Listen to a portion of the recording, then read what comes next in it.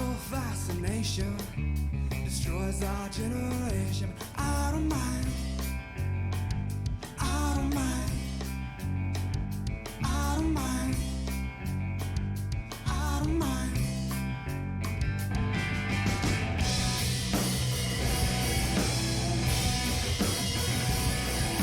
Looking for inspiration in my life. Looking for inspiration all the time. Looking for, looking for, looking for, looking for. Hey!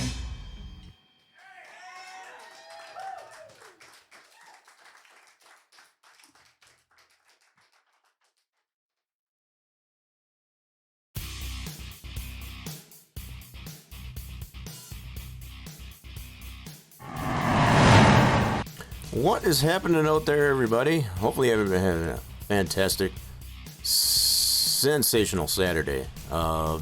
Very nice weather out here today. Went out for a real quick bike ride.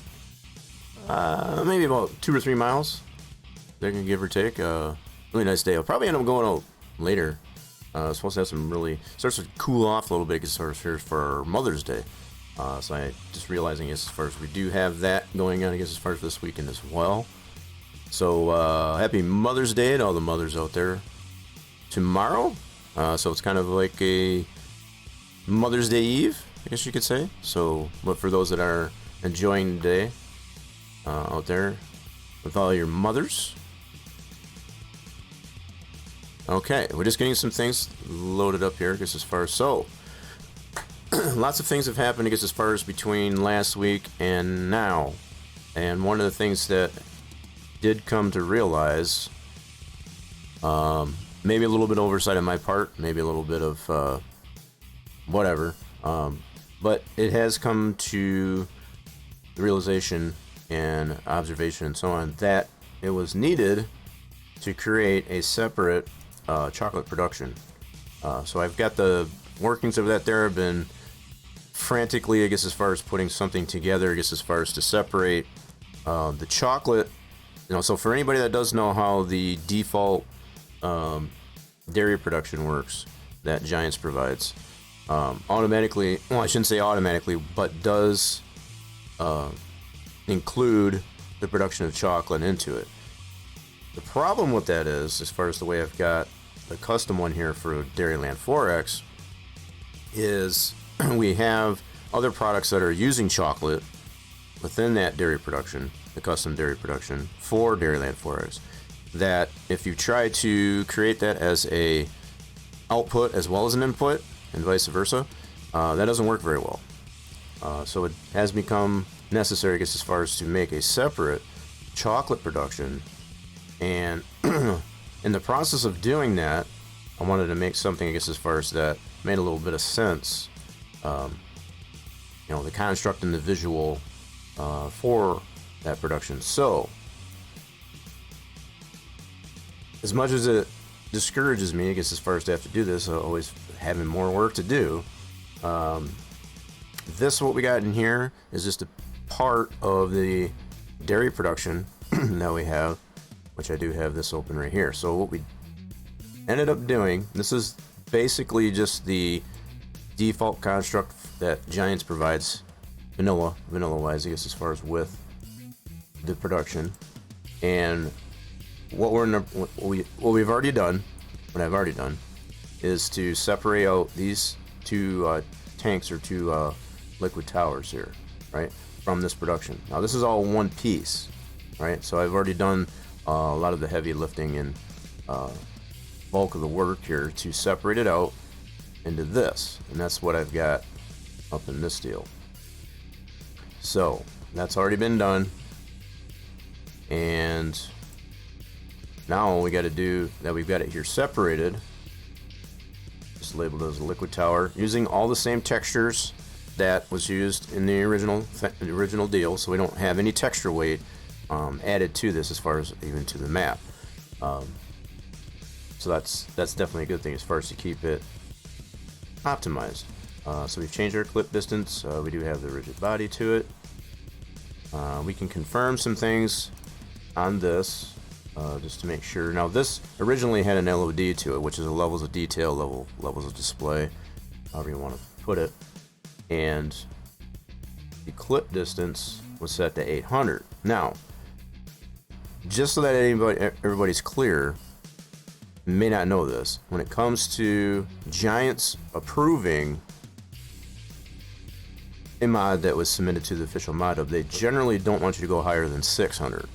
Now, that's not really that big of a difference, but the fact that this deal here is compiled into an LOD makes a little bit of a difference. There's a little bit of give and take, I guess, as far as with that. So, if you look at it this way, most of these clip distances under these separate levels of detail transforms are going to be a little bit higher, I guess, as far as then.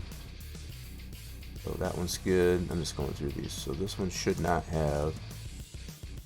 Yeah, so see how these are all under 600? No more than 600.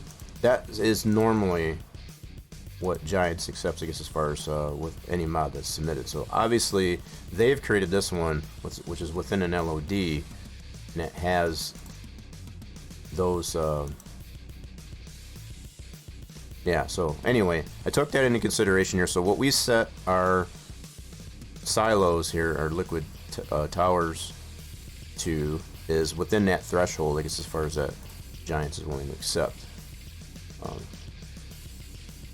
200 is what we put that at. Now we could probably go higher if we needed to, but I kind of split the difference between what they had it on for this original deal, which was 800, and then the lowest one in here was, I think, 300.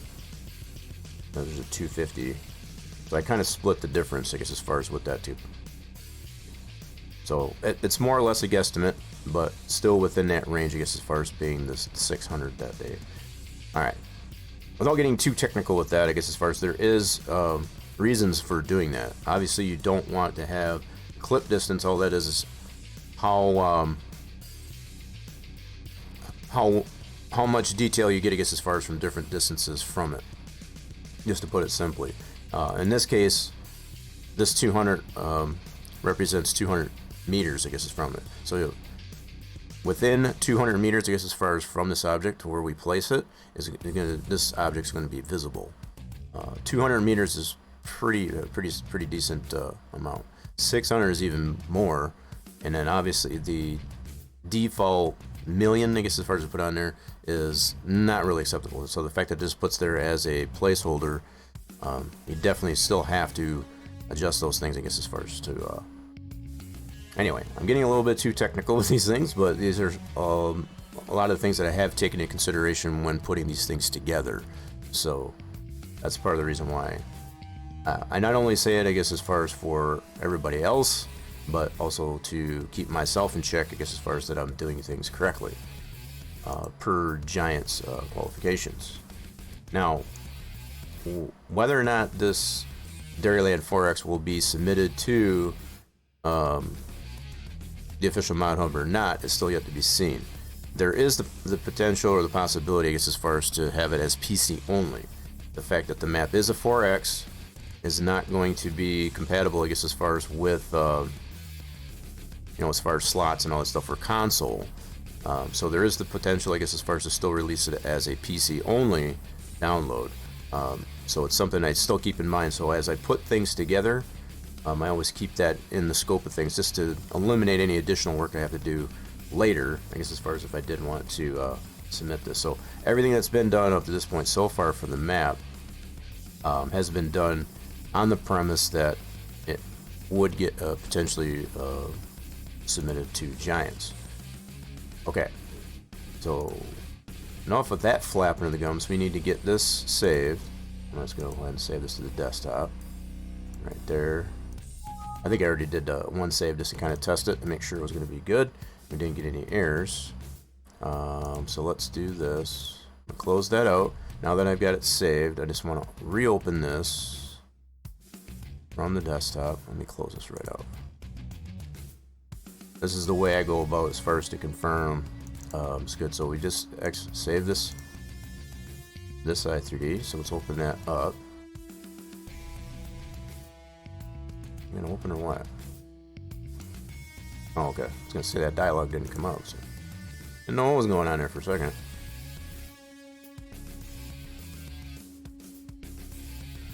Okay, did you open or what's the deal? Alright, what happened there? The heck? Hold on. Okay. There it goes. Why are you not loading?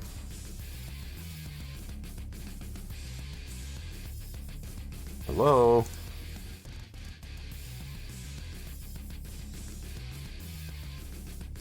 Why in the heck is that not loading? Hold on a second. Anyway, I think I can go ahead and close this one out. I just wanted to show. Is that trying to load? What the heck happened? Okay, let's go ahead and close this guy out. Nope, I don't need to save that. All I was using that for is reference to get this out of here, so we got that exported out. I do not want to save that. How many instances do I have of this? Why is this taking so long to close and load? It's kind of annoying.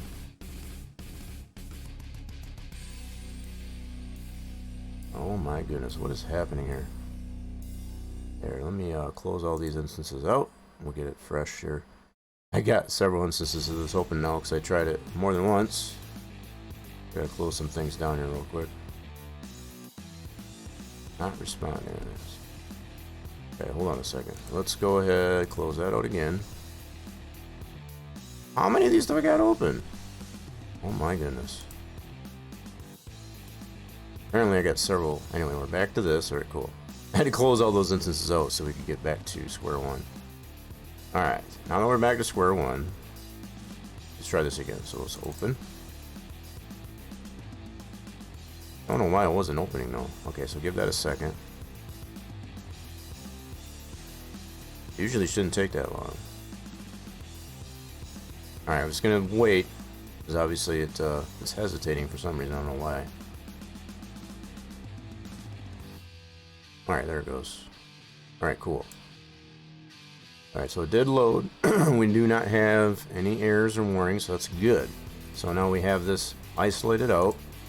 Let's check all of our settings again. So it is zeroed out.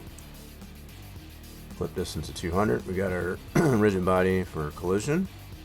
And this one here, the only difference that I did do, instead of using the building shader, I ended up just putting a placeable shader to it. We'll see how that works out. The original piece had the building shader with the custom parallax, which I didn't really feel was necessary on this piece. So, like I said, we'll see how that works out. We'll see how it works out. All right, so now we can close it out. We can confirm that that save was good. All right, now we need to open up our chocolate production so that we can get that new piece into there.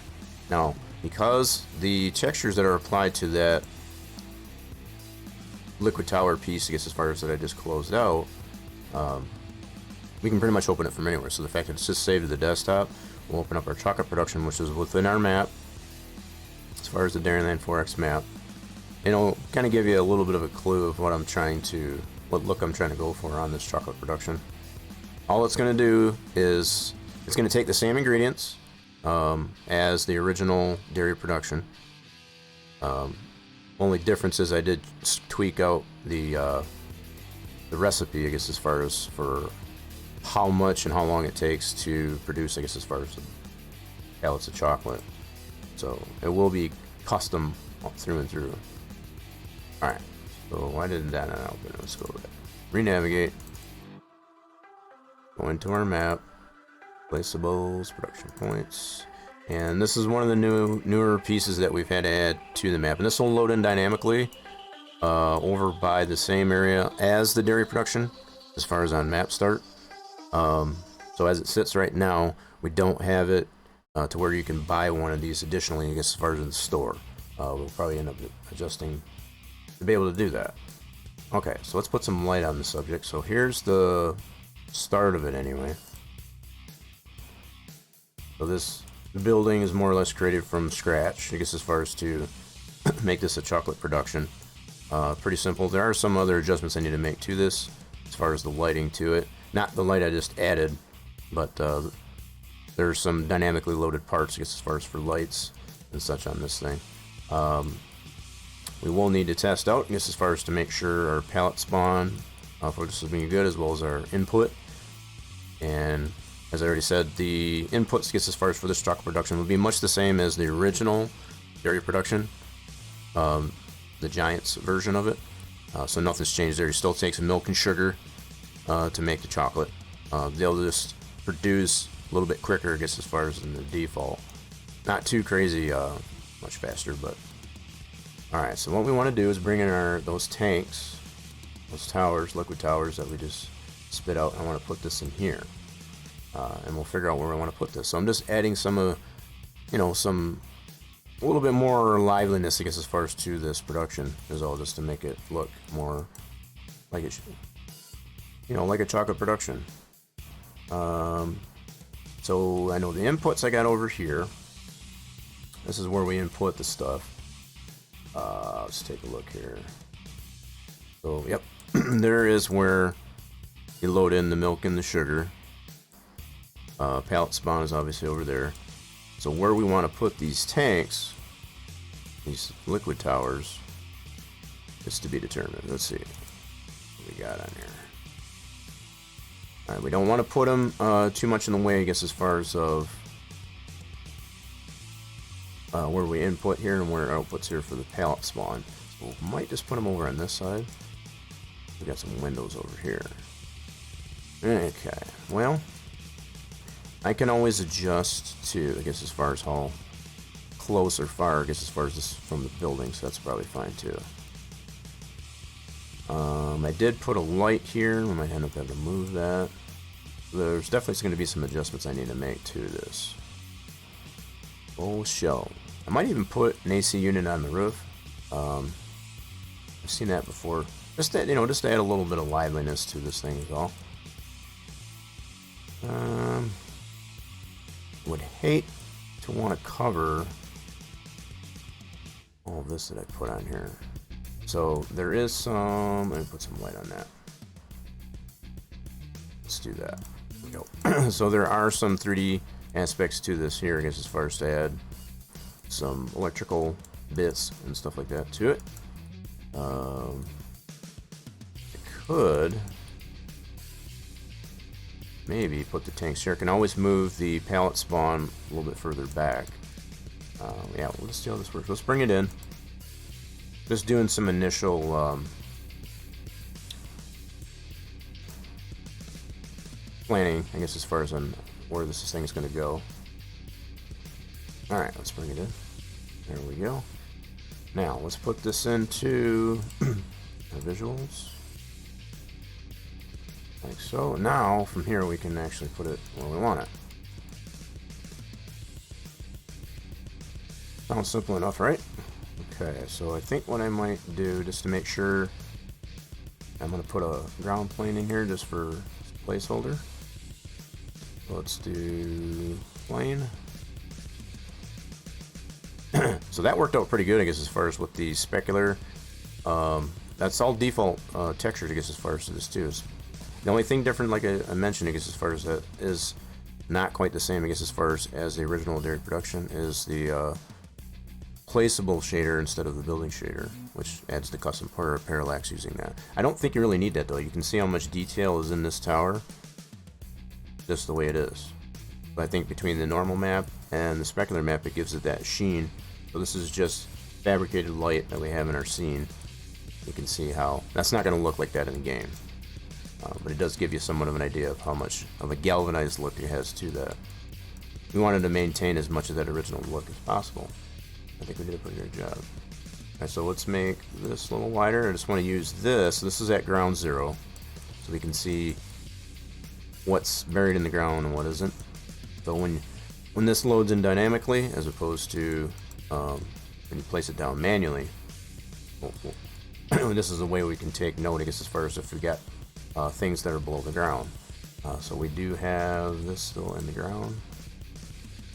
Move this up so you can see what bits are still in the ground. You don't want that. Okay, and so if we do decide to put these towers here, we'd have to move the pallet spawn back a little bit. Like I said, I didn't really want to cover all this up. Okay. We could always adjust this to only have, like, say, one tank instead of two, but I kind of don't like the two tower look. So I think we're going to try and use that. Yeah, I think if we put it back here by the pallets themselves, I think that'll work. That might work. It might cover up these windows here a little bit. That should be okay. Got plenty of windows in this building, I guess. I put. So this was originally designed, I guess, as far as for another use here, but I'm just trying to get an idea. Make a, you know, kind of repurpose this building. It's kind of more designed, I guess, as far as an office type of deal, like an industrial office. But I think it might serve a pretty good purpose, I guess, as far as for doing a chocolate production. We just got to add.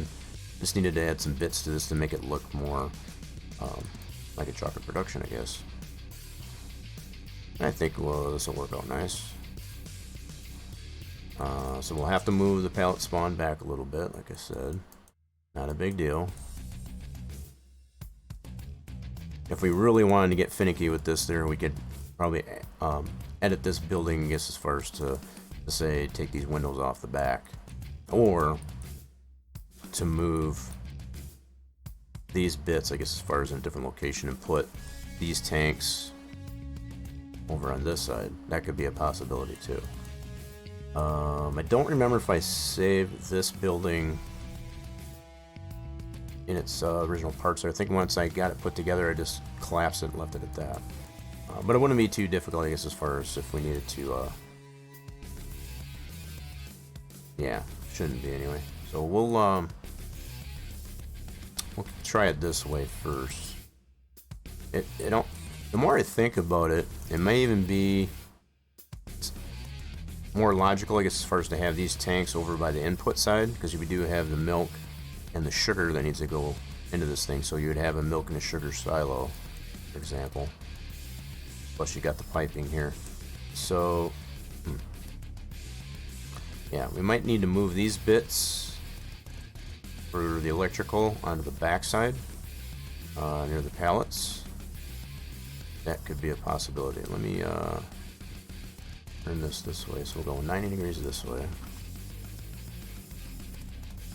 Yeah, we'll see. Just play around with this a bit, just to see what kind of we can come up with. This is what we like to do here on Saturdays, as far as to be a little bit creative. I think this will work. Let's see. I think maybe it might be a better idea here. We can always move the electrical bits to this side. So some of the dynamically loaded lighting that I do have on this deal, I might have to adjust as well, which is not a big deal. Speaking of lighting, I need to crank this a different way. Let's do that. Okay, so we do have a little bit extra lighting, but it's not quite so blaring, I guess, as far as on that. This new piece that we're trying to add. Okay. Yeah, I think it might do us better, I guess, as far as to put it over on this side. We can move it this way. What I didn't want to do is block that door, which it kind of is. Crap. That's probably not too bad. We could get away with doing this.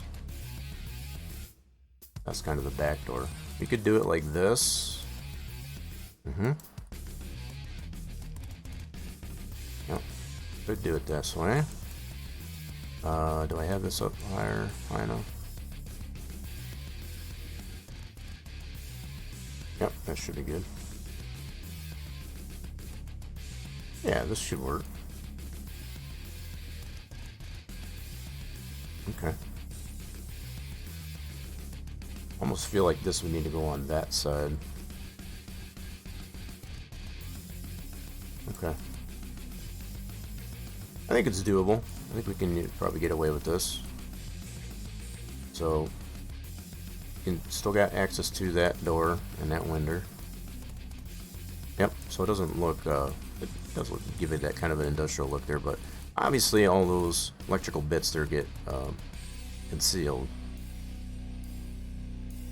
So, we might have to move those bits, I guess, as far as to the back side here. That wouldn't be too much of a big deal. Alright, so what we would have to do, if that's the case, highlight this guy. I don't think I have this saved in its individual parts. I don't believe so. But what I'll do is I'll export this guy. Yeah, export this selection, and we'll make this into, I got to say, 2-story building. So do a 2-story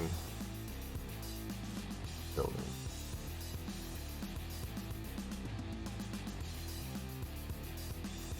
Alright, and we want to do this as an OBJ. Alright, cool. And we'll see what we can do with that. Nice. So all this has is a normal map and a diffuse industrial brick map. Just looking to see what we got this all set to. I did put placeable shader on that as well. Originally. Alright, cool. Does have collision. Alright, sweet. So we're pretty much done with this, doing this deal. Let's go ahead and delete this out. And without resetting the whole 3D Studio, make a separate, brand new texture to be able to apply to this.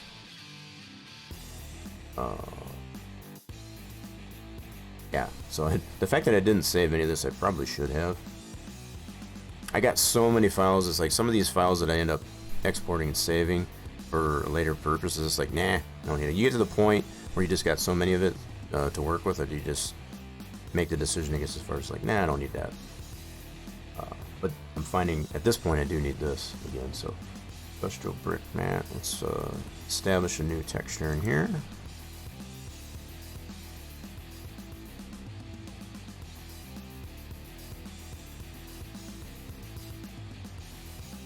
So just establishing a new texture here in 3D Studio.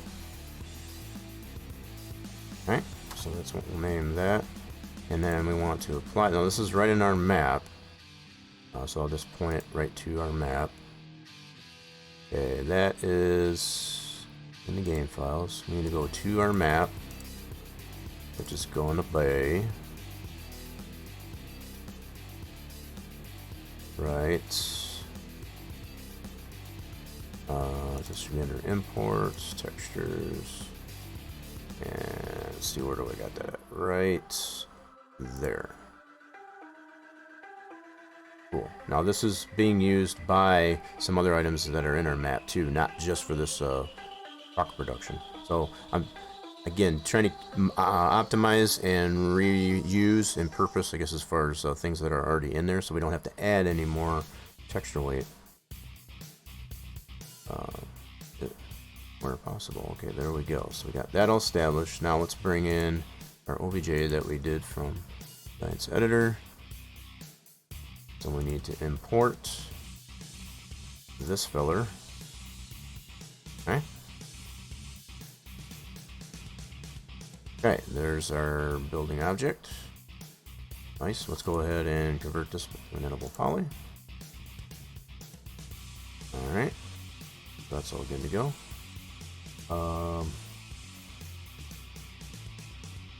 That works. Cool. Awesome sauce. Now we need to apply that texture that we just created over here. Then apply it. All the UV mapping is still here. All we want to be able to do is move some of these bits to a different location. It looks like, okay, maybe I can do that. So the fact that this sign, if we wanted to move it to a different location, we can do that too. Sweet. Wasn't sure if I did Boolean cut that out or not. And it looks like I did. Glad I did. We got so many cuts into this thing there, it's kind of crazy. It's still pretty much low poly though. Not a lot of polys to this. In fact, just to humor it, there is 861 polys in this thing. That's relatively low poly. So considering the amount of detail in here, so more of your high poly stuff is going to be well into the thousands.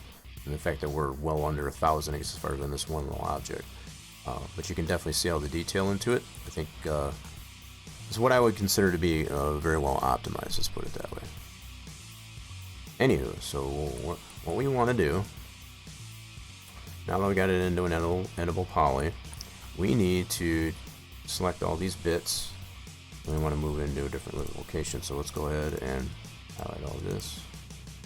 This is one thing that I do kind of pride myself in, the way I design models. If we ever want to edit it down the road, it's not going to be too difficult.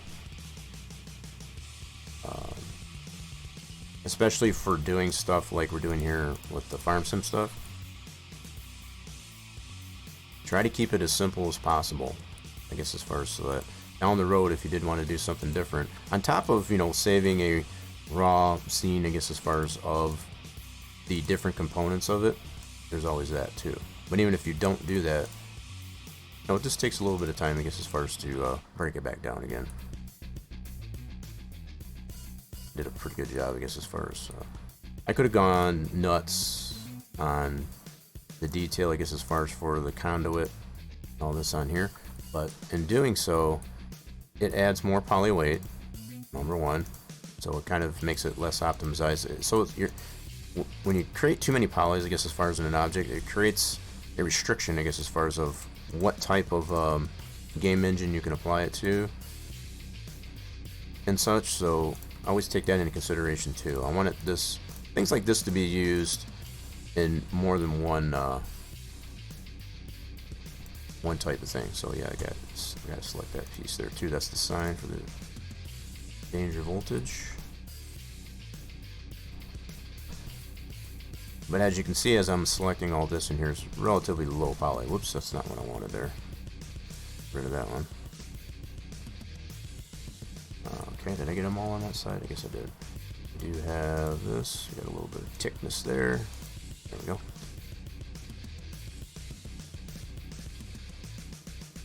This should be relatively painless, I guess, as far as to get this segregated out. Yep, so I need to get these two.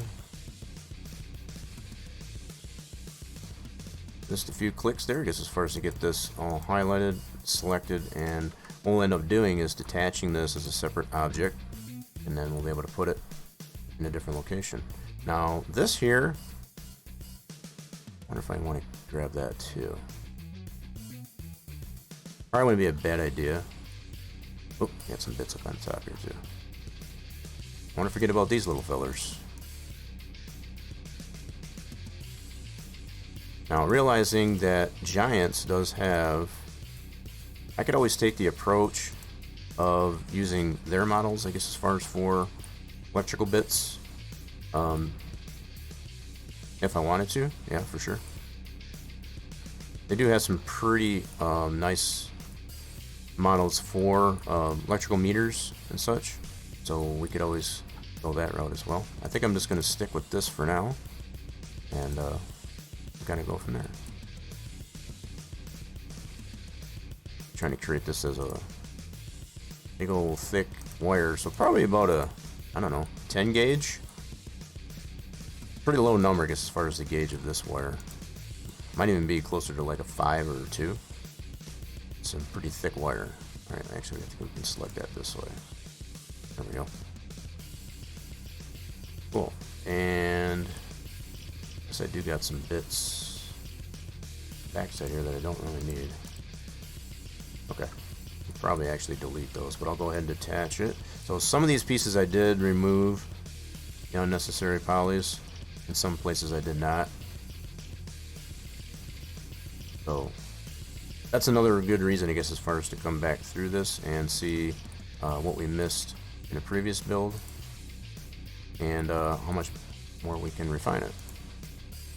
Sometimes it comes down to that.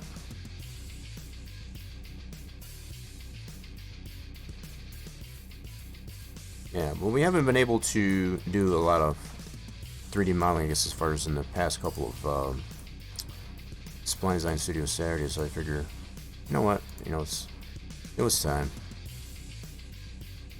Now, the fact that we do need something, I guess, as far as in a segregated chocolate production, I guess, as far as for a map at this point, all the more reason, I guess, as far as to take this approach.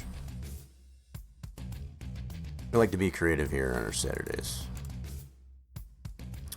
So there's probably going to be some other stuff I need to go over, besides this, you know, in testing this chocolate production, but also some other things that we got to go over is AI. I know I did that, I think last modeling map making Monday, we did go over as far as, you know, testing out some of the AI splines. There's still some problem areas around the map, and I'd like to see if we can get those resolved, because it's kind of a pain, I guess, as bad as the mechanic for the AI tasking is. We don't want to compound it, I guess, as far as by not tweaking it out, I guess, as far as to make it a little bit more reasonable, I guess, as far as to work with. Okay, I think we got all the bits that we need. There it all is. Now what we should be able to do is do a detach, and this is probably going to be the only piece besides that I need to do, so I'll just do it like that. That's fine. Alright, let's get out of this. Now we need to select that whole piece, and I want to center that pivot right onto that. Cool. And just for the heck of it, I'm going to reset the X-form on that just to make sure it's all nice and solid. Cool. Exactly the way I want it to be. Collapse that. Marvelous. Now we can manipulate this and put it all into a different location. Oop, looks like I did miss some bits there. Let's back that up. Okay, looks like I missed some bits on the bottom here. No problem. Let's go back into this. Go back down to poly, so I forgot these two pieces here. Okay, we'll detach that out. Like so. And oops, let's go ahead and affect the pivot. Like so.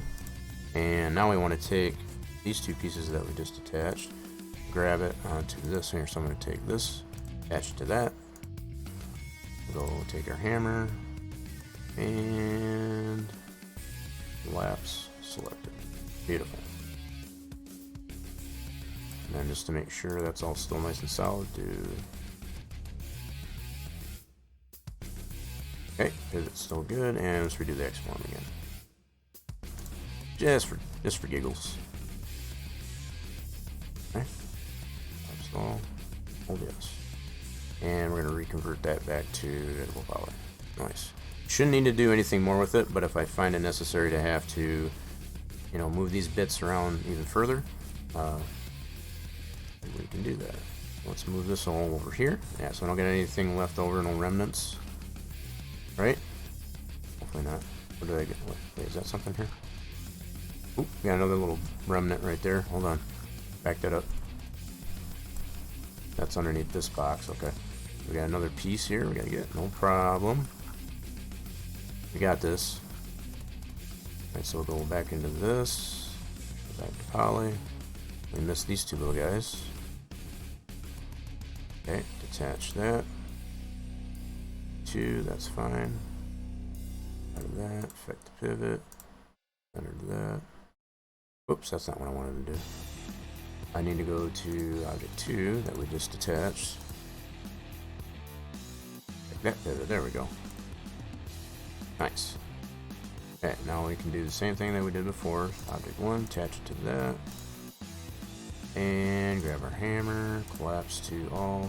Thank you very much. Okay, convert that back to an editable poly. Alright. And then let's double check our pivot. Pivot, center to that. Nice. And X-form. I'm just always getting into the habit now of redoing the X-form. We're going to end up recollapsing all this down. So we won't keep it as a separate bit there. But I'm always getting in the habit of redoing the X-form just to make sure that if I do want to keep it separate for some reason, then I know that shape for this so it's not out of wonk. So what we're looking for when we do the X-form is that this orange shape that's around there is not out of whack. So as long as it's within square conformity, I guess, as far as of our object, which it is. Now if we saw this box, I guess, as far as like way out here or skewed or anything like that, that obviously is a problem.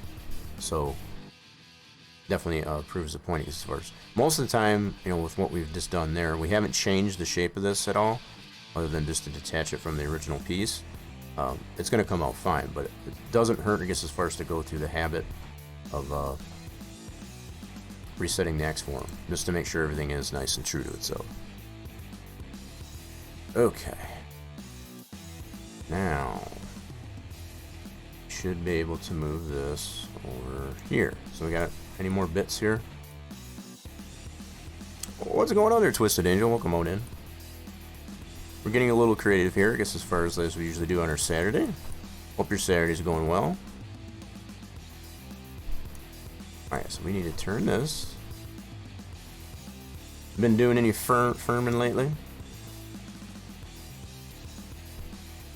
We'll be getting into some playtesting here once we get a lot of our work done that we're trying to do here on our separate chocolate production. That's what we're working on here.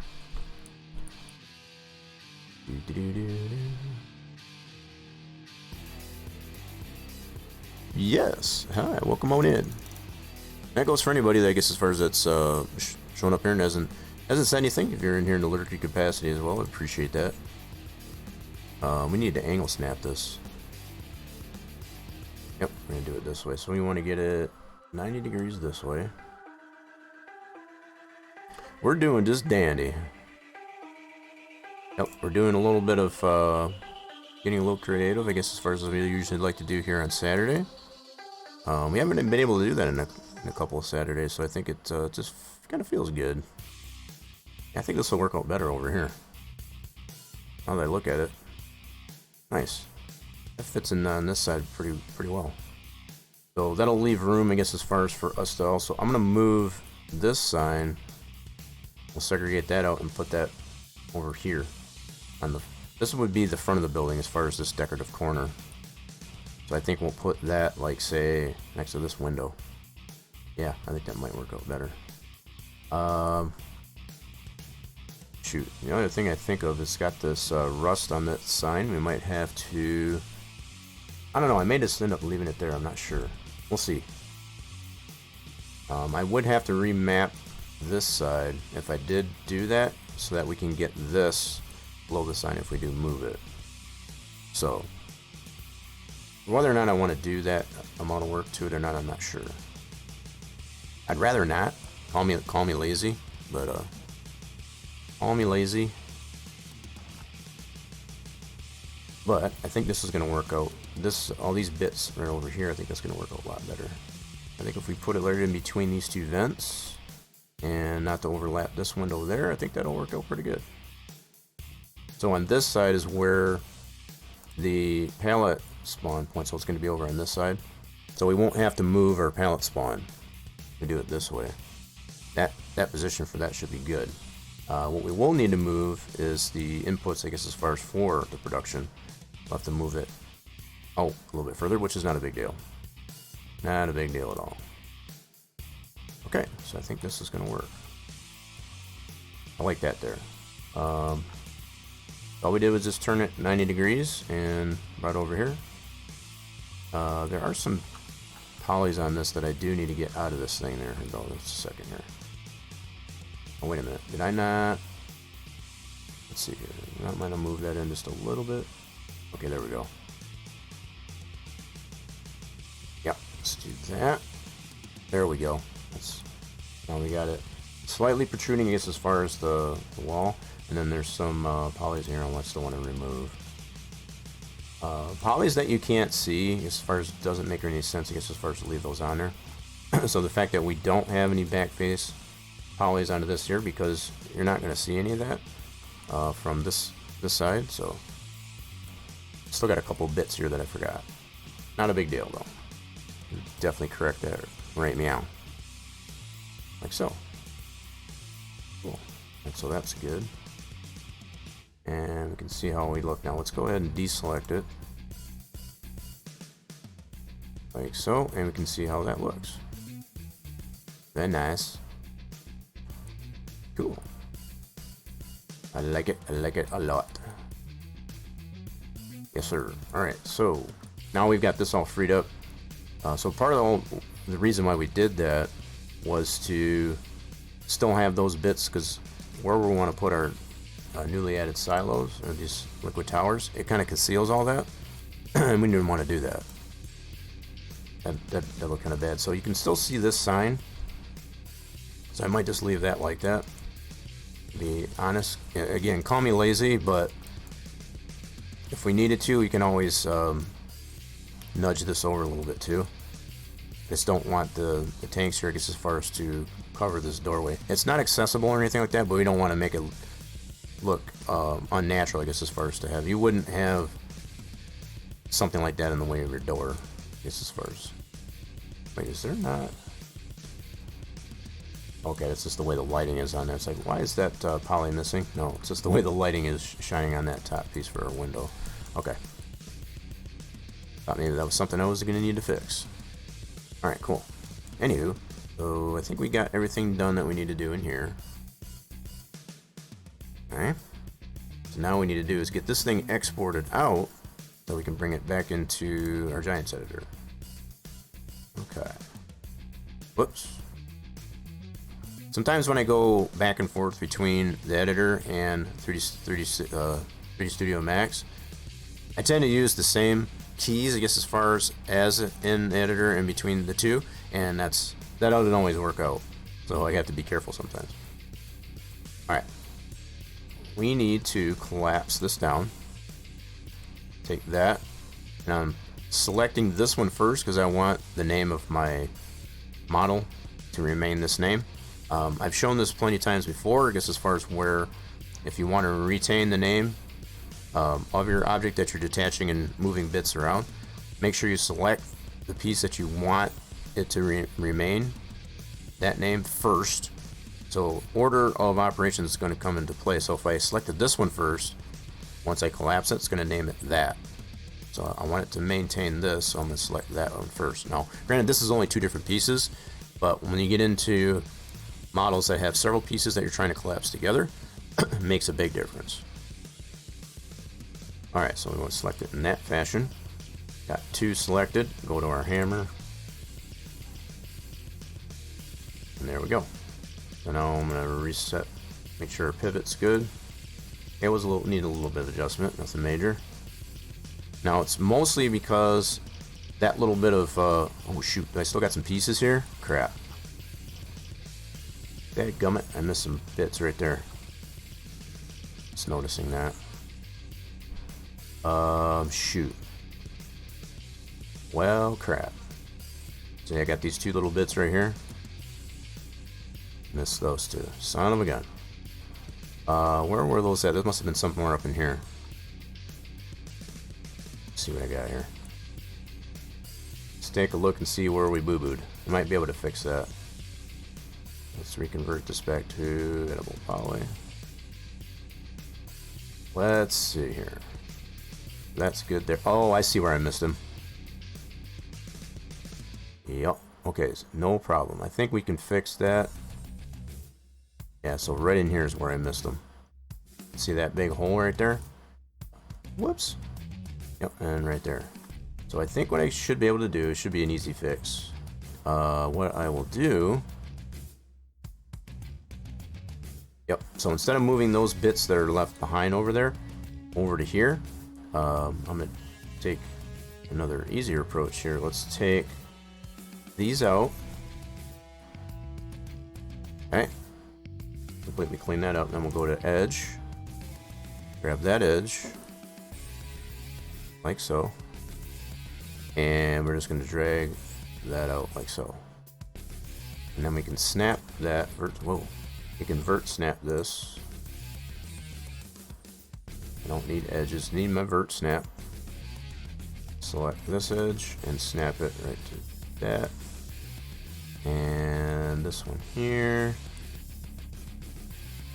Snap that one to that snap. Yep, cool. There we go. I think that should fix that. Simple as that. You know what I didn't do is I need to change this over to orthographic. There we go. Gives us a little bit more range of motion. Put in no orthographic as opposed to perspective. Alright, cool. So we got that cleaned out. We'll do the same thing. Let's take our vert snaps off. Okay. Gonna grab the edge of this one. Shift drag that out. And vert snap that together. I'll probably go ahead and weld that together too, just to make sure that it's solid. We don't want any gaps in our vertices. No sir. Alright, so let's go ahead, turn that off. Go ahead and select these. We should have 2 verts. Yep. Go down here, and we'll go ahead and weld that together. Oh, it actually did it here too. That was weird. Alright, so let's select. We only have 2. Nice. And we'll weld that one. Let's make sure that's a nice solid weld. Do it out in front here too. So we'll do this. Oh, that's got 3 vertices. How do we got 3? Hold up now. Okay, what other vertices are you picking up here? Huh. Alright, let's try it over here. Oh, you know what? There probably is 3 vertices there now I think of it. So it's probably from this one and this one here, plus the one from the bottom. So yeah, that would be 3 vertices. Okay. So, yep. We got a vertice coming off of this shape and this angle. So there's this shape and this shape right here. So there's obviously 2 vertices there and then one on our new piece there. So that's why there's 3. Okay. Just had to make sure. There we go.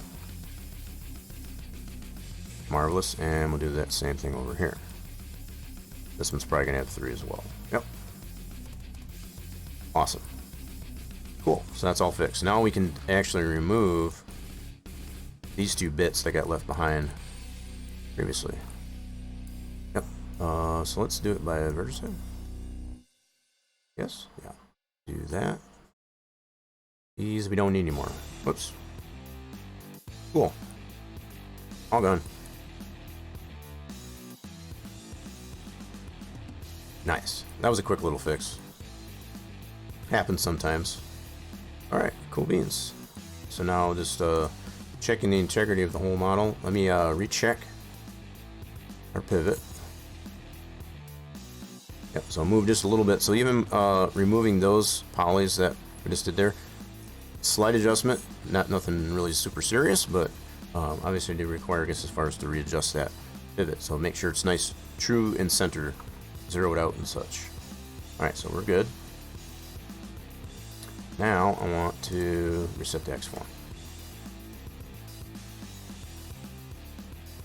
Okay, and as long as we're getting a nice shape or a nice orange bounding box, I guess, around our entire model, which we are, that's what we're looking for, so that's good. Sweet. Alright, so there we do. There you have it. So we moved all of our bits from this side over to here. That worked out pretty good. Let's go ahead and export this out. So we'll do export. Guess it doesn't really matter what we name it here, because once we bring it into our production model there, but I'll just name it the same as we did as our OBJ that we did earlier. Just to add some clarity. Two-story building. Sometimes it helps, I guess, as far as to export it out. A name, I guess, as far as it makes sense. So that way, if you're working on a lot of stuff, which I have throughout the entire build process of this map, making assets for it, it does help, I guess, as far as to keep things named. Something that makes sense, so that if you've got a bunch of stuff up here, okay, which one was it? If you keep it too simple, you might forget what was what. So the fact that what we're working on here currently, for example, just the liquid tower, which we've already got into our model here, it just makes a little bit more sense, I guess, as far as to name it like that, just so that there's no confusion. All right, so let's spit this out. Yeah, that's all good. All right, now we should be able to bring that feller into here. You know what? I might actually just open that up as a separate deal here real quick before I bring it into this. So we had a 500 clip distance on that. Still within that 600 clip that Giants recommends. It does have rigid body and a normal map. Okay, just taking some notes there. Let's go ahead and open this guy up in a separate instance of the editor. And we'll make some adjustments before we bring it in. Now we could probably make those same adjustments that I'm going to make separately here, right in here. I just don't want it to... I want to confirm everything is nice and solid where it needs to be. And I don't know why this editor's being so slow. Come on there, editor. The whole PC probably needs to be rebooted is what the deal is. Alright, there we go. There's our new model. And that's all good. So I do need to add tangent. So we can add our normal map to it. I will probably need to repoint right to our map. We want our textures right from our map. Dairyland 4X. Imports. Textures. So our normal map is going to be this guy. There's that. And then let's make sure this is pointed in the right. Looks like it is. Imports, textures, industrial. Perfect. That's exactly where we want it to point to. Now we got to adjust our clip. The observed 500 that we had it at. Still has rigid body.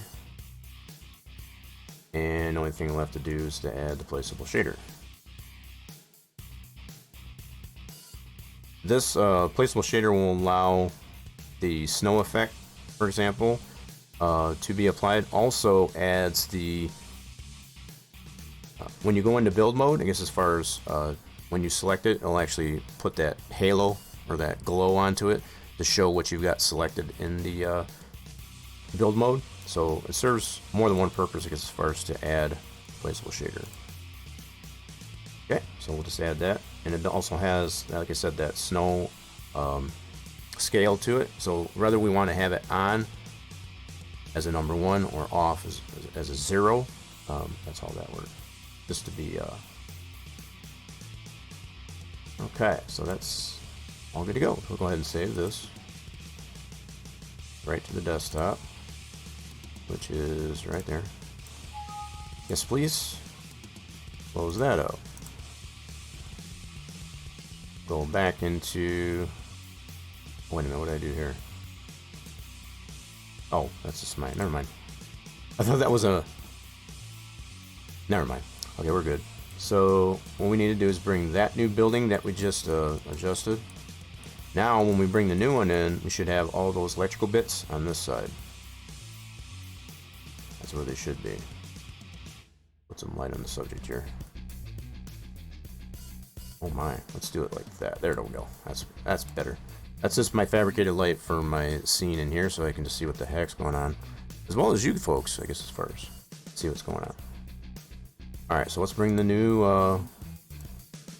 construct in here. So we need this guy. Awesome. And all we need to do is put this into position in our transform. Like so. And it's already into place, so that's good. We did something right there. So this is our new building. You can see all those bits are now on this side. But this one we don't need anymore. You can see this is the old one. We didn't have them there. This is the new one. Right there, we can see those all right there. So we moved them from this side to what I consider to be the back side, where our palette spawn it. So there we go. We can take this one out now. We don't need this anymore. Cool beans. Now we don't have these liquid towers, I guess, as far as concealing that anymore. So one other adjustment that I'll need to make. Well, there's going to be more than that, but at least right away, I guess, as far as what we need to adjust as well is where our input is. So our input right now is going to be buried within the tankster. We don't want that. We want to be able to bring this out a little bit. Now I don't want to do it from this main transform. I want to do it from here. We want to move this guy. We're going to just move this out on the X, like so. Now, with that being done, I'll have to adjust my clear areas and such like that. So when we do want to place this down manually, we do have that adjustment, I guess, as far as made to that. If we don't do that, it's not going to clear it out enough, I guess, as far as to get full access, I guess, as far as to this trigger. So we'll have to keep that in mind too. So we'll move that out on the X. I'm going to move this marker out this way, like so. And then the AI node as well. So we only moved on the one axis. That's all we got to do is move all the other bits, because as far as I go with that, like so. Well, that should be good. Now I'm going to go ahead and check right away as far as our clear areas, clear level and all that good stuff. So our start is right here. So this is what we need to move out. See where that's at right now. Now from where we adjusted that trigger, that's not going to clear it out enough, I guess, as far as where the trigger actually lands, where we have it positioned now. So what I'm going to do to make this a little bit easier to see it, just for the time being, a little trick here as far as to make it renderable, so I can see where it lands. Now I can adjust this clearly. Let's move this out here. So basically what we're lining up is that little dot right there is going to be our line. So these two other arrows kind of give us an idea of what's going to clear based on that position. So what we want is this blue arrow come out far enough to be able to clear this trigger, like so. So once again, we only moved it out on the X, so we can actually apply this to all of our other ones too. Yep. So we need to do the same thing on this. Move that out to that level. Our indoor areas. Now I got two separate areas for this one here, which the only one I should have to adjust is this one. Yep. Actually for this trigger. The one for the pallet should be fine, so I just need to move this one out. Same concept as the one for clear areas. So indoor areas, all that does is it masks out where the snow doesn't show. But when it does snow, it's not going to put snow in this area that we define. That's all that one does. Alright, so the width, that should be fine. And our height, good to go. Alright, cool, so that's adjusted. Test areas, we'll need to adjust that one too. Okay.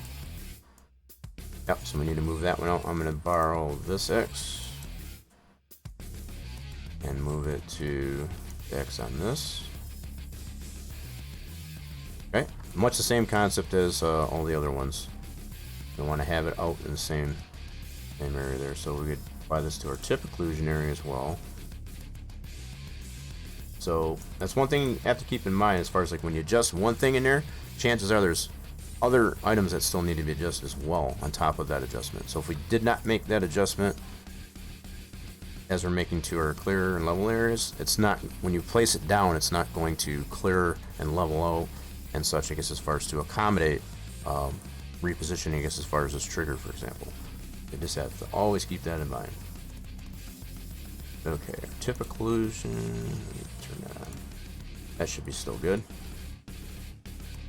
So all this one does here is it does not allow, so in comparison to the tip occlusion area, this allows nothing else to be dumped, you know, as far as loose on the ground.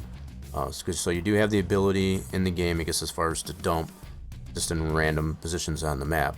We want to disallow, I guess, as far as being able to dump other products or whatever around in this area that we have defined. So between this and also these points kind of make that happen. Okay, just to kind of put it simply anyway. Alright, so we've got our tip occlusion. Okay, so that's good. We're going to go ahead and turn that one back off. Oh, that's adjusted. Let me double check. Our width there is good. Check our height. Ooh, actually, we need to move this back over. So the heights are going to have to get moved. So because we moved our X over on our main transform for that, it shifted our height over, we got to move that back this way, like so. And that plane that I've got in there is actually going to kind of help me put that in a position too. We'll do that, and then we can actually use this value and apply that to the heights of these as well. Okay. We don't need to adjust that one.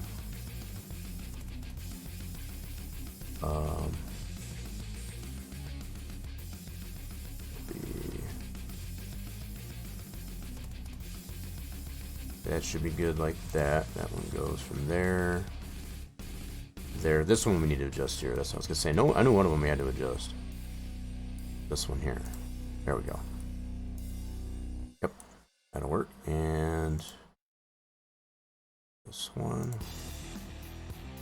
Aesthetics. Marvelous. Cool beans. Okay, so all those points are adjusted. Now what we can do is unrender this. Now if we were to leave this way, starts to make this non-renderable. If we go into the game, we would actually see this gray box. And obviously don't want that.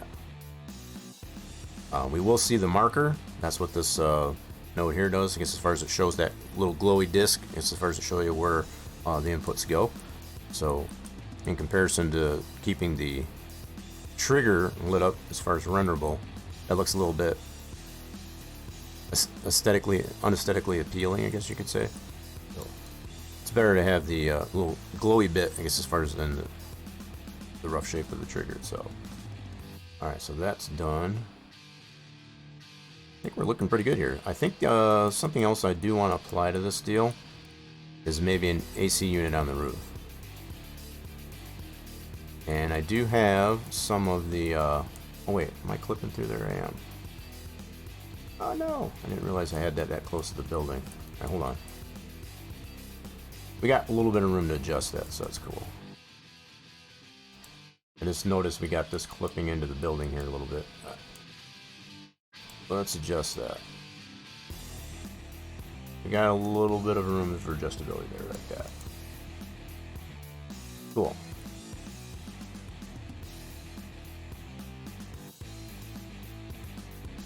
That'll work. Cool. I didn't want it clipping into the building that much. So that little bit of adjustment there is not going to throw it too much off. Nice. Alright, so let's go into my library of stuff that I have. Can't remember where I put it. Yeah, I got it in here. Yep. A lot of this stuff I've got from the Elm Creek Mac. Okay, so we got an air-conditioned roof. Let's bring that in.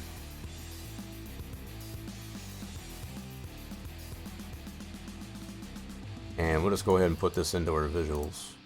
Normally, if there's a lot of attachments and or props for a piece here, I'll put it into a separate transform group. I'm not going to add too much to this, so I think I'm just going to leave it right in here in the visuals. Like so. Yep, I think this will work. And it's kind of almost got it somewhat in the position already. Need to adjust it. I think having a roof AC unit out of this thing would be kind of cool. Oh yeah. A little bit of rooftop HVAC on there. Like so. Nice, just to add a little bit of library to it, so it doesn't look quite so dull. Now we're getting somewhere. Boys. Okay, so there are a couple more things I do want to adjust on this, which relates to the dynamically loaded lighting, as far as for when it turns nighttime. So we're going to look at that next. I am going to need the XML to do this. So they are dynamically loaded, as I mentioned. So right now we've got... Gotta see how I did this here. We got a link light 1. Yep, so all these link lights, I need to see where all these nodes are at and adjust accordingly. Okay. So those are at, what did I say, 8, so they're right in here. So link light 1 is back here. This one I don't need to touch. This one should be fine. Oh shoot, you know what? Hold on. Yeah, I think that might be okay. We'll check it out to make sure that it's cleared enough, I guess, as far as of this, these new bits that we put here. I think that should be fine, though. Just to confirm, we can actually go into here. Link light 1, that's up here. That is loading. Data shared assets lights. Share LED. Alright, let's see if we can load this in here.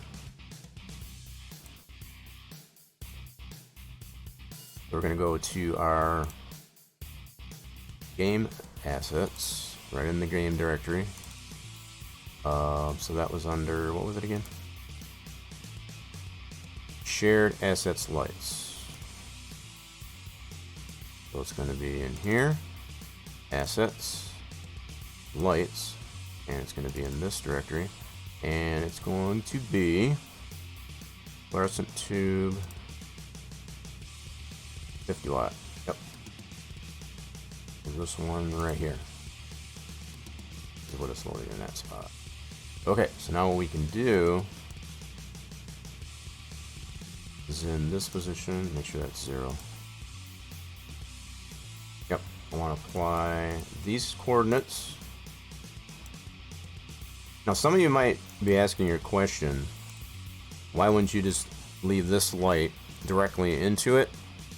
It has to do with the XML. So this is all loaded in by XML. So if I was to just put the i3D itself, I guess as far as onto the building, the light wouldn't work like it's supposed to because it's not reading the XML. That's why we have it, this light load up through XML within the game so that it does what it's supposed to do, I guess as far as it functions properly. So the only thing we bring the physical model into here for is to get position of it. And it doesn't require, I guess, as far as to have the physical item in here. It's just the node for it. It's just an empty node to tell it where it needs to put it. So the way we can get that put into position is exactly the way I'm doing it right now. Bring in the physical piece that loads in via the XML for this light. And this way we can get a proper position for it. Okay. So I already had it in the position. I just want to make sure it's not going to clip into our new bits that we put on the back of our building. Okay. It'll make sense here in just a second. So I need one more adjustment. So we got 90 on the X. Okay, and that should be where it loads in. So that should be good. Actually, let me see here. I might move it over just a tad this way, just to kind of center it up between these two conduits. Probably a good thing I did bring that in here. We want to adjust it just a tad. Let's see here. Where's my yellow line? Oh, I hate when it does this. It's kind of buried into there. It's in there somewhere. There it is. I want to move this on the X. There we go. Looking for my adjustment. Alright, so this is what I want to move it to.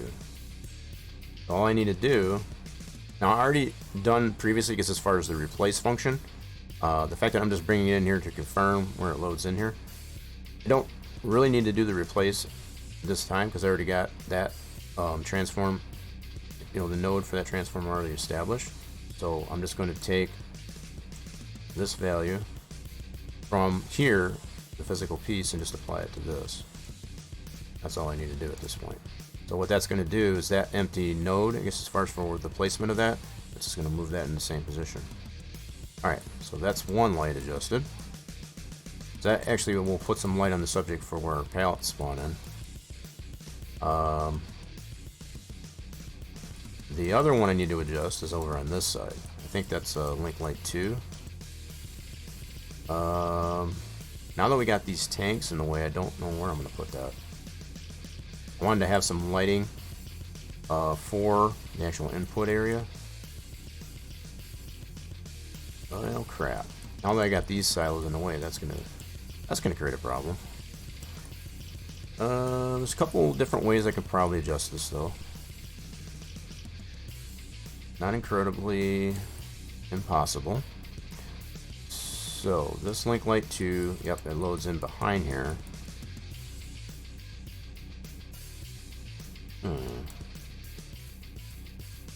Let's see, how can we do this here? So this position here is going to be one of these same types of lights, like that. Now, previously did not have these tanks in the way. Obviously it wasn't so much of a problem. I guess it's first to put that right there so we have some light in this area. But now that we got these tanks here, what I'm going to probably do is fudge it. And by fudging it, I think we'll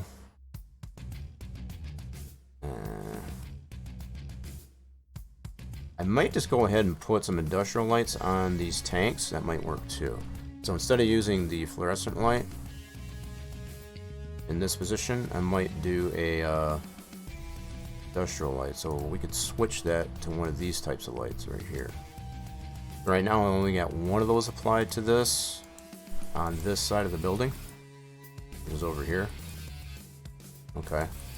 So I think I got an idea. I'm going to take, in this position, I'm going to use an industrial light. So I'll have to load that one in. That one is in Assets Lights Lizard buildings. Okay, let's load this one in. And we're only using these for reference, just for clarity. The only thing we're using it for. So let's do Lights Lizard buildings, and it's going to be this guy. Okay. Now, let's get these into position here. So again, we're going to be putting the position of this, once we get it into position, in this spot. Burn link light.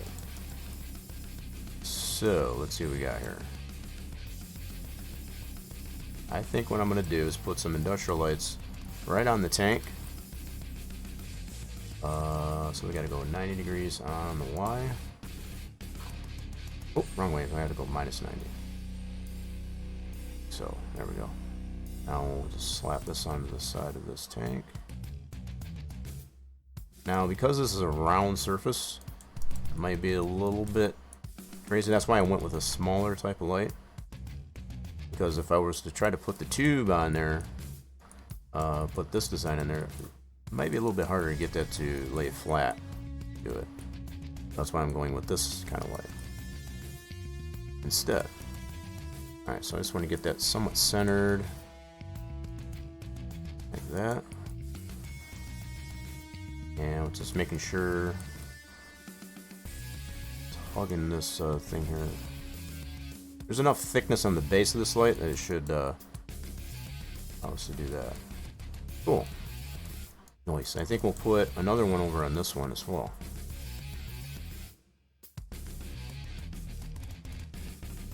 Okay, so that'll replace that one. I'm just thinking in terms. So yeah, I'll have to make some adjustments to our XML as far as what's loading in and what's not. So our light 2,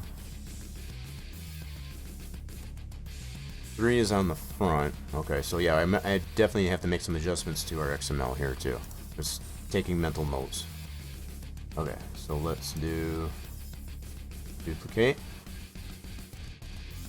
And I want to make, so these coordinates here I'll be able to apply to say link light 2. Alright. Bring it one over in this silo as well. That. Let's just center it up best we can on that one. So same height and all that stuff. That should work. Cool. So there's that light. Now the other thing I want to take note of here, there should be plenty of let me do this.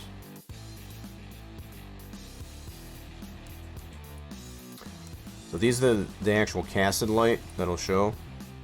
So these pieces here don't actually have casted light. It just shows that it's lit, that there is a source, if you will. So all these bits here that it got loaded in here are actually what is casted. So I'll need to adjust some of these, looks like, too. Alright, so we got that point light over there. That point light. this is the one I need right here. Yeah, so this one was previously on that tube light. That's obviously going to get adjusted now. I'm going to move this out. Alright. Oh, I have to add another one of these to that.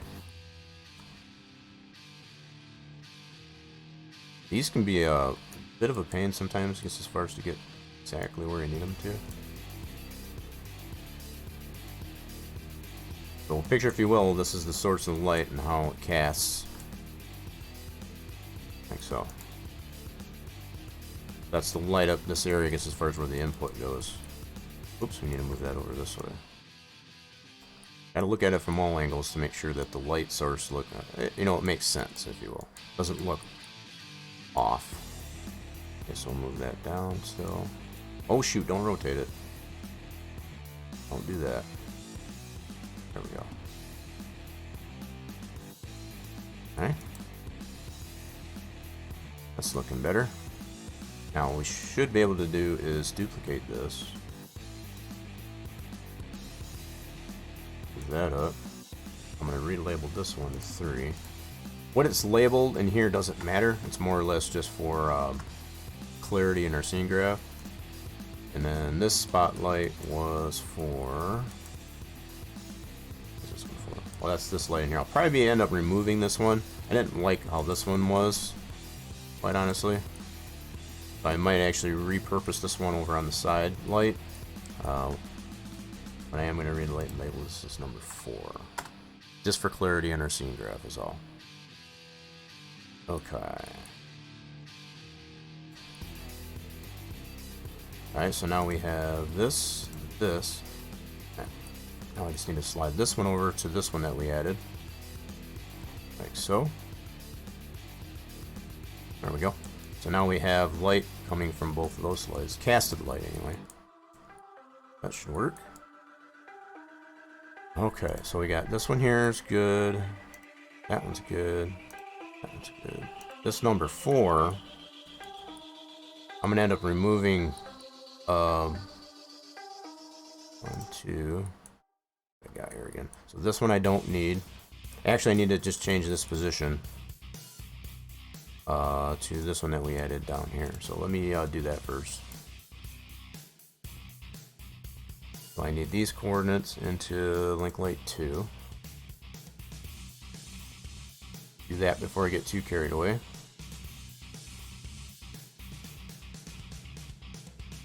Link light 2.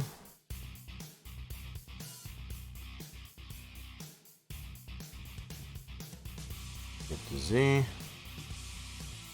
And we got minus 90 on the Y.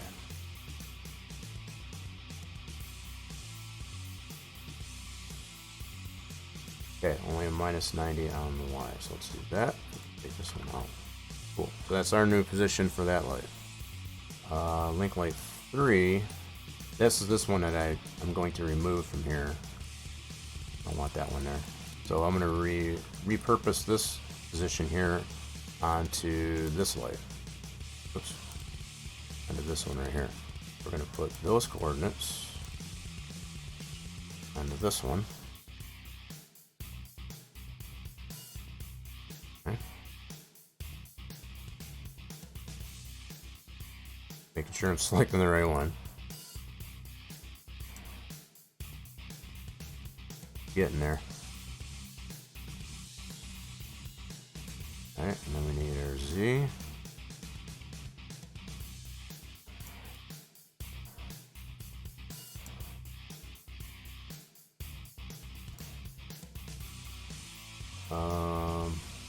The heck did I do? I did something wrong. Oh shoot! Oh crap, I did the wrong one. Whoopsie. Okay, hold on. Wrong light. There we go. That's better. Okay, so we got that, and we only need this to be minus 90 on the Y. Alright, cool. Yeah, that's what I was saying about making sure I got the right one selected. Okay, so those are both good. Now 4 was on the side of this building. I'm going to repurpose this point light, I guess, as far as onto that. It'll work. So not only do I want to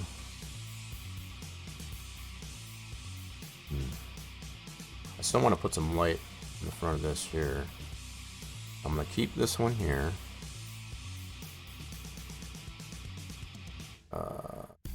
That's another industrial light on this side. I need to reposition this guy. This ought to be fun. I need to reposition this one this way. So we should only have to go... Let's see here. Oh my. I don't know if this is going to work the way I want it to. We're going to try it though. We'll try it. Oh boy, this is going to be rough. Where's to get this where I want it to go?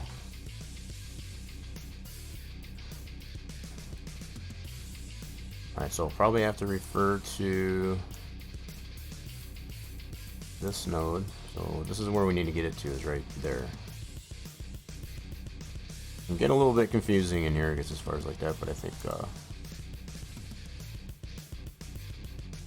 got a handle there. I think we can get this.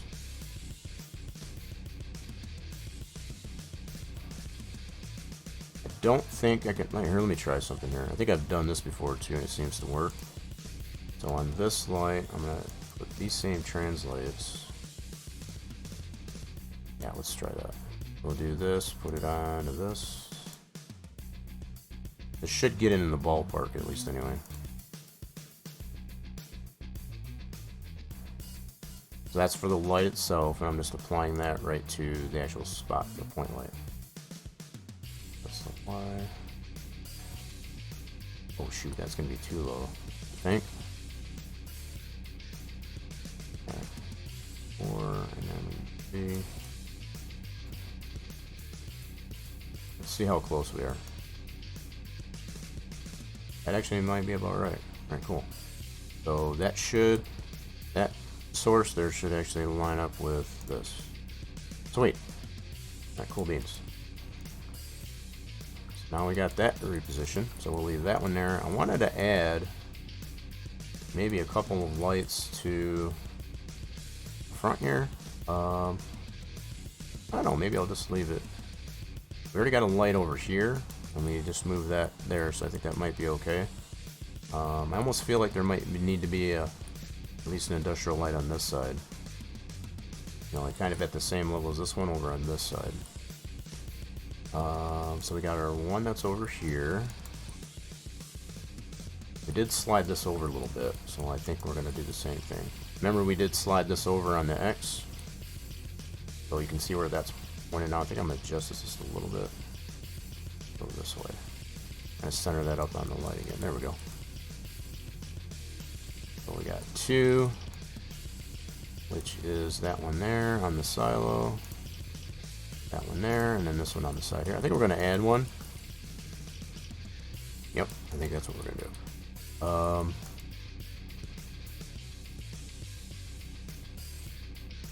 We're going to put another one of these. Let's duplicate this guy. And this will be, what, 5. Okay, and let's move it over here. Now I'm just going to grab it this way as opposed to doing just an interactive placement. So just to get it initially over here. Now because it's empty like this, it makes it kind of hard, I guess, as far as to know where the light is actually, how it's actually sitting on the wall. So what I need to do is make another. Let's duplicate this guy. Alright, and then let's do an interactive place on that over here. Okay, and I don't think we need a rotation on it. Nope. So we want it in this position. Now let's get the same height as we got on this guy, which is on 4. I want this height. Not too far off, actually. Cool. And then now we'll just adjust it for how far it is into the wall. Like so. Looking good. Alright, so now we'll just center it in between the window and the door. Something like that. Cool. Now we need to add a point light to this one. And we can do much the same thing that we did with this light. 1, 2. Whoops.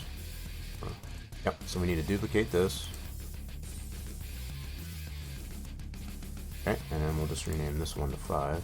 Again, it only adds clarity, I guess, as far as to our scene graph.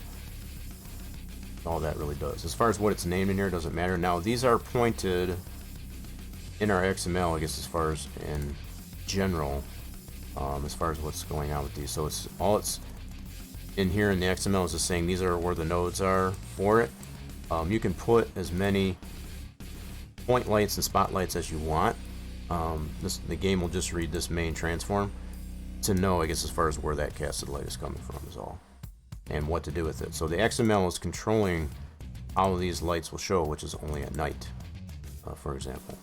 That's all controlled by XML. There is the option, for sure, and it has been done in plenty of other buildings, I guess, as far as to add a visibility condition for these instead of going this route. So yeah, there's more than one way, I guess, as far as to do the same thing. Giants seems to have taken the approach, I guess, as far as doing these dynamically loaded pieces as opposed to putting it right onto the model. But yeah, I guess it's kind of more of a not a perspective, but it's a what's the word I'm looking for, as far as its decision, I guess, as far as to make which way you want to go about doing the lights. There's really no wrong way to go about it, I suppose. Sometimes loading them dynamically as opposed to putting it directly on the model works out better, as far as from an optimal standpoint. That's something else to take in consideration. So the number of lights that you have loaded in might make a difference. Like if you only have one light, you know, one or maybe a couple of lights, I guess, as far as onto the object, probably just to bring them straight in and add a visibility condition, you can do that. I've done that on a couple of things too. I think where it comes a little bit more, keeping in mind that these objects here, even if they load in by XML, they don't cast light. All it does is just gives the visual, I guess, as far as that the light is on.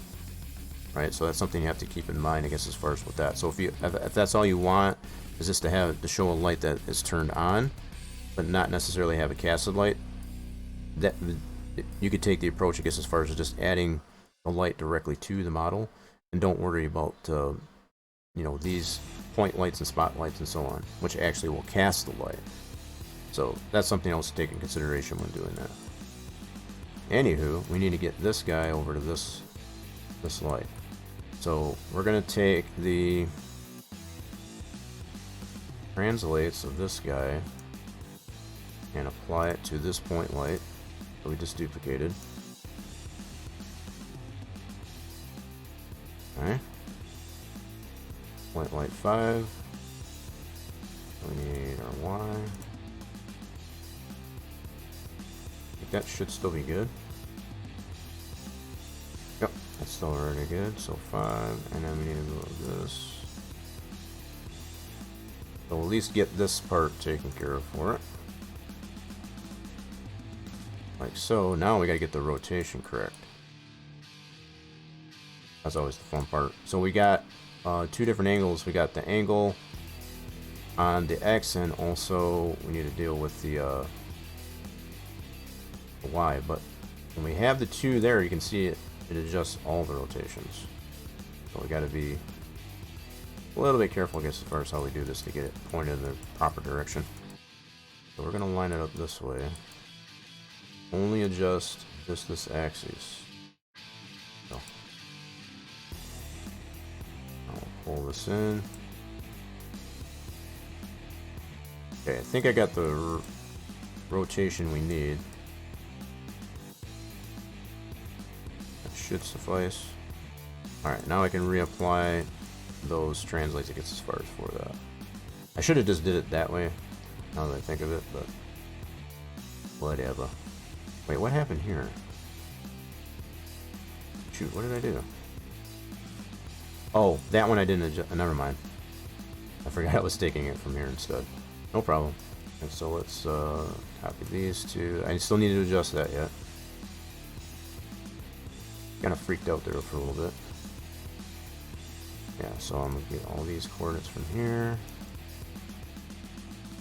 Yeah, I should have got the rotation correct first and then did it, but I don't know. Kind of helped as far as to get that parallel with the wall first.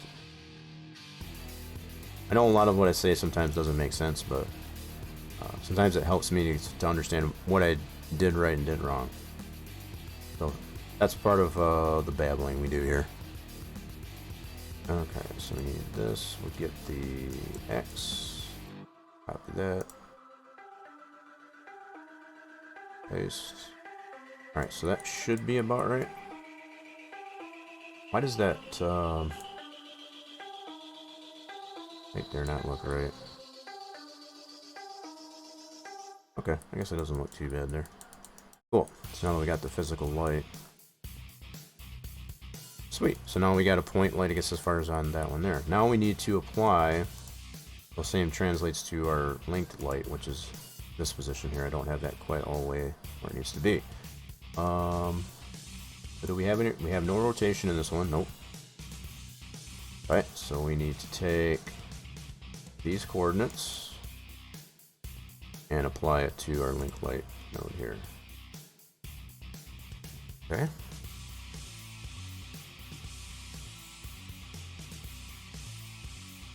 To copy that. Paste that. And we also need the Z.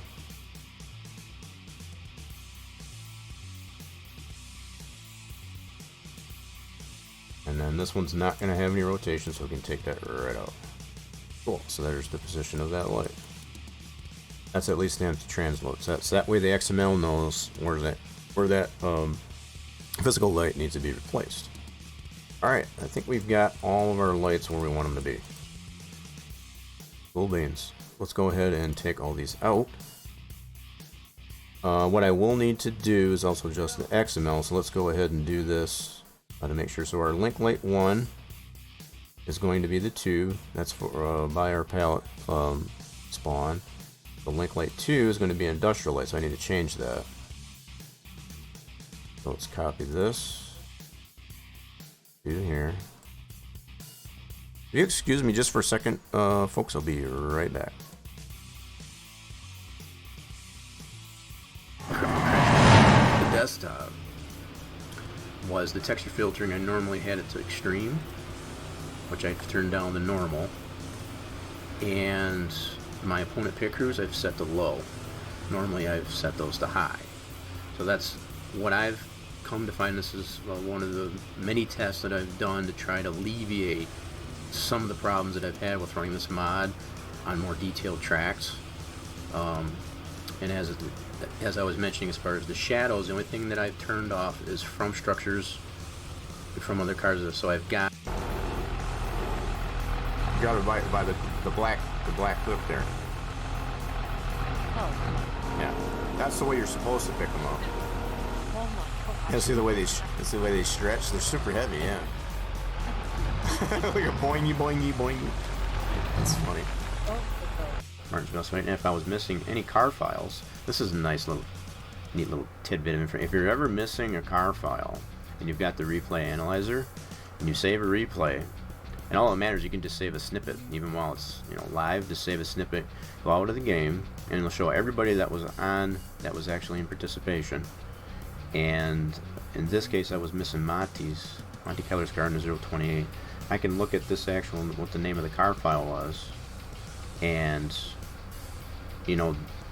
depending on where the car files are actually listed, like I can go in. hi, Jay, I'm flying.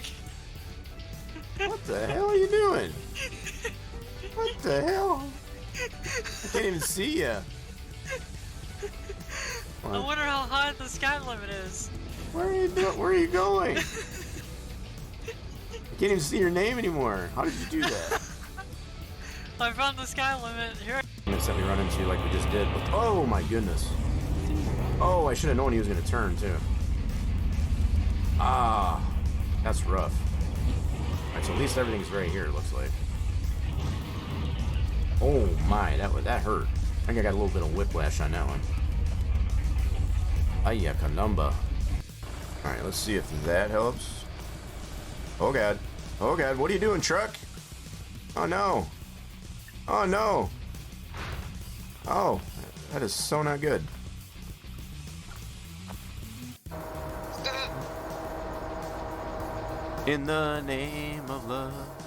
Get out of the truck. Get out of the truck! Tell me he isn't bossy. Holy hell! You've been demoted. What, you want me to go clean some toilets or something now? Go mop the stall. Worthless pleb. Yeah. 3, 2, 1, go.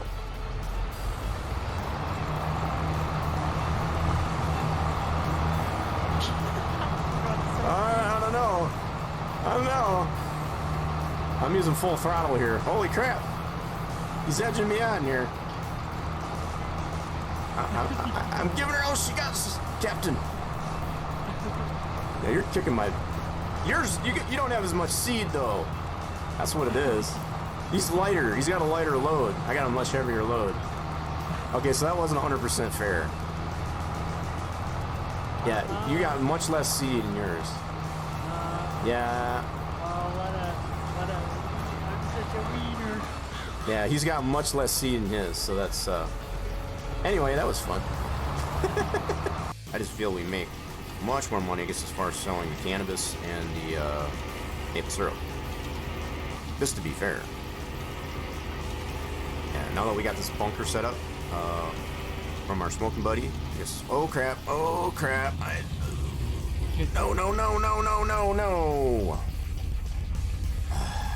That dang ditch gets me almost every time. It just barely catches you. Oh, we're stuck. Alright, we're gonna crank this. Oh, it's in turn 4. Oh, look at all the smoke. Oh god, he got around me. Oh god. Ooh, that didn't work out too well. Did not expect that. I did not expect that. I saw Cedric going around me there. It's just like, I gotta go. Hit the pace car! I hit more than the pace car. I hit more than the pace car, that's for darn sure. Look at this thing just flipping. Look at that. I'm not doing anything. I'm just holding on to it. Look at this. You see this? It's just spinning around. I'm just holding it. You spinning me right around, baby, right around like... Probably just walk right through us. He's actually pushing our truck. Ooh, we got a few funny clips here as far as we're able to watch. Who did I miss here? Relentless came on in. I don't know how long ago. Welcome on in. 18. Okay, not too long ago. So hopefully you're still hanging out there, Relentless. Appreciate you stopping on in. And take a little bit of a break there. We had some commotion going on outside there. I had to go check and see what the heck was going on out there. Everything seems to be good. So back to where we were working on here, and what we were working on is adjusting our dynamically loaded lights to our production. Right, so we got that one changed. Our link light 3 is also going to be an industrial light. Just going to double check. Yep, so that's going to be this guy in that position. So that's going to be another industrial light. Yeah, hopefully I didn't miss you. I know we got probably a lot of lurkers there, Relentless. Appreciate stopping on in. It's so nice outside, I'm going to tell you. So if you are enjoying, I guess, as far as this wonderful weather we're having, I don't blame you. Put it that way. Alright, so just gonna clean this up here so it doesn't look so sloppy. So our link light 4, that is another industrial light, I think. Yep, that's on the side of our building. So we did eliminate at least one of the fluorescent lights. We got one in the back, I guess, as far as where our pallets spawn. Okay, so most of them are going to be industrial lights now. Okay, so just to confirm, so this one's going to be another industrial light, yep, and the 1, 2. Fluorescent 2. Awesome sauce. Alright, so I think we got that all situated. Alrighty then, I think our chocolate production is ready to test. Yippers. Alright, let me check out the low lights. So this has got two different. So the low stuff is like just kind of the ambient. That's why this you got the ones in blue. Yeah. So if I just pull this out here real quick, here you can see. Oh, that's actually yellow. Okay, hold on. Gotcha. So most of that is just going to be like ambient. So I think I might move this one. This one I had on the front. Maybe, I don't know, maybe I can just leave that one there. Just to give it some ambient lighting, I guess, as far as on this corner. So we do have a light here and a light here. So putting this low light here, I guess, as far as a little bit of ambient in between these two lights. Just to kind of expand on the casted light that comes off of these lights. I think that should work. See how that looks. Alright, we can actually turn off.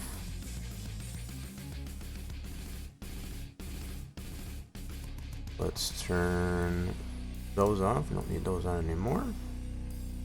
Alright, and then all of this stuff we can get rid of as well. All these that we had in for placeholder and such, we don't need those in there anymore. Now that we got all of our dynamically loaded lights positioned and linked in here, like such, and we don't need this anymore as well. Cool. Awesome sauce. Had to do a little bit more work on this than I figured, but I think this is looking pretty snazzy. Cool beans. Now we can get this all buttoned up so we can actually test it out. Yep, so we got that. Cool. Let's go ahead and save this. It should be right in our map. So on the maps, Dairyland 4X, placeables, production points, chocolate. Oh, we need to do this as an i3D. Right there. Yes, please. And just to confirm, gotta check some things here. Now we got it saved. Yep. So we got these two textures that are loading in the map in a different directory. Just wanted to make sure that those are still loading where they need to. Sweet. Everything else is dollar data, which is all right from the game files. So you can see how much more texture weight that we have to it based on stuff that comes right from the game in comparison to adding our own texture weight within the map. The ratio to that is more based on game textures than it is what we've physically added. That's a nice balance, I guess, as far as I say. The least amount that you can apply, I guess, as far as of your own textures, the better. So that's there we go. Sometimes it just is necessary, I guess, as far as to use our own textures to get the look that we're going for. Okay. Now, we did make some adjustments to our XML as well, so we'll go ahead and save that. Oh, you know what? So we had 5 lights. Hold on. Did I miss one? Yeah, we had 5 link lights now. Hold on. Gotta double check this again. Yeah, we should have had 5 link lights now. So we only have the very first one is the 2, and the other 4.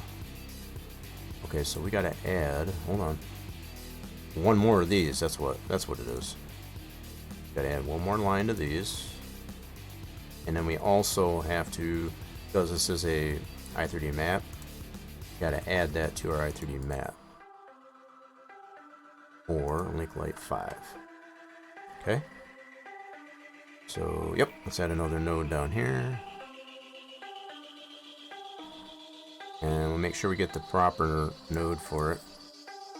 Apply to that. So let's go here, paste that. 5, and that should be in 0814. We did that right. Yep. Go ahead and copy that. and paste her up in here. Alright, cool.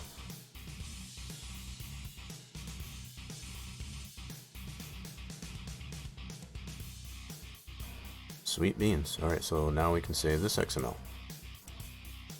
So we already saved this. I'm going to do it again just to make sure. Not going to hurt. We did already confirm, I guess, as far as in here. Plus down here it tells me that I did. Alright. Sweet. We'll go ahead and close this out. And I'm going to leave this open. 9 times out of... Well, let's say more than 50% of the time. When you have a problem, like a warning or an error that comes up, it's going to stem from the XML. So we're going to leave that open. If there is any errors or warnings, I guess, as far as that crop up when we go ahead and test this, we can come right back to the XML for that. Sweet. Alright, so we need to get some stuff moved over. So the only thing that we did, I already got this applied. Probably a little bit of fair mention. Yeah, I don't need this anymore. Let's go to... Yeah, let me open it up in another instance of this real quick. Un momento. So... Oh, come on, don't be like that. There we go. Okay, so what I wanted to do is just confirm a little bit more clarity, I guess, as far as we've already got this dynamically placed onto the map. And the way we do that is through here. So we already have got our chocolate production is applied right here in this position. And we'll be able to see that. Now there's a couple other, well, at least one other thing, I guess, as far as that I haven't shown up until this point. So it might be a little bit of a sneak peek for what to be expected, I guess, as far as what the map release. Chocolate production was definitely one of the last ones that have been required, I guess, as far as to get that separated from our dairy production. Because as I mentioned before, there's a little bit of summary for those new coming in here. We had a little bit of a problem with having an output, which was the chocolate, the original design of the dairy production, as also being used as an input for the same production. That doesn't work very well, so we had to create this separate chocolate production, I guess, as far as to have that used as an input into our dairy production. We do have some custom products and pallets, I guess, as far as that need the chocolate. Alright, so with all that done, you should be able to move this over now. Let me switch it up. Alrighty then, so what we're looking at now is our map edit directory, and we haven't done anything to edit the map itself, right, as far as the terrain or anything like that, so we don't need to bring the whole map over, just the pieces that we just adjusted. So we'll do that. Let's go into our placeables, production points, chocolate production, and we did adjust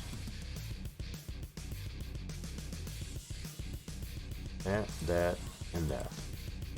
So our i3D shapes and our XML, we need to bring that over to our mods folder for the map. Still unpacked for the time being. Our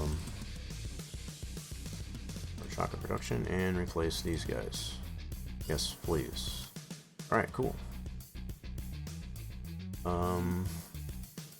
Nothing else should need to be placed there, so I think we should be good.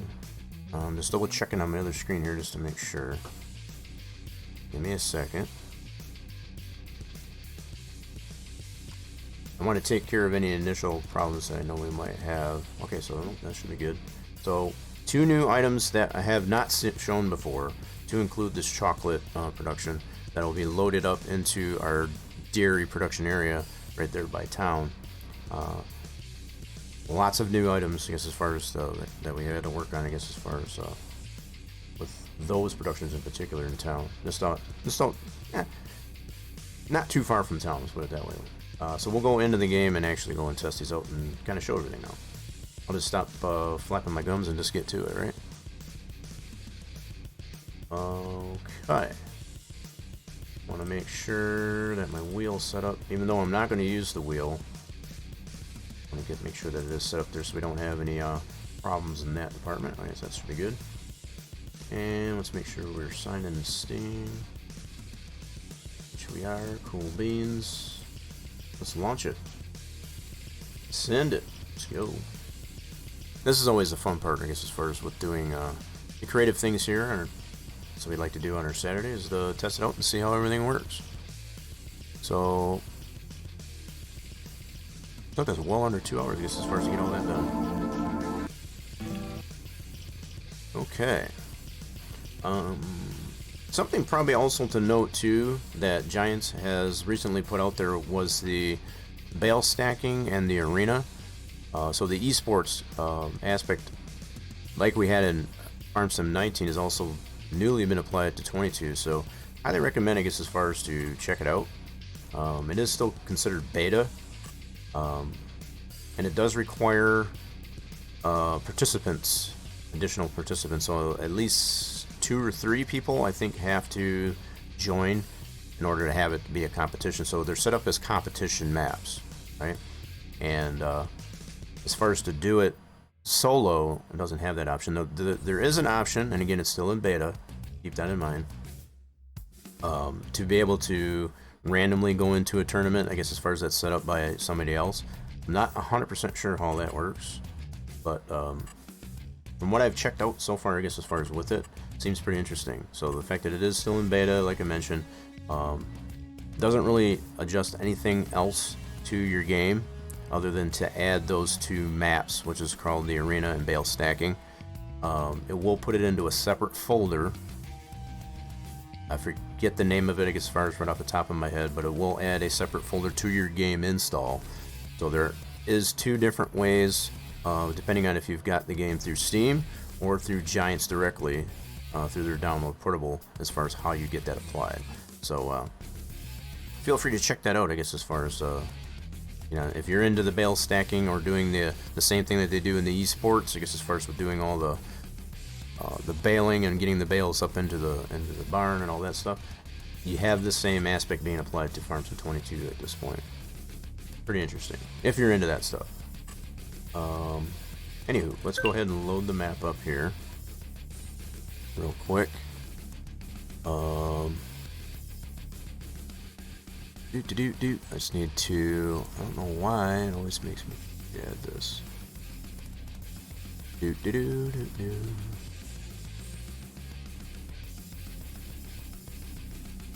Alright, let me do that real quick. Okay, so we need to load this up on a new save.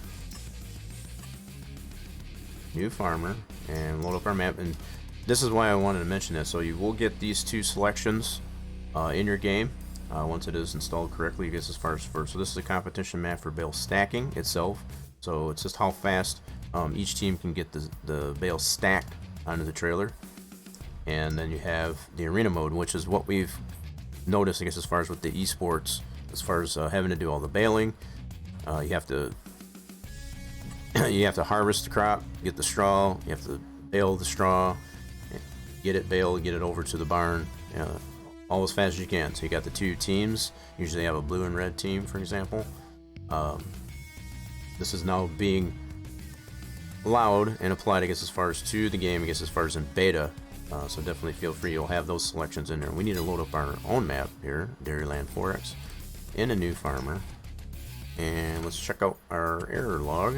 Let's make sure we don't have any errors. Crossing our fingers to make sure that we don't. Is it loading? Did I do continue? I thought I did. I guess I didn't. There we go. Alright, I didn't get it to that point yet. Whoops me. Hold on. So, for this little bit of clarity, we do have some particular items that we'll be loading into here. Really like this truck as far as the box trailer and the flatbed.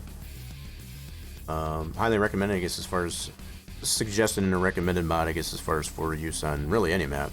I found it very useful on the Dairyland 4X. 100% available over on the official mod hub. We will be loading it up with precision farming, and of course all the real dirt, stuff like that. Really don't need to use the real mower. The way the bushes and stuff work, and the deco bushes and stuff that work on this map, you don't really need this. But if you want to have it on there, feel free. Also, this is a really nice liquid tanker, I guess, as far as that is also available on the official mod hub. I believe this one was done by Mac Trucker. Very becoming very popular, I guess, as far as for mods, I guess, as far as on the official mod hub. Anyway, this tanker has become very useful. So I think it's not only on this map, but also the any map. Let's go ahead and load it up. Let's make sure we don't have any. We're crossing our fingers so we don't have any additional errors or warnings.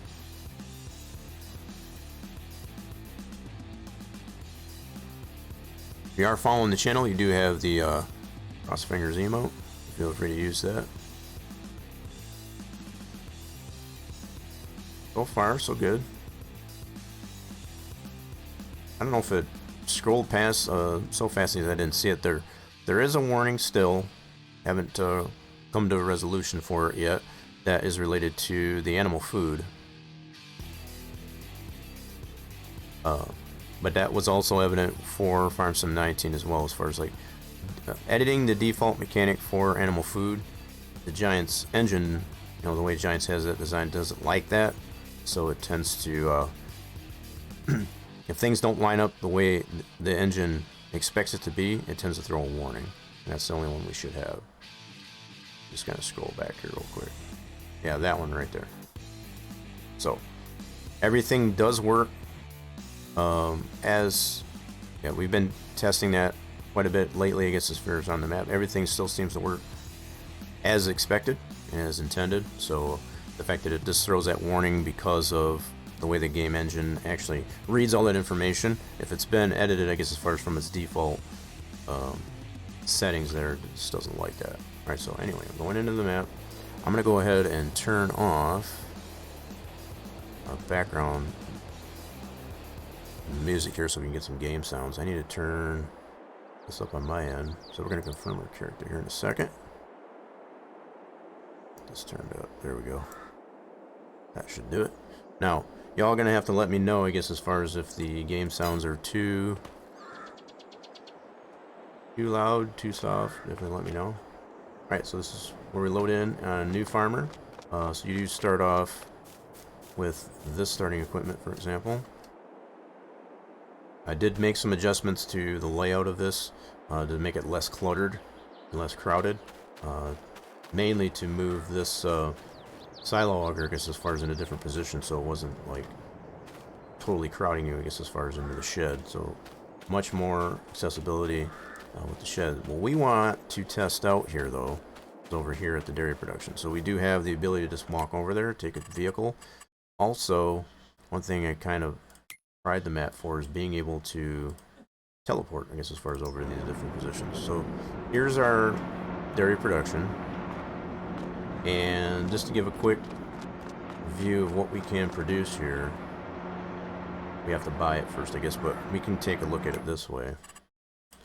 So if we go into the proper menu, so we can go into here.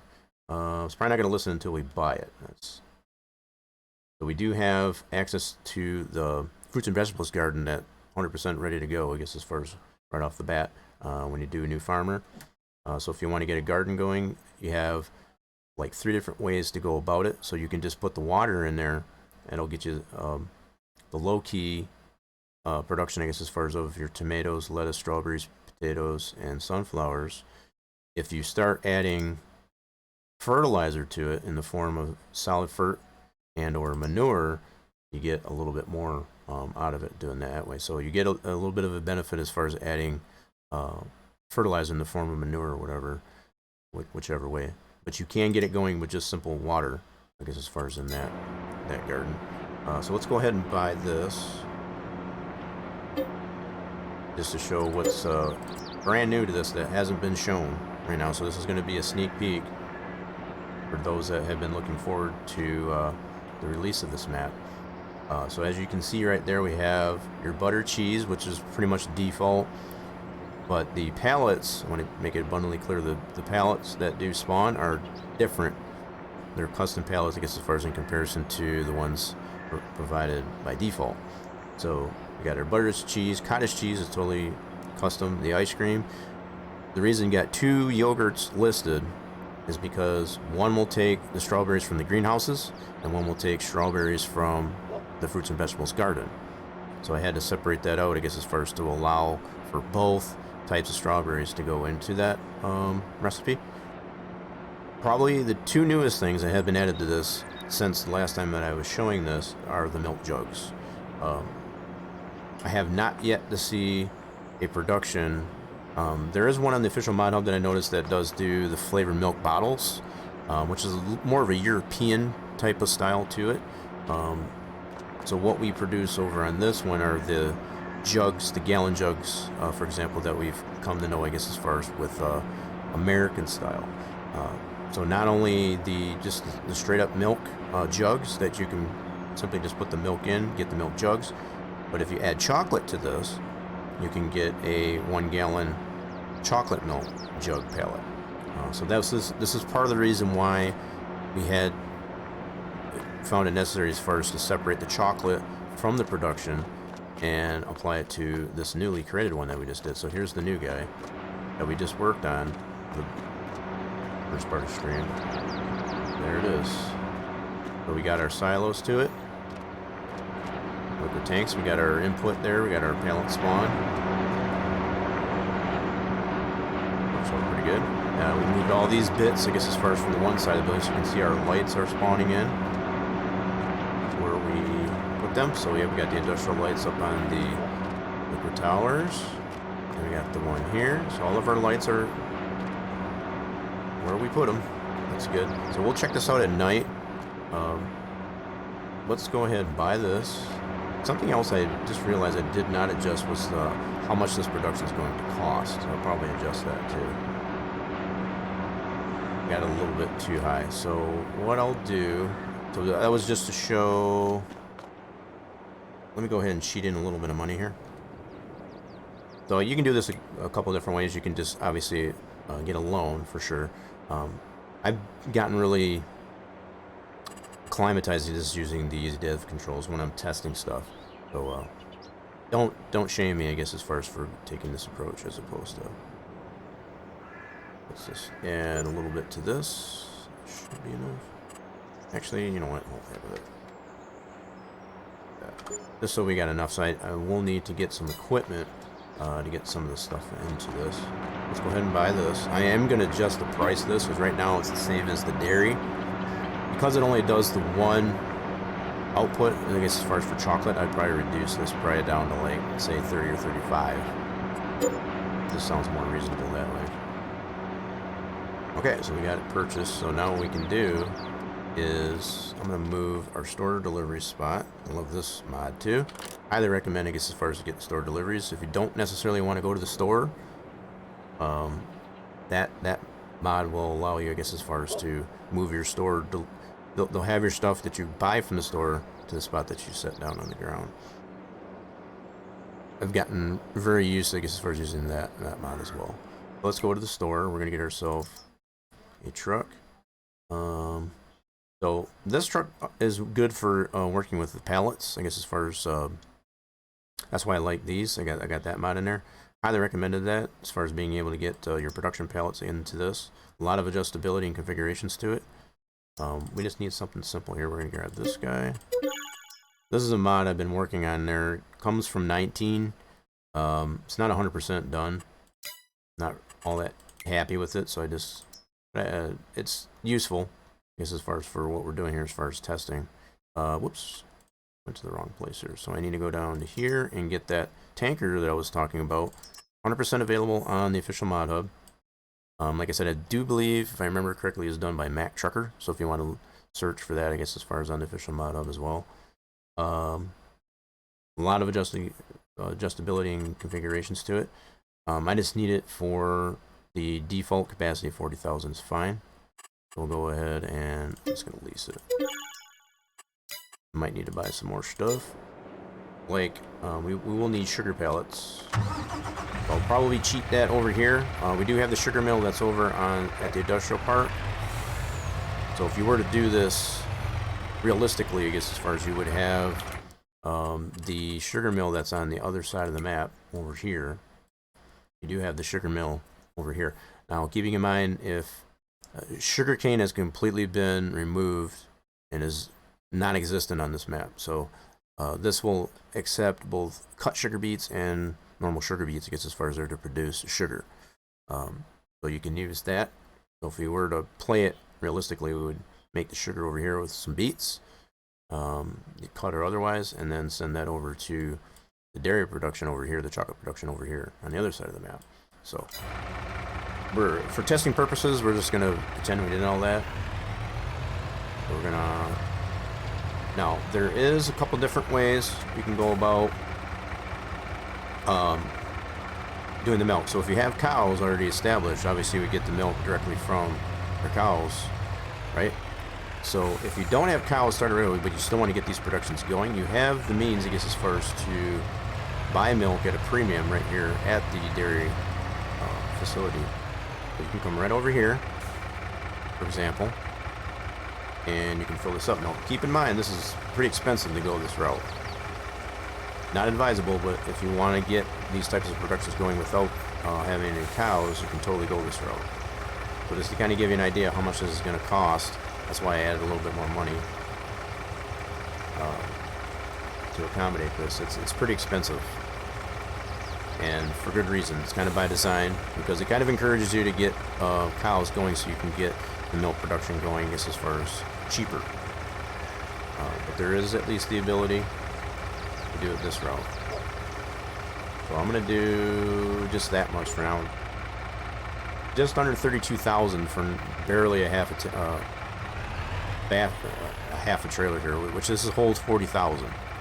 So not even quite half. That was about 32 grand just to get that much. So just to give you an idea of how much it costs to buy the milk at a premium there, we're going to go ahead and put this right into our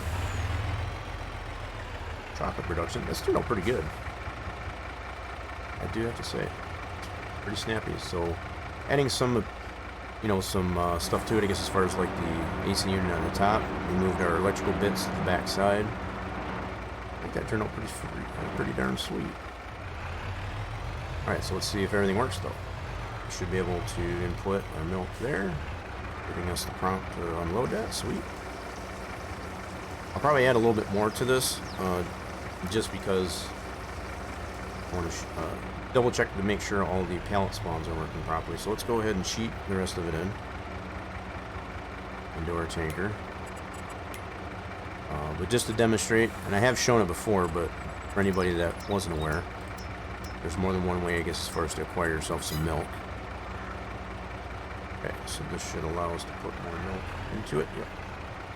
So that trigger's working great, and I think that lines up a little bit better having the liquid towers over on this side, over here by the input. I think that works out pretty good.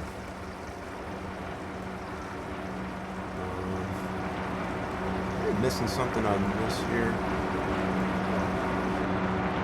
Doesn't look right there. Does something get screwed up on that? Those lights? Wait a second here. I don't think, I could be wrong, but I don't believe that bulb is supposed to be showing like that. One other place I can check here. Let me go see some. Yeah, see something here. We got a detour here for a second. I'm gonna go over to farm here, and I do have industrial light on this cow food mixer. I just want to check this out real quick. I don't know if those lights are loading in like they're supposed to. That bulb looks like it's showing when it shouldn't be. I just want to check this one here. So this one's got an industrial light on as well. Yeah, something's not loading right on that one. Okay, I'm gonna have to see what I did wrong there. This is the way these lights should work. Yeah, so something's not loading in right on that. I'll have to check on that. This is the way these industrial lights are supposed to look. Alright, that's alright. So I decided to check that real quick. Let's go back over to here. Okay, so here we are back here. here. So yeah, so these lights for some reason are not loading incorrectly.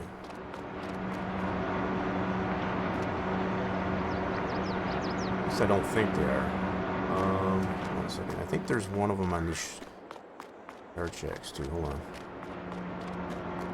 It almost just doesn't look right to me. Yeah, so these are the way they should be loading. Now, there might be a difference too, I guess, as far as if we're loading it dynamically like we are, or if we put it directly into our deal. That might be. You see how it's got more of a frosted look to that, and it doesn't on this. It's kind of weird. Interesting. Just those little details, I guess, as far as I notice. Okay, it does have it on there, but it's kind of weird that that bulb is actually... It looks like it's lit. Kind of. There's another place I do have that too. Let me take a look. One other place, real quick. Let's go over to here. We do have this at the other cow farm as well, but we do have those industrial lights on this too. Okay, this one's loading up that way. Okay, so I think it's just a difference between if you're loading them dynamically or not. Interesting. So okay. So I guess that is correct. All right. Just wanted to make sure. Just wanted to make sure. Alright, let's go back over to this guy.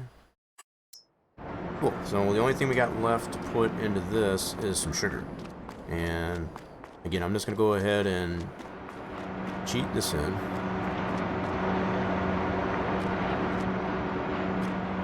And go into my easy dev. We're going to spawn these. We're going to pretend that we did, you know, the sugar production and all that stuff. But for the sake of testing... let's go over here, that, and we need sugar.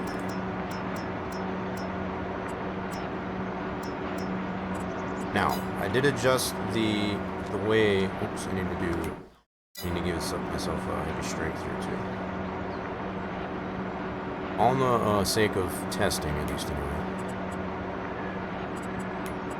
Do this one. Some people like I only do this for testing purposes, I guess, as far as the sugar in there. Okay, so the trigger works for those. That's good. Now, what I was mentioning as far as we did adjust how fast these pellets do produce. So, way different, I guess, as far as the chocolate produces in the standard or the default dairy production. A little bit faster this way than it is by default. Not too crazy fast. You can see right there at the bottom right of your screen, I guess, as far as how much faster. It was way slower, I guess, as far as than this was. But I sped it up at least a little bit. Not to get too crazy with it, though. Alright, so we're going to speed this up a little bit, I guess, as far as to see how our pallets spawn in into our spot and make sure those are all working properly. So this for testing purposes. Oh, did I run out of sugar already? I probably did. It'll go through sugar quite a bit. So we still got plenty of milk. It looks like we need some more sugar. See if I can drop this in the right spot. Yeah, these here turned out really nice. As far as to get those segregated out from our original dairy production there. Over yonder. Okay. Let's go back to here, get some more sugar. We'll need to keep this loaded up with sugar, that's for sure. You want to keep getting your pellets. We already got 3 of them out here already. We'll probably burn through this sugar pretty quick too. Trying to get it to the second row. And let's just see how many pellets it will spawn, I guess, as far as one row.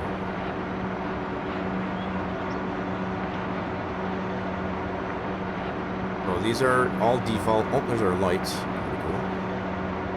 Got some pretty adequate lighting. Looks like. Okay, we're already out of sugar again.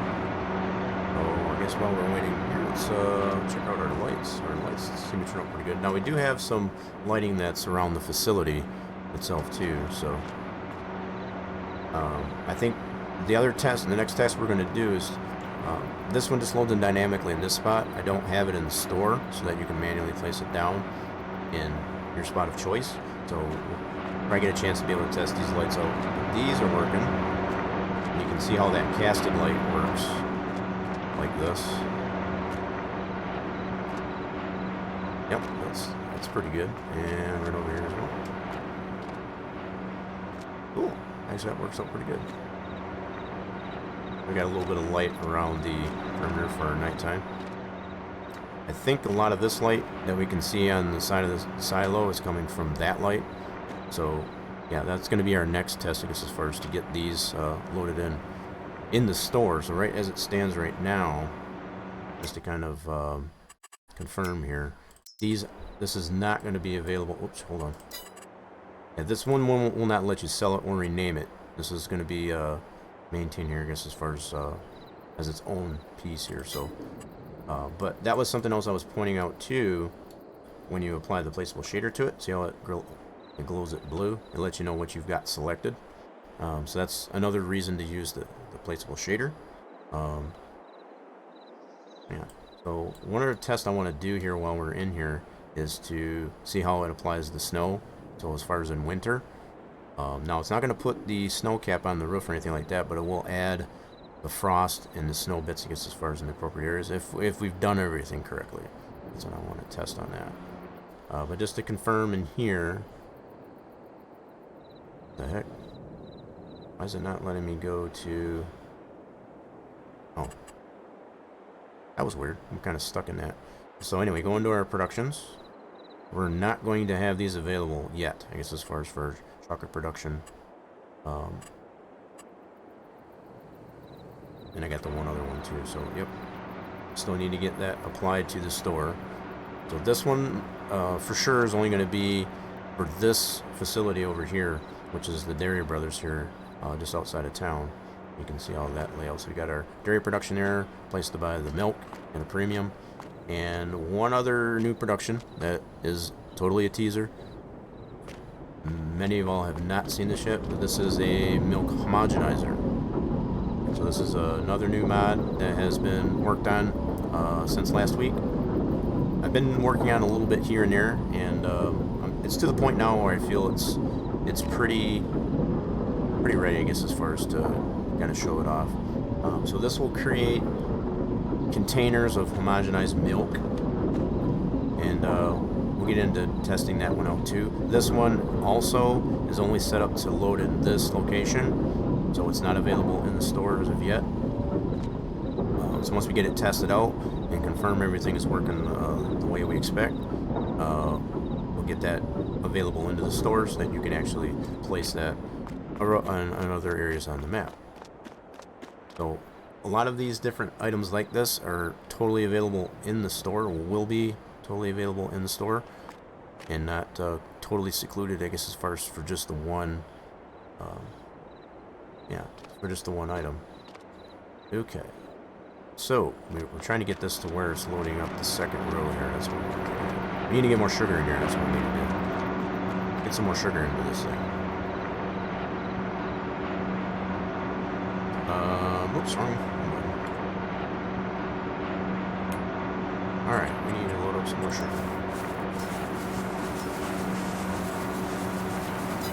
As long as I can get it to the point where it's going to create a second row here, which I think it's only going to load a couple more pallets in this first row. So it does have 2 rows of pallets, and as we can see, we got 1, 2, 3, 4, 5, 6, so we'll probably end up loading 7 pallets, I guess, as far as in one row. Speed this up again. Okay, I should do one more.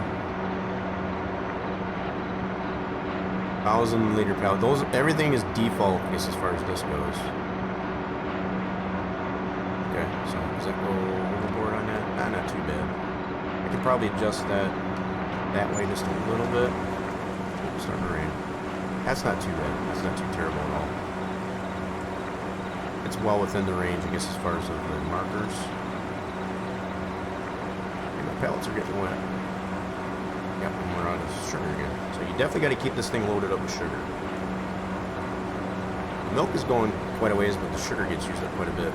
That's probably one of the other main components, I guess, as far as that. So that's not all that terrible. We've only been putting in like 3,000 in at a time, so that's at least 3 times worth. So about 9,000 liters of sugar to get to this point. That's not too bad. That ratio is pretty decent, I feel. Alright, cool.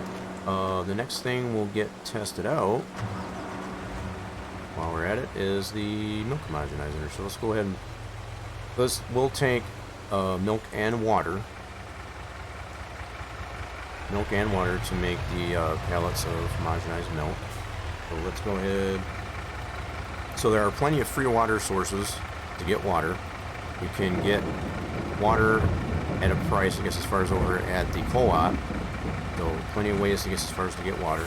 We're going to go ahead and just cheat this in, just for the sake of testing. So initially I want to get some milk into here. Again, you got the means, I guess, as far as to purchase it at a premium here at the dairy facility. If you don't have the cows. Obviously, cows is going to be your most economical approach, I guess, as far as to getting milk processed. We should have, yep, got the ability to put some milk in here.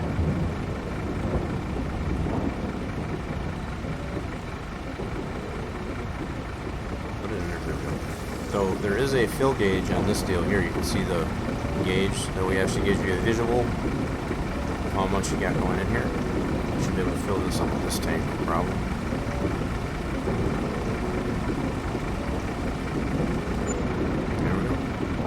We got our milk in there. Now we're going to go ahead and put some water. And again, we have more than one way, I guess, as far as to acquire water, but just for the sake of testing, like I've mentioned, as far as we're just going to cheat this in. Using our easy desert controls, we'll go to water. This is where this trailer, highly recommended, I guess, as far as to get this one. It's a nice size. It also has a configuration for 100,000 liters. So it's very versatile in that regard for doing these exact types of things. Alright. We don't need as much water as we do milk, obviously, to make homogenized milk. And the whole concept for this is if anybody understands the homogenation process for milk, this tank here will heat it up. I tried to work it in to where it would actually apply like steam coming off of it and such like that to give it a little bit more dynamic for processing the ingredients into a pallet. I don't know, a lot of that stuff, it does require to use things like production revamp, which I wasn't all that keen on making it absolutely necessary, I guess, as far as to have that. Maybe somewhere down the road I will make it a version, I guess, as far as that does require the production revamp mod. It does have a lot of nice features to it, don't get me wrong. I just didn't want to have a lot of required stuff applied to the map. There's already at least a couple that are going to be required, one of which you can leave out if you want. It more or less just adds more ability, I guess, as far as for certain functions to work on certain placeables is all. If you don't want that functionality, you can leave it out. I do have those listed as required on the README for the map, which is on the map build page, so you can feel free to check that out at your leisure. I'll go ahead and throw that out here just so that everybody knows. Feel free to check out that page. I will be adding more information as the build comes to finalization, I guess, as far as to let everybody know, I guess, as far as what's available on the map, how things work, on top of what I'm showing, and I will be showing here, I guess, as far as on a regular, once the map is released, I'll be showing how things work, if there is any confusion on that. I've tried to make these different things as simple as possible, not to make it too complicated, but there's bound to be some things, I guess, as far as that some will not understand, and that's totally, it's totally reasonable, totally logical that can happen. Yep. Just kind of checking some things out. So one other thing while I'm in here, just getting the pallet here to. Well, you know what? I didn't buy this yet. Like, why is it not running? We gotta buy it first. Well, this one only costs 10 grand. Very reasonable. And I already got the ingredients into it, so it automatically started producing. There we go. Yep, so you can see in the bottom right of the screen as far as the quickness of how these get produced. And these are 2,000 liter containers of homogenized milk that will spawn over here. You got the input on the one end, and you got the output on the other end. I tried very hard, I guess, as far as to not make this look too much like a propane tank. My initial design for this, when I was putting it together, that's why I did add some appendages to it, I guess, as far as to make it not look so much like a either a propane tank or a slurry tank, for that matter. Yeah, I've wanted to get a different sound, so the Giants by default has all these different templates to use for productions, and what I was trying ever so hard to do is to create a custom sound application for this. This really isn't the one that I wanted to go with, but it's the closest one that makes sense as far as the default sound templates, I guess, as far as for productions, and as well as the particle systems, I guess, as far as I was talking about, to make it give the appearance that steam was coming off this as it was running. Those are two things, I guess, as far as I wasn't able to, but that is where, from what I've read into anyway, as far as where the production revamp tends to help with getting stuff like that to get applied, I guess, as far as to production. So that might be something I will entertain later, as far as getting these to, my vision for these, I guess, as far as to work like that. But as you can see, this is working great. We should be spitting out. I'm gonna speed this up here a little bit.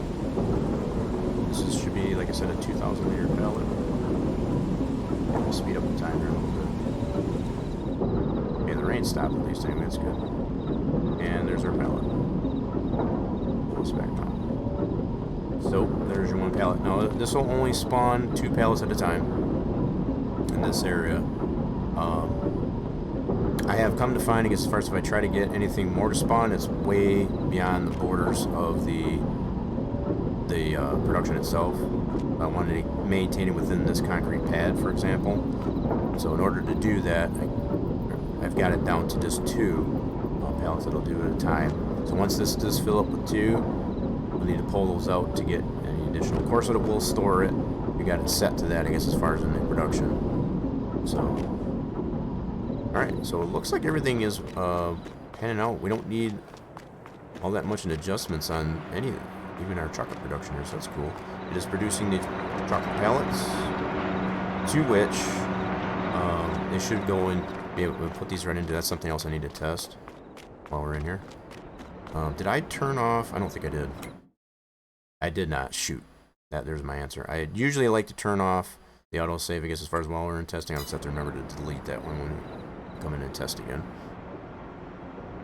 Not a big deal. Alright, so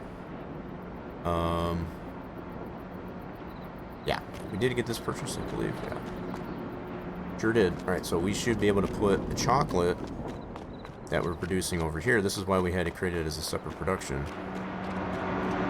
Grab one of these fellers. I'm being lazy, I guess, as far as to not get myself a forklift or something like that. We're just gonna come up with it. You can't pick these up by hand, that's for sure. So the chocolate does go in. Nice. Let's get a couple more pallets here. And then we'll put some milk in there, and we'll show off, I guess, as far as what we're doing, or we're able to get, I guess, as far as out of milk jugs. So I'm going to set this production up to actually disable some of the other items that we've already seen. So if I go into here, now we got this bought. I don't want... So anything that just uses just milk, we'll deactivate that. We'll deactivate the cottage cheese. Okay, that one takes sugar. Yogurt, as I said, the only reason why there is 2, as I was explaining before, this is from the greenhouses, and then there's also one from the garden, as far as in the cartons, the individual cartons. That's why you'll see the 2 listings for the yogurt. So slightly different recipe. Still strawberries, it's just in a different, and of course our milk jugs. Yep. So those we want to produce. So all it takes is milk. The chocolate milk obviously will take the milk and the chocolate. So that comes from that production that we've gotten in here now. Sweet. Alright, so you know what? I'm going to get one more chocolate pallet in here, and then we'll get some milk, and then we'll, that should be all set up, I guess, as far as to start producing milk jugs. That's one thing I've really come to like, I guess, as far as what the way the productions are. If you don't want something produced, make sure you set that up, I guess, first before putting your ingredients in. Alright, so now let's get some milk back into this. Oops, I didn't need to do that. That's alright though. Let's get some milk back into this bad boy. And put that into our dairy production. I tried to make this, you know, a little bit reasonable, I guess, as far as the placement of these items. You know, the spacing in between stuff gives you plenty of room, I guess, as far as to maneuver.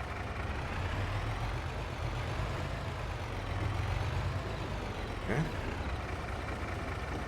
So we'll put our milk in, and this should immediately start producing our milk jugs.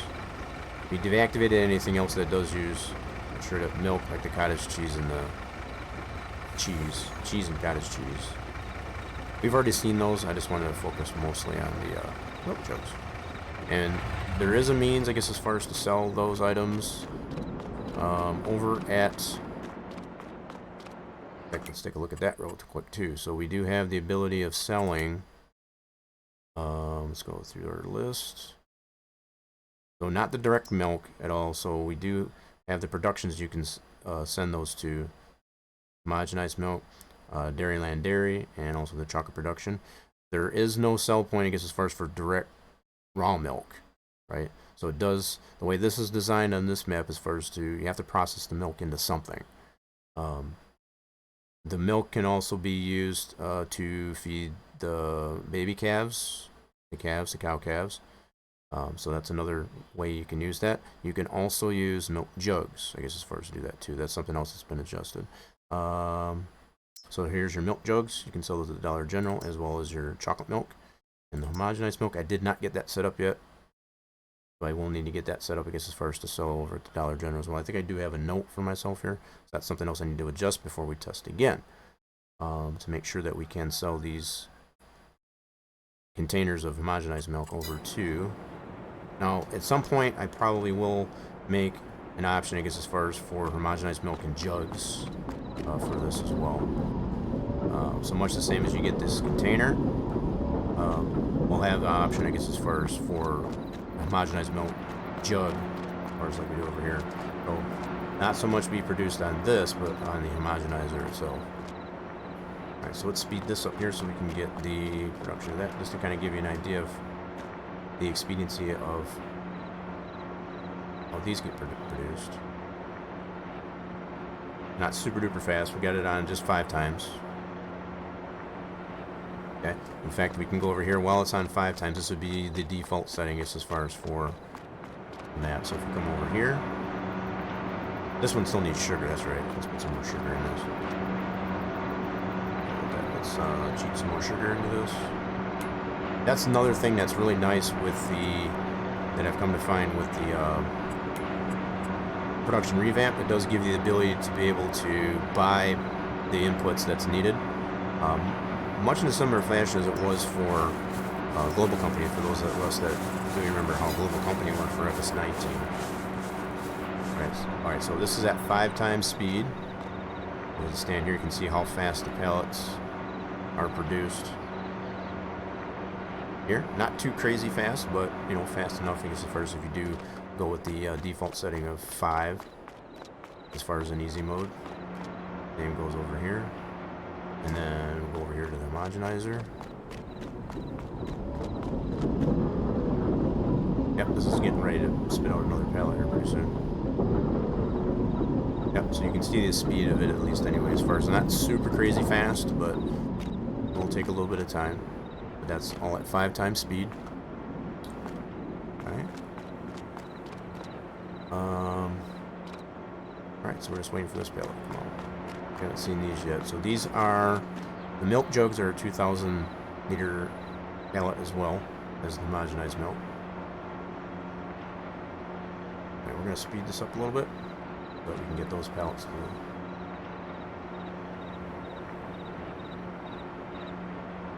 .360 speed. So I do have the better time scale mod in here for testing purposes.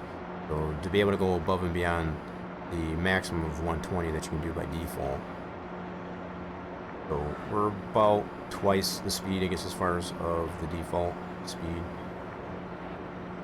Alright, so we're about halfway through a pallet. 2,000 liters is the size before it'll spawn.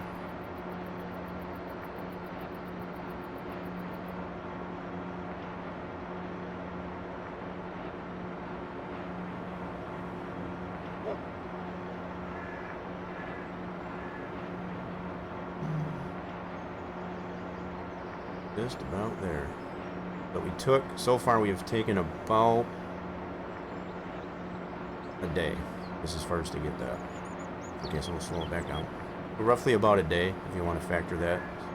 So I got it on just the default setting is 1 day month 1 day season. So we're in September. We did start this kind of later in the season as far as in August. So right around 3/4 to a day. You want to consider, I guess, as far as to produce that once you get the ingredients into this production. And there's your jugs. So you got your chocolate milk and your regular milk. And as I was saying, as far as there will probably be an option prior to map release, now that I've got this all established. This is brand new, something that's never been shown as of yet until right now, I guess, as far as the production of milk. So at this point, this production now has 6 different outputs as far as jugs, milk jugs to include your, you can see them all listed right there. You got our butter, ice cream, yogurt, which is only the one type. The 2 listings is not 2 separate types of yogurt. It's just being able to use the cartons of strawberries as opposed to the ones from the greenhouse or the garden, your milk jug, and then your chocolate milk jug. So a lot of productions, just a lot of products out of this one production. And like I said, those all can be sold from this production, I guess, as far as over at Dollar General in town. I do need to get adjusted, I guess, as far as for this to be able to sell, so that there's the second pallet for that. I'll pull that one out.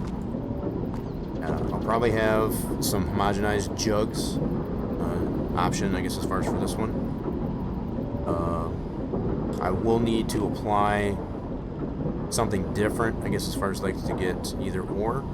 Because as I've mentioned, if you try to use the same ingredients for any one particular recipe, especially as an output, you kind of get a weird problem, you know, that happens, I guess, as far as with the production, which kind of makes sense. You shouldn't be able to do that. That's all the more reason what has required us, I guess, as far as to make a separate chocolate production. The default production, I guess, as far as that did include the chocolate over at the dairy, is now separate. So now we can use that chocolate as an input for that to make the chocolate milk. And I think this turned out pretty good. I don't know what you all think. So there's not really much adjustments I need to make on this. I do want to test this in winter to see how this looks. To see if we did do the placeable shaders correctly. Not only on the building itself, but also the silo. So this, for anybody that isn't now tuning in here, this here, as far as those 2 silos, come off of this dairy production here. So the way this one was designed, it was all one piece. So I already did all the heavy work, I guess, as far as to get that segregated from this production to get it applied to our chocolate production over here. And I think it works out pretty good. It worked out pretty darn good, I have to say. Hold on a second. Can I get up on top of this? Probably not, huh? So you can kind of see, I guess, as far as how that worked there, you can see the piping here. We're able to segregate that out. And I think it's got much the same look to it, as far as that galvanized look to it. I'll just bring it back on this one here. It's got that same look to it. That's kind of what I was hoping to accomplish, I guess, as far as maybe segregating that out. The only thing that it doesn't have, obviously, is a decal, which we could add one if we wanted to, but not really all that necessary. So But yeah, this one by default has a separate decal, I guess, as far as applied to it on this side. But yeah, I think that turned out pretty good. Let's check this out in the winter. So we're going to actually invoke the winter onto this. We're going to our handy dandy easy dev controls. And the heart of winter is going to be in February. So we're going to put this, we're going to scale this back a little bit. Alright, we'll have it snowing. And for the heck of it, we're going to add some snow. So we get to check the mast areas. Oh, so far I'm liking what that looks. So we do got snow on our porch area. We do have them on the windowsills. This is what the placeable shader allows to do on top of, when you go into build mode, it highlights it as what you got selected.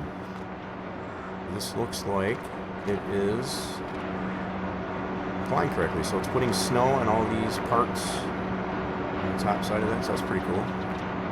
We don't have any crazy business going on with the silo. Oop, so my indoor areas might be a little bit off there. I'm going to have to adjust that. That's why we're getting this little pack of snow in this spot. So I might have to adjust that a little bit, nothing major. It's still very tolerable. So the main areas, I guess, as far as that are masked to not get any snow, are definitely clear, I guess, as far as where our pallets go and our inputs.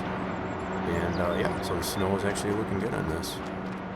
It's putting the snow on the windowsills, the porch, and those different bits for the silo. Yep, over here. I guess if we want to get really creative, let me see something there. I'm going to put flight mode onto this thing. Real quick, I'm just kind of curious about something. Now, I know it's not going to put the snow fill volume on the roof here because I didn't apply one. That's a totally different application there, but I wanted to see. Yep, there is actually snow frost on the roof. Cool beans. Oh yeah, if you're flying around on this thing here, you can actually see it's got the snow bits on the roof. That turned out pretty freaking cool. That's what the placeable shader is allowing it to do. So also on the ledge on the front. Oh yeah, that's actually working pretty good. Let's go check out our homogenizer. This one right here, I don't have a lot of that on there. Now, keeping in mind, the whole idea for this homogenizer was it gets pretty warm because it has to heat the milk, you know, as far as anybody understands as far as homogenation process. So the fact that it is warm, if you're in the winter, you really shouldn't have a lot of snow accumulation on it. It should melt it off. So that's kind of my idea and my vision, I guess, as far as for that. There you go. So yeah, we can see the fill tubes, I guess, as far as for, so obviously the white cylinder is for the milk and the blue is for water. And you can tell that through the infos that's to the bottom right. And let you know we do have, now this does take more milk quantity than it does water, so you have to keep that in mind too. Yeah, I wish I could have really used the custom sound more, I guess, as far as than this default templating sound template, I guess, as far as for that. But that is the bulk of what I want to get done here. We do have some adjustments to make with making the homogenized milk saleable to the Dollar General, as far as one of the main sell points from town. We do need to do that, and I don't think there's really any more adjustments I need to make onto this other than the price of production. And then we also need to make it so that we can purchase these items in the store. So that's amongst the couple of things we need to do yet. Okay, so I guess that's what we'll do now. Let's go ahead and close this out. I'm going to need to delete this save game. I usually like to turn that off when I'm in testing mode. I don't really need to save that. I just forgot to do that. Okay, so let's go ahead and close some things out and adjust some things, and then we'll go from there. Uh-oh. Woo! Closing some stuff that I don't want to. Alrighty then. Hope everybody is enjoying, I guess, as far as the playthrough of this. I'm going to switch this back over real quick.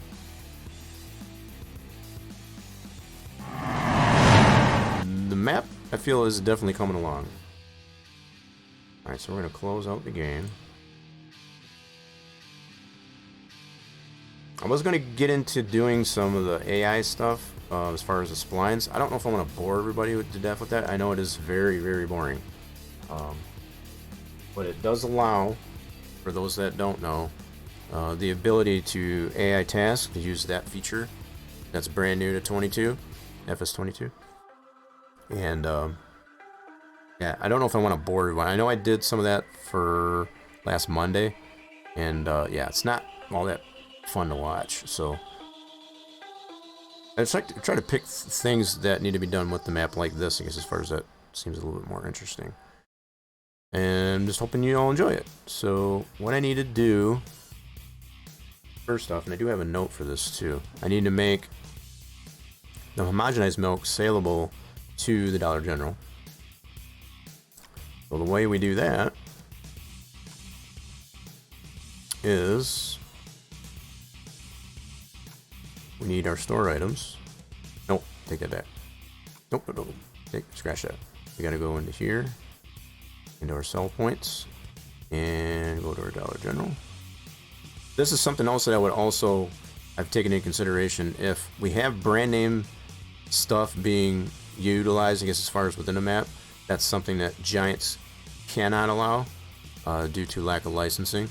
So that's something else I would definitely have to take into consideration with submitting it officially to there, if I was to consider that, if that was to be considered, is a lot of the official the branding into it would have to be changed, just so that there's no copyrights and licensing infractions. But what we need to do for this sell point is to add homogenized milk, and the name of this fill type is H milk, so we need to add this to this sell point. And I generally try to keep these all in alphabetic order, just for clarity. So we need to add H milk right in front of the honey, like so. And that's just what I've named it in the fill types for the map, just to kind of shrink it up there so it does separate it from your normal milk. Okay, so we need to put this ahead of honey, this part. We'll do copy this line, paste this ahead of honey, press that over, put H milk in its place for the fill type.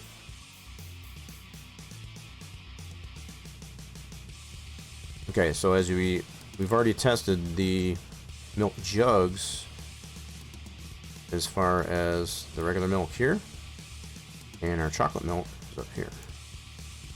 So we already got that applied. We just need to get the homogenized milk in there, which it now is. So we can save this and get that copied over. So we don't need that anymore. So that part's done. Let me go ahead and get that moved over. I'm going to do this off screen to get that XML moved over to our mod folder. Let me do that real quick.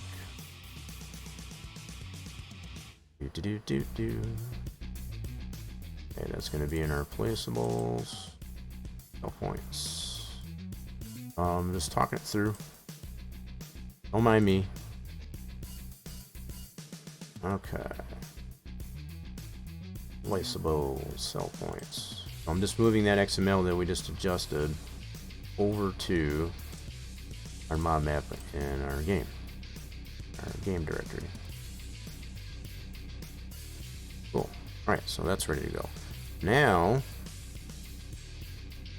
next item up for bids, we need to adjust the price of the production for the chocolate production. We don't want it to be 70 grand. We want it to do like 35.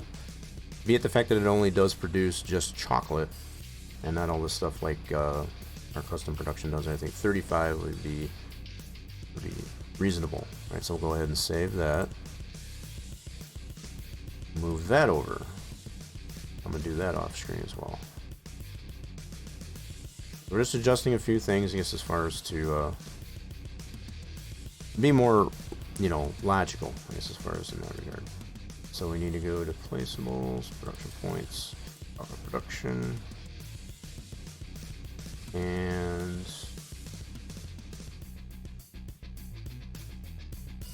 okay. We need to go over to this one. Production, so what we just saved, which is this guy, we're going to copy that over to that directory. Yes, please. Now, the other thing we want to do while we're over here is, so this is all done here. We've already got both the homogenized milk production and the chocolate production in their placeables. So I only had this open just to show that we already had those placed. We saw where those were placed over at our dairy facility. We don't really need that anymore. The other thing we need to do is make a separate XML, I guess, as far as so that we can make this purchasable in the store. So let's do that. Go to our production points. So for our chocolate production, the approach that I've been taking for it, we're still going to load up the same i3D, right? We just need to make a separate XML that'll allow to be purchased in the store and be renamed and so on. So you can put it wherever you want, name it whatever you want, put it wherever you want. So that's what this XML will allow you to do. So we'll copy this. So this one here is just for that dairy facility that we've already tested out. So we don't want to do anything with that one. We're going to paste this. I'm going to make a store copy for this. This is what will allow it to show up in the store, and we do need to change some things in here. Okay, one of which is we do want it to be sold and also show in store. This one we want that to be available. And this is how you do that. Right, and then also down here we need to remove this guy. We do want it to allow to be deleted, and also we do want to allow it to be renamed. We do that right down here. So that's going to be the main difference in this XML. It's still going to be loading the same production and have the same functions. The only difference is it's going to have the ability to be able to be sold, bought in the store, shown in the store, and also renamed. So that's the only difference. So we'll go ahead and save that one. And we're going to do the same thing with the homogenized production. So let's create a separate XML for that. So we're going to copy this filler. So this XML that I just copied is the one that loads in dynamically through the placeables XML that I've already closed. And that one we don't want to do anything with. That is what it is. That's its own thing. This one here will allow you to purchase it in the store, put it wherever you want, name it whatever you want. So the whole idea behind being able to rename it is if you've got several people playing on the map that have their own production, you want to be able to rename it, I guess, as far as to that farm's name. I guess as far as so that you can tell when you look through your production list, I guess as far as what production is which. That's the general concept as to why it is allowed to be renamed. Some people tend to get a little creative, I guess, as far as with renaming productions, but nothing we can do. That's kind of out of our control. Alright, so we're going to do the same thing with this production, is to make it available to be sold, shown in the store, and also renameable. And then once we get this part done, we're going to need to apply this to our store items XML, because we want the game to be able to know that this XML is available and what it does. So everything on this, we can delete this guy. I can leave that in there, just put true. Doesn't matter. I just tend to just take that out as far as deleted. Okay. I could totally just leave that in there. From what I've tested, it doesn't matter if we leave it in and just put true or just take it completely out. Okay. Alright, so this one here, like I said, it will be allowed to be able to be bought and sold. Okay, and it will be using the same deal here. Now, on the other deal, what I'll probably end up doing, and I've done this with the other ones, is make this one, as far as the name to it, it's going to have a specific name to it. So I think while I'm at it here, I'm going to go ahead and make that change on this one. So this one that is loading up in our dairy facility, we're going to call this one Dairyland chocolate production. And remember which one I had opened up here. I'll just call it Dairyland Chocolate. Nice. So this one's the one that's not going to be touchable. Save that, and then we'll do the same thing with the other HML. Open this guy. Okay. And this one here, we're going to call this Dairyland. I wasn't really sure what to name this one actually, so that's probably the only reason why I haven't done it up until right now. I'm just going to call this Dairyland Homogenizer. Homogenizer. That's how it's spelled. I don't remember. Yeah, I think that's how it's pronounced. Let me see. Let me double check here real quick. I gotta do a little Google search here. I think that's the proper spelling. We don't have spell check here on these XMLs, so we gotta always confirm here. I think it's not spelled that way. Nope, that is right. So HOMOGENIZER. Yeah, cool. So this is again going to be the one that's not. Can't do anything with this one. This one's dynamically placed into that dairy facility, and this is what the name will show up for that. I guess as far as when you select that in the PDA, if you will, as well as for cell point and all that stuff. So it's going to totally separate, I guess, as far as again just to create some separation between what's already in the map and what you put down yourself. And on top of being able to have the ability, on top of being able to have the option, I guess, as far as to name it yourself, that's going to create more clarity and separation in the end user's playthrough. So let's make sure we got these all saved. Let's double check to make sure we got them all saved. We got to save this guy. Save this guy. Alright, let me get these all moved over. Okay, so I gotta redo the chocolate production. Okay, we gotta get these all removed over. Okay, cool. We got this one. Doing this all on my other screen, so don't mind me. I'm just talking through it. Alright, that's for the chocolate production, and then homogenized milk production. Okay. Whoops, not that one. Wait a minute. Did I not? Oh shoot, what did I do with... Oh, wrong PC, you dummy. Helps when you get into the right directory, I guess. It's like, where did that file go? Crap. Alright, there it is. Alright.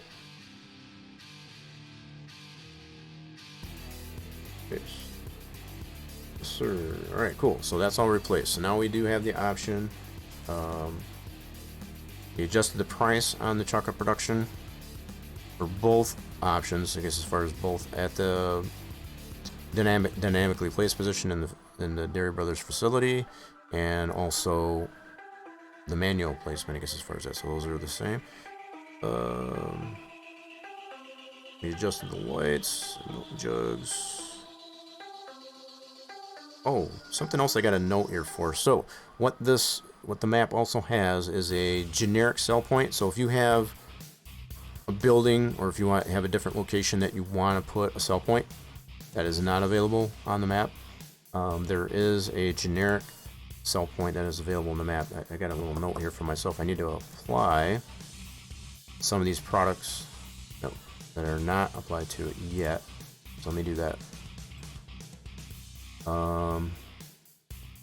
We need to go into cell points, and that is going to be this one right here. Alright, so there are some. This will take pretty much every production that is available by default, as well as what's custom into the map. I just need to look and see what is in here and what is not in here. Oh, there's a lot of things that are not in here. Okay. Got it. So what we need to do, right off the bat, I need to add the homogenized milk. That is not in here in front of the honey, so let's do that. And I think our milk jugs are not in it. Oops, not G milk, H milk.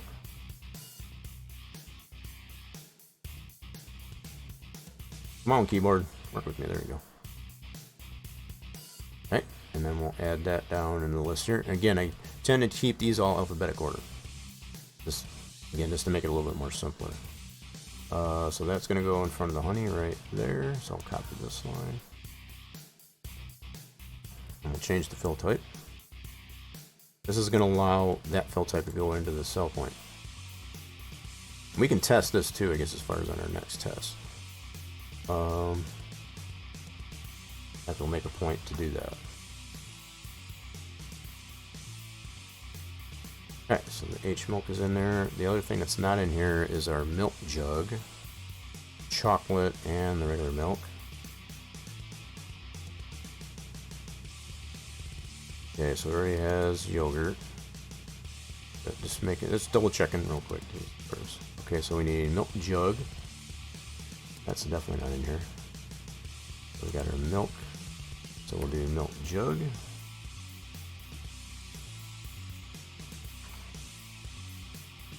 And apply that down here. So that is the head of olives right here. Copy this line. Mix that in there. Jug. And we'll just adjust that line. Make it nice, keep it nice and neat. And we also got our milk. Chocolate. That's gonna go after. Oh, okay, so I guess I'll put that after chocolate. Yeah, that'll work good. So we'll put that right after the chocolate and do our chocolate milk. Now, I didn't spell out chocolate, I kind of shortened that up there.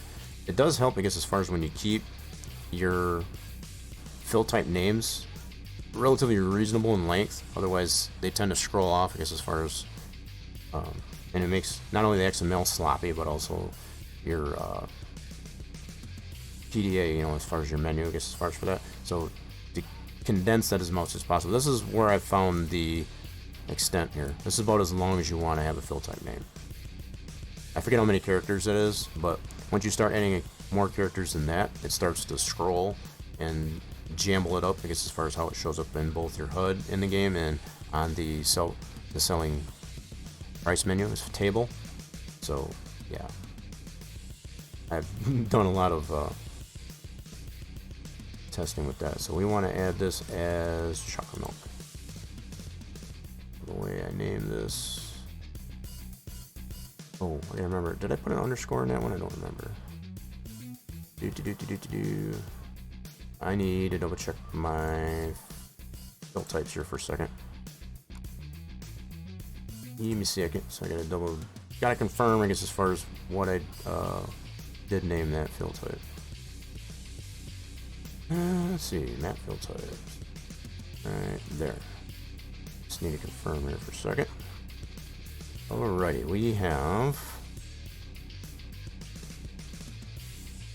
cheese, milk jug, and right here. So I'm gonna go ahead and just copy right from here. This way I know I got it right. So this is right from the fill types for the map.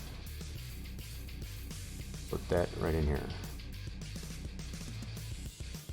There we go. Now we know we cannot be denied, I guess, as far as having it spelled right. Definitely helps to have it spelled right. Then we also need to add this to. So this is what establishes the price and the economy, I guess, as far as for the fill type. This here is what applies to the trigger, being allowed to put it in there via the trigger. Okay, that's why we have to have it in the two different spots. Put that right here. There we go. Definitely want to make sure you have the space in there. If I was not to put the space in there, wouldn't be able to recognize that. The game would read this as one fill type, and it wouldn't be able to decipher that. Definitely have to make sure you put at least one space in between each fill type. Okay, so that's suggested. Cool. We'll have to make a note again. I'm going to leave this XML open just so I remember to actually test that generic cell point out. Okay. What else am I checking my notes as far as what else I need to do? Okay, we did make the store versions for the chocolate production and the homogenized milk. We did add the homogenized milk to Dollar General. We already did all the work on the chocolate production itself. Alright, I think we're good to go there. Sweet. We got a lot done here. A lot accomplished. Appreciate anybody that has stuck around, I guess, as far as checking some stuff out here. This is probably going to be the last test that we do, and we might do a little bit more of a playthrough, I guess, as far as just to test everything out. So we got at least a couple of playtests with the map, I guess, as far as at this point. It's always fun to do. Alright, so we got that saved. I don't think we got anything more to do. I just need to get this moved over to the map. Alright, let me do that. That should be the last thing I need to do. Yep, let's go ahead and switch this over.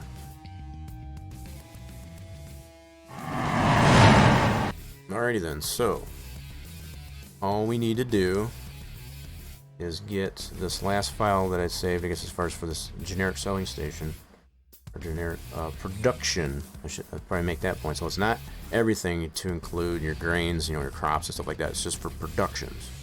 Those are just the different production palettes. Okay, so let's get over here. Need to go to placeables, sell points, and get this.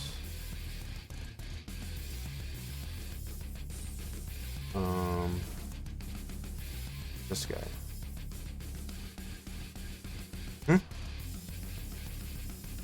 Copy that. And paste this over to ModMap folder in our game.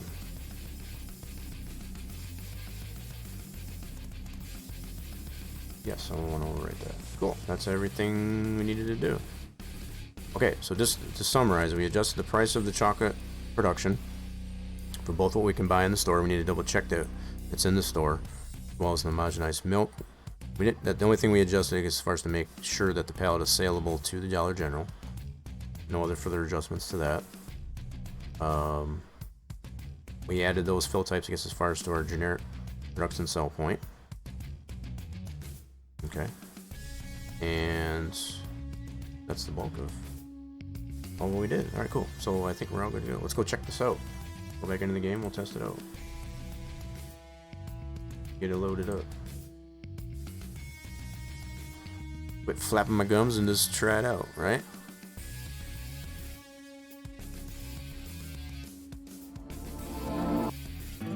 Alright, going into new save, I need to get rid of this one. I'll have to make a note, I guess, as far as to turn off the auto saving, so I don't have to. No sense in saving that. There's for testing purposes only. Alright, we want to load up our Dairyland for it. All that stuff. Check our. Okay, so we got the one warning for the animal food. That's normal. That's okay. It's acceptable. Let's put it that way.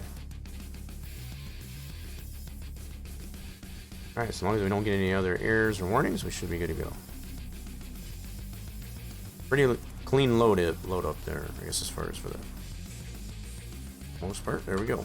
The map is already loaded in. Confirm our character, and let's test some things out here. Let's. Oh my god, I need to put that in a different location so I can turn that off. There we go. Okay. Right off the bat, before I forget anything, I'm going to go ahead and turn off that. And, you know, I'm going to play this more as if I was to, you know, actually do a playthrough of this, I think. So, you don't need to do anything with the... What was I going to say? As far as the dairy production itself, we've already tested that out. I was able to show, I guess, as far as the new products, as far as the milk jugs. What we want to focus on the most is the homogenizer and this guy. So over here, it should only cost 35 grand. That was one of the adjustments we made. Yep, so that is set to 35 grand. Okay, so that's confirmed. We already know everything else worked fine with that. So there wasn't any other adjustments we made as far as the output or the input. This one here, we only made this available in the store as far as for that product. Man, that seems so loud. We're not even that close, and it seems so loud. Yeah, I really wish I was able to use the custom sound that I wanted to use for that production. Yeah, still not 100% satisfied, I guess, as far as with that sound, because got all far back and I'm sending it, it's kind of loud. Yeah. Anywho, so what we want to check in our table here, where's it at? Bar graph. So we should now have homogenized milk available here to sell at the Dollar General. Let's check that out. That is now available to sell over at Dollar General. That was one of the adjustments we made. So our jugs were already there. So all those productions are taken care of. Alright. So that's good to go. Nice. I'm trying to think of what approach I want to take here. So I think what we're going to do is we're going to go into the build mode. And we're going to see if we can put these two new productions, I guess, as far as with the homogenizer and the chocolate production. Oh wow. So that's something I might need to work on with the homogenizer. So see how the difference is when you try to hover over that, it doesn't highlight it, and this one does. I might need to come up with a way, I guess, as far as to get this. I mean, it still will let you select it, but I kind of like the option of being able to have it highlighted. Okay. Huh. I might have to tweak that a little bit, I guess, as far as to make that possible. Yep. Okay. So that's just something, it's probably not a big deal, I guess, as far as if it doesn't get highlighted. It still does let you select it, much the same as anything else. I just kind of like that feature of it highlighting, I guess, as far as, you know, let you know what you've got selected. Anyway, so let's go over here, and we're going to put these down manually, so these should be available in the store. That was something else that we adjusted to make possible. So if we go into production, these should now be available. If we did it right. So, oh, you know what I forgot to do? I did mention it, so the fact that they're not showing up in here, we did not put it into the store items XML. So that's something I did goof on. So, yep, shame on me, I guess, as far as, so this is what happens when you don't apply it, whatever items, you know, you can create the XML, no problem. But if you don't apply it into the store items XML, it's obviously not going to be listed here. That's why it is not listing it here under our productions. So I need to make that adjustment. So let's jump out of this real quick. Everything else so far is working as adjusted, so that's good. Let's go ahead and get out of this. I'll make that quick adjustment, and we'll go from there. Alright, let me turn this on here for the time being. Alright, let's close this out. Let me switch this back over. Alright, we're going to get this adjustment made. Get this adjustment made, I guess, as far as to the store items XML. I did make the note of that, that's what needs to happen, but if nothing else, that's a prime example as to what happens when you create an XML, I guess, as far as for something in your directory. You still have to point to it in your store items XML, otherwise it will not load in the store. Okay, so we need to add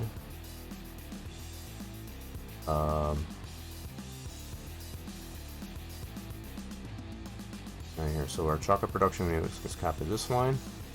Just looking to see how I did this before. So I've got these for the other productions too. There's a static version, and then there's one that loads in the store. Yep, so we're going to do the same way. So we're going to copy this, paste it into here. And then the only thing we need to change is just that underscore store. And what that's going to point to is, just for clarity, productions. Production's going to point to this guy that we just newly created. So whatever's listed in here, what the game will pick up, and it'll actually load this item in the store. And based on the parameters that we have within that XML, it's going to allow it to be visible in the store, be renamed, and all that stuff. Alright, so the other thing we need to do is for the homogenized milk. We don't need anything more. So normally the order that I take this in, as far as if it does have custom palettes, let's go right underneath those productions. We're just using the default chocolate palette, so we don't have anything additional to that. Okay. So for this one, we're going to add another line for this. Oh, getting sloppy. Paste that, and this name, so it's E, and that is going to point to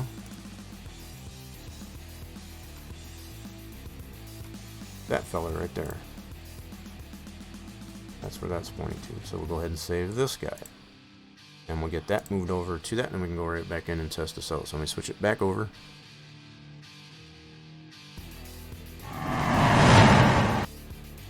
Alright, so all we got to do is get that newly adjusted file over from our edit folder, which is right over here.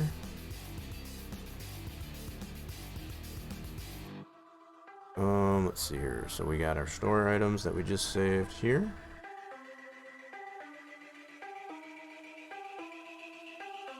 And we need to get that over to our map mod directory in our game. Going to be right there. So as opposed to bringing the whole map over, I guess, as far as every time, kind of saves time a little bit, as far as if you know exactly what files it is that you're editing. Just do it that way. So straight away after making that adjustment, you can go right back into the game and try it out.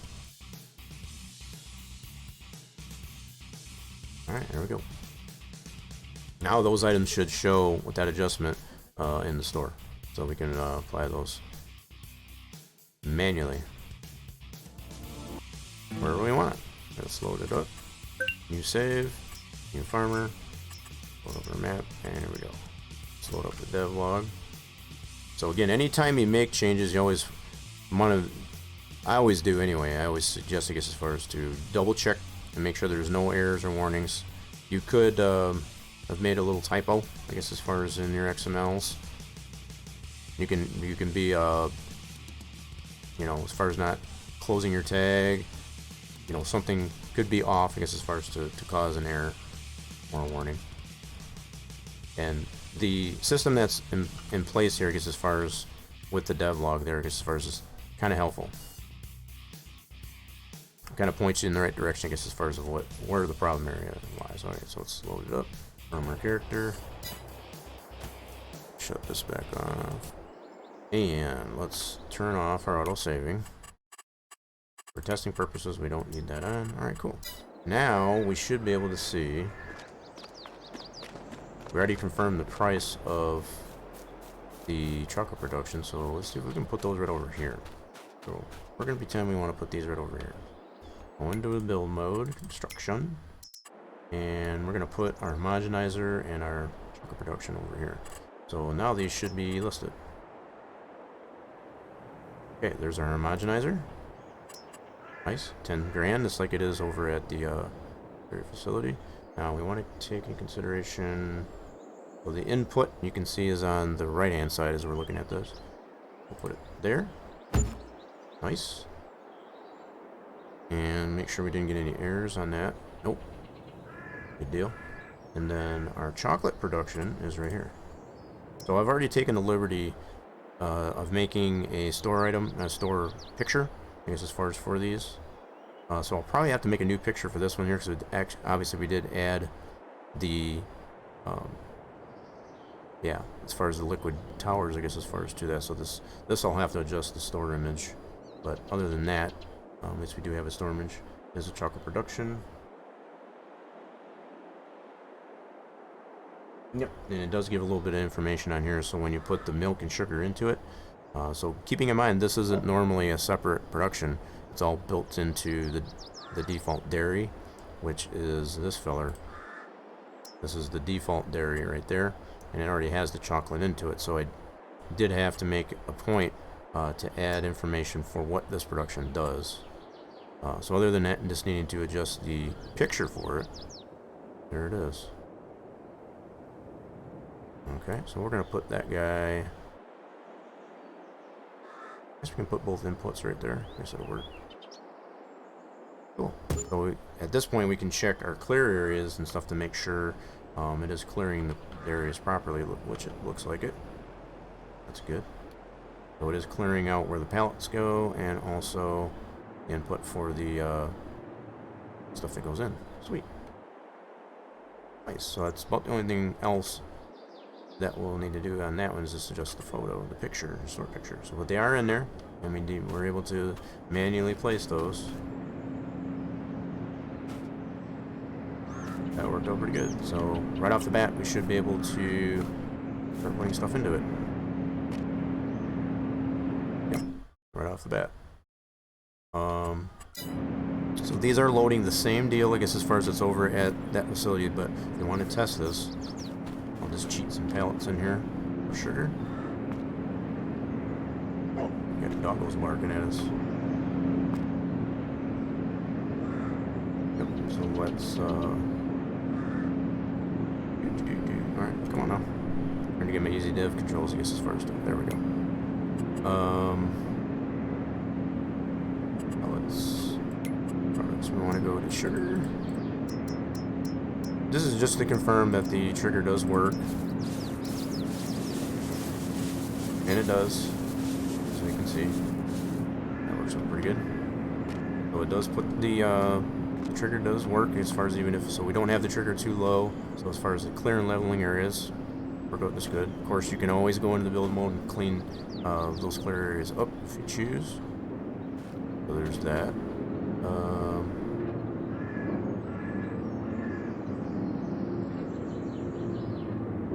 I don't remember. I'm going to check on this homogenizer how I did the clears. I might have only done... It's kind of weird that it didn't actually apply. Let me look at something real quick here, folks, I guess, as far as to see what I did with this homogenizer. Well, the way I did the leveling areas, I don't... Okay, that's why. And I think that might have been intentional. So what I didn't do for the clear and leveling areas, I didn't have it apply a texture like I do for this one. See how it does the concrete? I didn't do that for this. So that's kind of the difference. So this does not include putting any additional texture on the ground. And because I've already got the concrete pad for it like I did it, that was just to help keep it cleaned up as far as the clear and leveling areas. But it does obviously clear out what it needs to, I guess, as far as to get that place down, as we can tell. Yeah, I think it loads into it. The one thing that does bug me about this, and it may not be that big of a deal, I might be making more of a big deal out of it than I need to, but it doesn't highlight.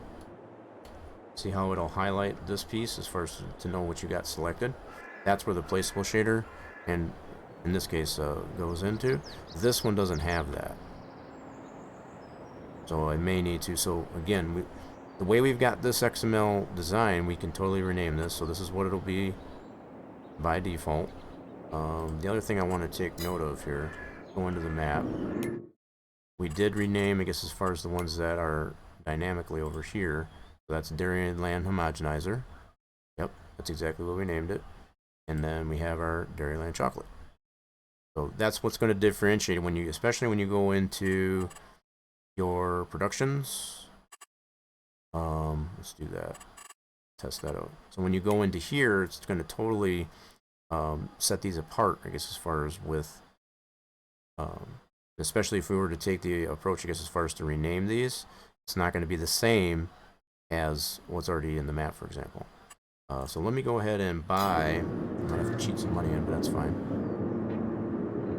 I want to actually teleport over to this. Let's go over here real quick. I'm going to buy these and just show how these list into the production chart. Yep, we should have enough to do this. Now that we've reduced it, yep, we definitely do. And let's go over here and we'll buy the homogenizer. And we'll go back into the production chart and we'll actually see how much separation you'll have by default, even without renaming it. And now if we go into our chart, like this, now we're going to see Dairyland homogenizer, which is totally separate from the one we manually placed down as far as homogenized milk production. Dairyland chocolate, and also our chocolate production. So you'll be able to tell without even changing the name. You do have the ability to still change the name if you want. But these you won't be able to do anything with, but it keeps it totally separate from what's in there statically and what's in there manually. Placed manually. Cool. Alright, I like the way that is looking. So the other thing we want to test while we're in here is our generic cell station, I guess, as far as for our product productions. We'll do that next.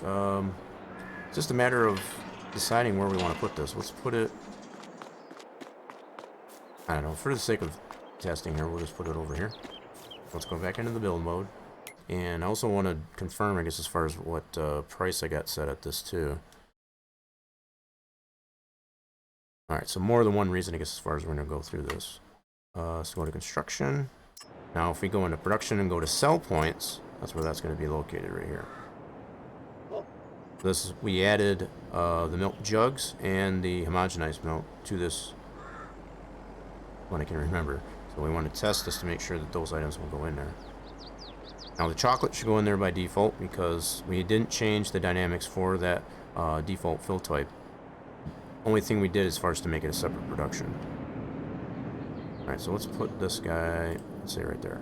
The clear areas look pretty good for that. So this works, you know, like I said, if you've got a separate building placeable that you like better, I guess, as far as for a sell point in comparison to, say, the Dollar General in town, this will give you the option, I guess, as far as to put a sell point wherever you want. This will also list it in here. Let me get out of this. So if we go back into the build mode, my bad. Crap. Go back into the build mode, construction. This should give us the option to rename it. Check here. Yes. So if you wanted this, so by default it's just selling point production. If you wanted to name this as somebody's own particular production, you can customize it that way. Obviously you can still sell it, but the way it'll show up by default is just this. So if we go into our list here of sell points, it will show up in here for all these productions. Now keeping in mind that is just for production, so we have to go to any one of these production palettes and it will show that selling point. Now if you rename it, obviously it'll show whatever name you rename it to.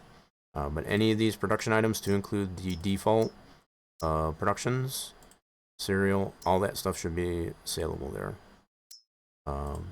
Greenhouse stuff. Believe the cartons we do have from the garden, we do have the individual cartons we'll sell there as well. So all these individual items will be in that generic sell point. So it just gives you a little bit more flexibility of being able to put a sell point where you want it in comparison to what is in the map by default. That's one thing, again, I guess, as far as I tend to, you know, pride on, I guess, as far as, you know, having enough adjustability and versatility in the map to not be stuck to doing it just one way. Alright, cool. I think that is pretty much everything tested, and I'm pretty happy with the way everything's turned out.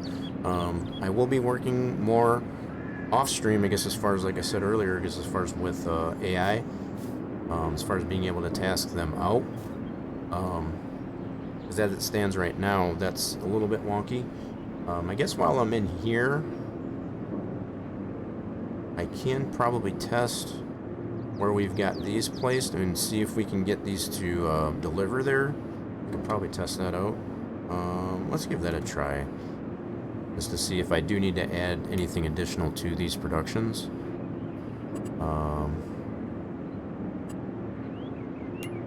What did I need here? Crap, I hate when I lose much. Oh, I need my strong strength, that's right. Need some strength. Get that one pallet out of the way. Go into here, turn that on. Alright, I just want to be able to move this pallet out of the way without buying additional equipment. Alright, there we go. Alright, so what I want to test... I don't have a whole lot of money left, do I? Let's see what we can get. I want to lease a truck and a trailer. Let's see if I got enough to do this. Okay, should be good for that. And we want to lease. We're just going to try something out here. So this is going to be from the store. Let me do this. See how well this works or doesn't work. Oh yeah, we're going to have this. Alright, cool. Okay, so let's go over to this truck. And what we're going to do, load this up with some milk and see if we can deliver to our manually placed homogenizer and or chocolate production. Okay, so let's cheat some milk into this. It's all in the sake of testing. Pretend we got some milk acquired. Okay, and then let's go ahead and now I've been trying to get myself to use this function more, just to understand what problems end users that do tend to use it religiously are having with things. So all the more reason, I guess, as far as for me to do this. So got the TransStar. We want to actually create a job.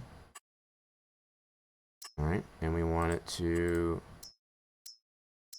go to. Oh wait a minute, it's not gonna let me.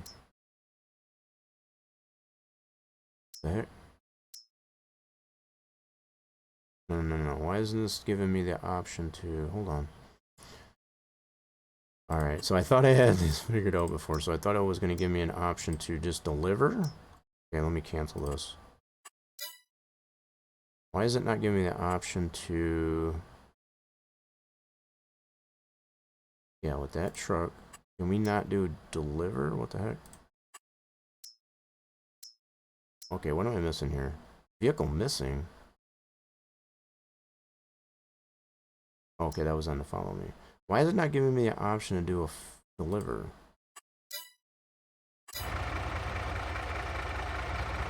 Okay, hold on there. So, I'm confused. So we got milk. Again, folks, excuse my stupidity, I guess, as far as with how this works. I'm still trying to understand all the functionality of this AI tasking. But normally, you would get an option, I guess, as far as to deliver. And I'm assuming because we don't have a sell point, per se, it should still give me the option to take it to a production for this milk. That's what I'm trying to understand what is happening here. We should be able to create a job with the TransStar. And it's not giving me the option to deliver. What's up with that? So if not for the ones I manually placed, should be for the ones that are in the dairy facility. So why isn't it giving me that option? Yeah, that's not what I wanted to do. Okay, so everything that I've tested, you know, I'm training myself, I guess, as far as with this AI tasking. You usually have an option to deliver. It's not giving me that, so I'm a little bit confused.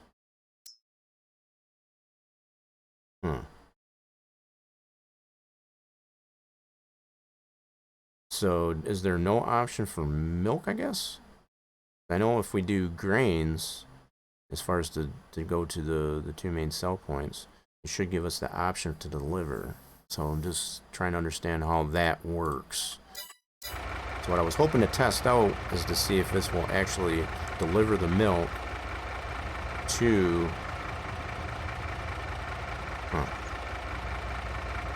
Okay, maybe it's not the way I thought it was, because I know there is an AI node for productions. So I'm just trying to understand as far as what that is used for. So apparently it doesn't pick up when we want to take a product, in this case milk, I guess as far as to a production. So, okay, let me see if I can just, this kind of bums me out in a way, I'm not going to lie. So we want to take it to our, oh, I got a lot of things clustered in here. Where the heck is the chocolate production? It's right next door to the, I guess we'll just have it take it to the homogenized milk. We got those kind of right next door to each other. I guess the hot spot, the icon is first right on top of each other. So let's, yeah,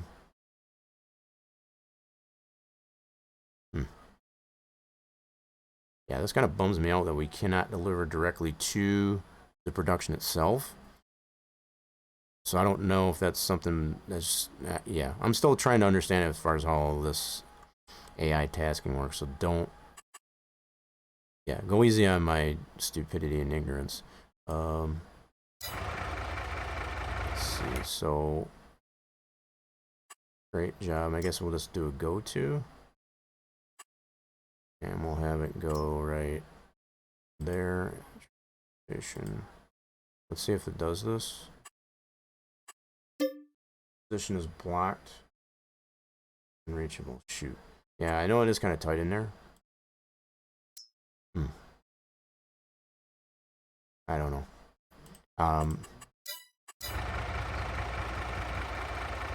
Well, let's see if we can get it to go to the one in the dairy facility. I know those are kind of all close together there, but it also kind of proves to me, I guess, as far as doing the AI tasking for a lot of these types of functions is not very practical. So, not trying to discount it anyway. For those that do find it very useful, I don't. So just do. Let's go ahead and create a job, and we'll have it go to there. Have it go over here. See, will that work? Okay, is it going? It is going. Alright, so obviously, I'm assuming this is not going to allow it to unload it to that location, but it is going to at least take it up. Where the heck are you going there, guy? Where the piss are you going? Okay. I don't know why he's going here, but okay. Oh. See, this is the type of stuff that I was referring to, I guess, as far as when having problems with AI. So it seems to choose what the best line to take, I guess, as far as to a location. And obviously, that wasn't a good idea. So these are the types of things I've been kind of struggling with, you know, with what type of AI lines to get put into the map. I don't want to spend any additional time, I guess, as far as putting AI lines just all over the darn map. Because this map is huge, and, you know, you're going to run into probably problems like that, I guess. So if no other reason for me to show this, I guess, as far as how things would work if you were to go from point A to point B, keeping in mind, I guess, there wouldn't be really any reason, I guess, as far as to so I think I might test this a different way. I'm going to go to one of the cow farms instead. You wouldn't be delivering milk, I guess, as far as from the store like this normally. So I think to be more realistic and more logical, we're going to pretend that we got this milk from one of our cow farms. So I've been doing a little bit more work on the distance maps, I guess, as far as for the alfalfa. Still needs a little bit of work. There's some things that I've learned since we initially applied our custom alfalfa crop, and I'm not really liking at this point the distance maps. That's why you're seeing that variation in color. So I'll probably adjust that at some point. So I think we're going to go to this smaller cow farm and have it deliver from there just to see what happens. I know there's plenty of testing that has been done on the majority of the paved roads to get from point A to point B. So this should work in theory. So we'll test it out real quick. But I do know it's becoming... Oh, crap. Don't mind my keyboard driving. Yep. I'm being lazy not getting the steering wheel well, so...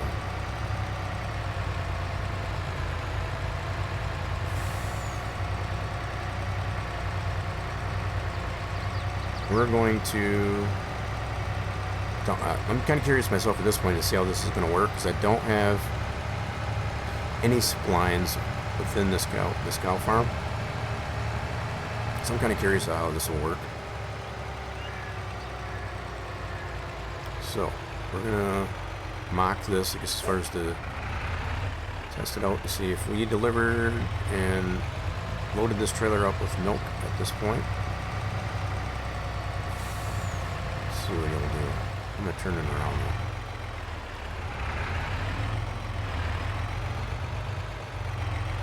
Turn it around this way. So we're going to pretend from this point that we did load up some milk from our cows. I'm going to test this out to see how this works. So let's go into that menu. So we're going to create a job. And I guess it's something with the milk. It doesn't give me the option to deliver. Again, I've already mentioned, I guess, as far as we don't have a direct location, I guess, as far as to sell raw milk. You have to process it into something. So be it at the dairy production, the milk homogenizer, or the chocolate, something of that nature. That's kind of by design. So let's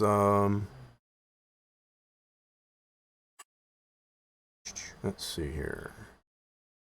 Where's that spot at? Oh, it's right over here. So I still got it set there. So I should be able to just do this, that, and we'll do the rotation this way and start the job. Let's see if it'll actually deliver. Now, it's not obviously going to unload it, but it'll at least get to that location, hopefully. Don't take the mailbox out. Oh, shoot. I hate when that happens. Tiger coming in with all the lurk. And hello, what's up, Tiger? Appreciate the lurk. All the lurks. Look at all the lurks. Thank you for the lurk. Yeah, we're just testing out some... So, I'm letting the AI do all this. This is like a look mom, no hands type of moment. This is all AI tasking. We're letting him deliver. So we're pretending like we're doing busy with some other work, and we're letting the AI drive all this. You liking this, Tiger? Yeah, we're doing good. I was lurking on your channel. I saw you playing some, I don't know if you switched games or not, but you were playing some Fall Guys. That was pretty cool. I went on my bike ride, came back in here, and I had some map work to do. You see how it is? What do you mean? VIP is 500K? No, it should be 50. Are you sure? It should be 50K. Does it actually say 500K? Yeah, so far it's working out pretty good. Hold on a second. That's not supposed to be 500K. If it is 500K, that needs to be fixed.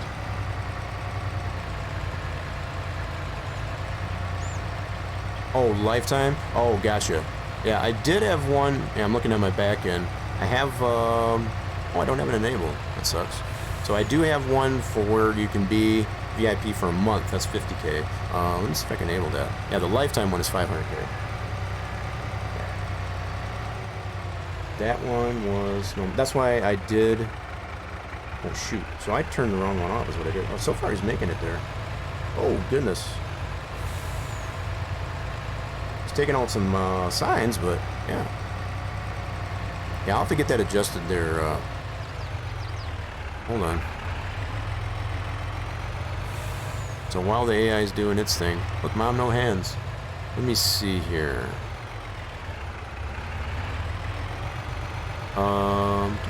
View rewards, channel points. Yeah, that's not right. Hold on. I goofed it. I'm glad you brought that to my attention because I wasn't aware. He's getting there slowly but surely. He's taking this long ass trailer. Oh, he's dealing with traffic. Oh, he diverted. Where are you going there, guy? We had to divert against as far as against that traffic. He's back to lurking. Appreciate the lurking. Yeah, I'm gonna get that adjusted there. I'm doing it as we speak. So I'm also keeping an eye on this AI. I don't know why he's freaking out so bad. Holy crap. What are you doing here, guy? Just trying to get past this AI. See, these are the types of problems that I ran into, I guess, as far as so the AI tasking is not perfect, regardless if you've got splines into it or not. This is all based on splines, so the fact that he's still running into traffic, I'm gonna see if we'll see if he can figure this out though, as I adjust this over here. Are you just gonna quit? Oh, you just quit it. I see how it is. I'll get that adjusted here in a second. Why is this not wanting to... Huh. I'll have to get that situated out post-stream. For some reason that doesn't want to re-enable. It might be because you're live, I don't know. This should be able to do that on the fly. Definitely did brought that to my attention. I'll get that corrected here. So I guess this AI is just done. He's not even going to try and... I see how it is. So he just totally just said, screw it. That's a bummer.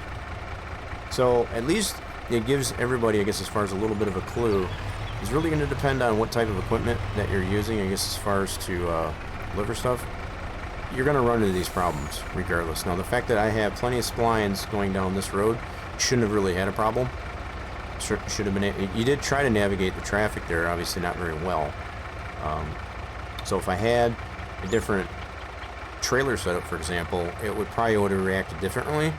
So it's a good thing we've been able to test this anyway to confirm, I guess, as far as that. Even with what has been done with the map so far, as far as to get the splines in there to take a very specific track, it's still not perfect. So let me go ahead and do this though. So we're gonna have them continue on from here. Give me a second. So we're gonna retask this fella. We're gonna create a new job since that one's canceled. Have it go right over to here still. Let's see if he'll do that and start from where he's at. So it's just down the road. Should be able to finish this out.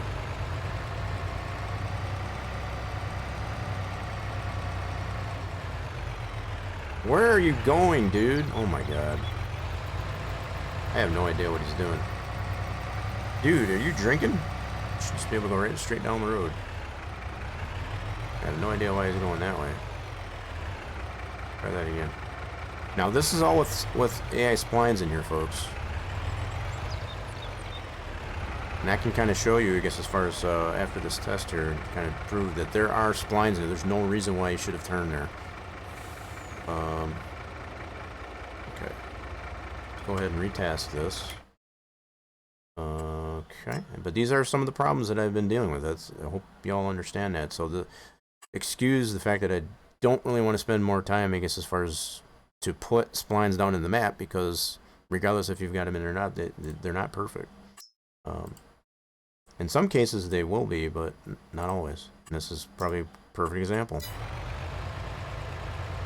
You should just be able... Why is he turning? I have no idea why he's wanting to turn. He's gonna get stuck in this here again. Well, try it out. He's gonna get stuck in here again. Oh, maybe not. Yep. I don't even know why he's going this way. He shouldn't even be going that way. Goofy piece of crap. I do need to do some more testing though on longer trailers, I guess, as far as for that. I tried it on the shorter trailers, I guess, as far as to this one here, so I definitely still need to test that. In fact, I can probably do that while we're still in here. I have no idea why he's trying to turn though. He should just go straight down the road to the dairy facility. So let me get past... Yeah, I have no clue as to why he's trying to turn there. He's kind of mind of his own. Right. Let's try this out though. Well, let me task him out from here. If he tries to turn around, that's just gonna justify it for me to not even worry about putting more splines, because you can put as many splines as you want into the direction you want it to go, and it's just gonna do its own darn thing. But let me try this for the heck of it. Create a job. Go to. I want it to go here. I don't know why it's turned it, but whatever. Nope. It said it's unreachable, so I have no idea. Alright, we're just gonna... I have no idea. There's no reason why I shouldn't go down this road.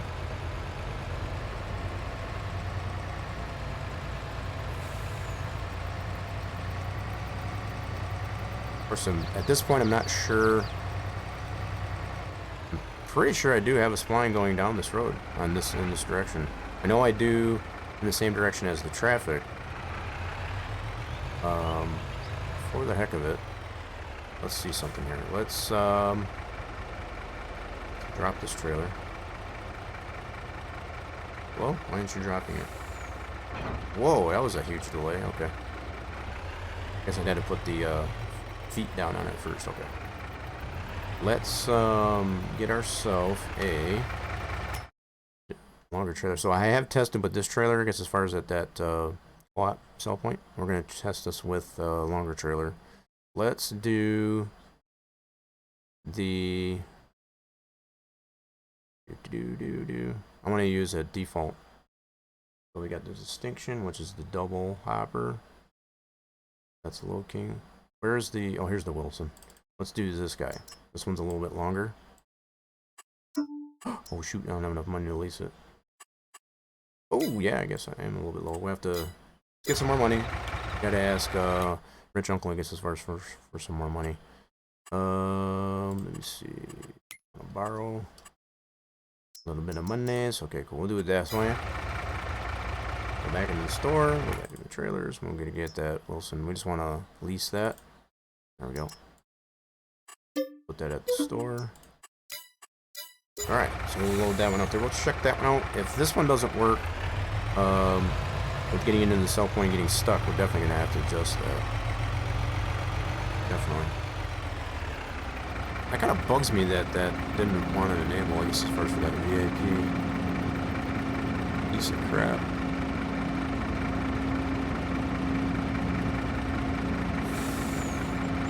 Yeah, I'll have to check that post stream. Appreciate Tiger Lily for bringing that to my attention. I don't know if Twitch adjusted something without my knowledge, or it did something. They have made some changes to the back end, I guess, as far as quite a bit. One of which is being able to edit clips that you, the viewers, make, as far as to be able to post them on other social media platforms like YouTube. So that's pretty nice. I'm glad they added a feature like that. Alright, so what we're going to do is hook up to this guy. We're going to put some wheat into this thing. I'm just going to cheat this in. Then we harvested some wheat. Okay. We want to put it in both hoppers. Let's put it in both hoppers. Why not? Let's do fill unit 1, fill unit 2, fill it up with both wheat. There we go. This one's got the double hoppers. Alright, and we're going to put this in a different position other than the store. Because obviously you're not going to load up wheat, I guess, as far as from the store. You're going to be on a field. So I'm going to go over here.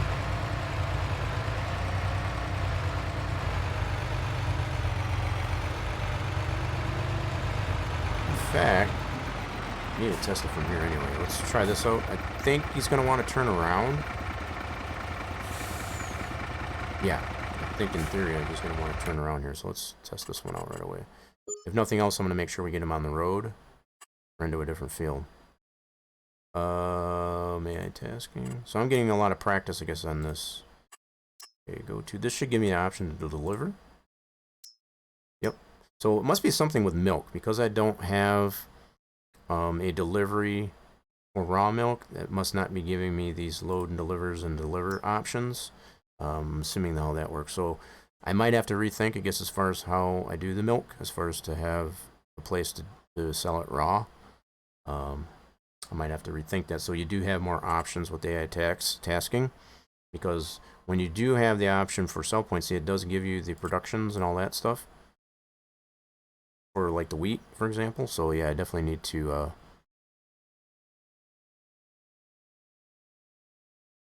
you saying hello again? Why is my chat not scrolling there? That's annoying. Oh, Cindy Lou. Thank you, Cindy. Welcome in, Cindy. Tiger was just in here. He was, I think he went back to lurking.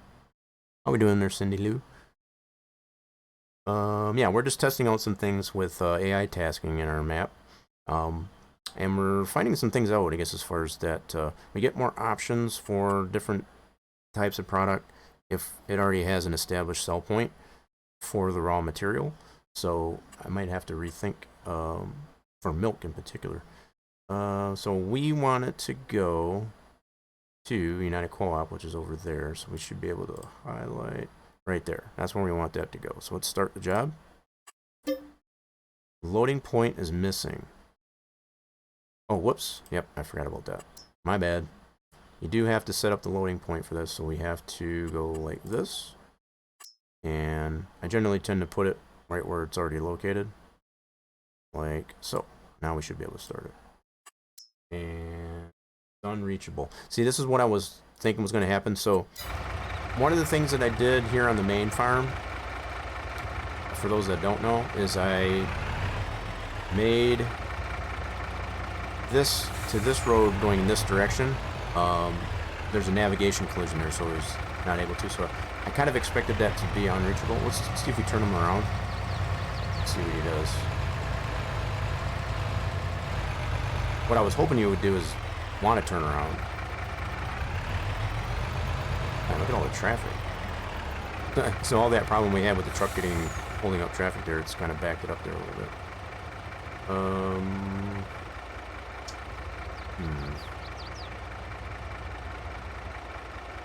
Okay, let's try it from this way. Yeah, we're gonna try it from both directions still. Okay, great job. Not a cooperative. We want to have them here. Load it from this direction.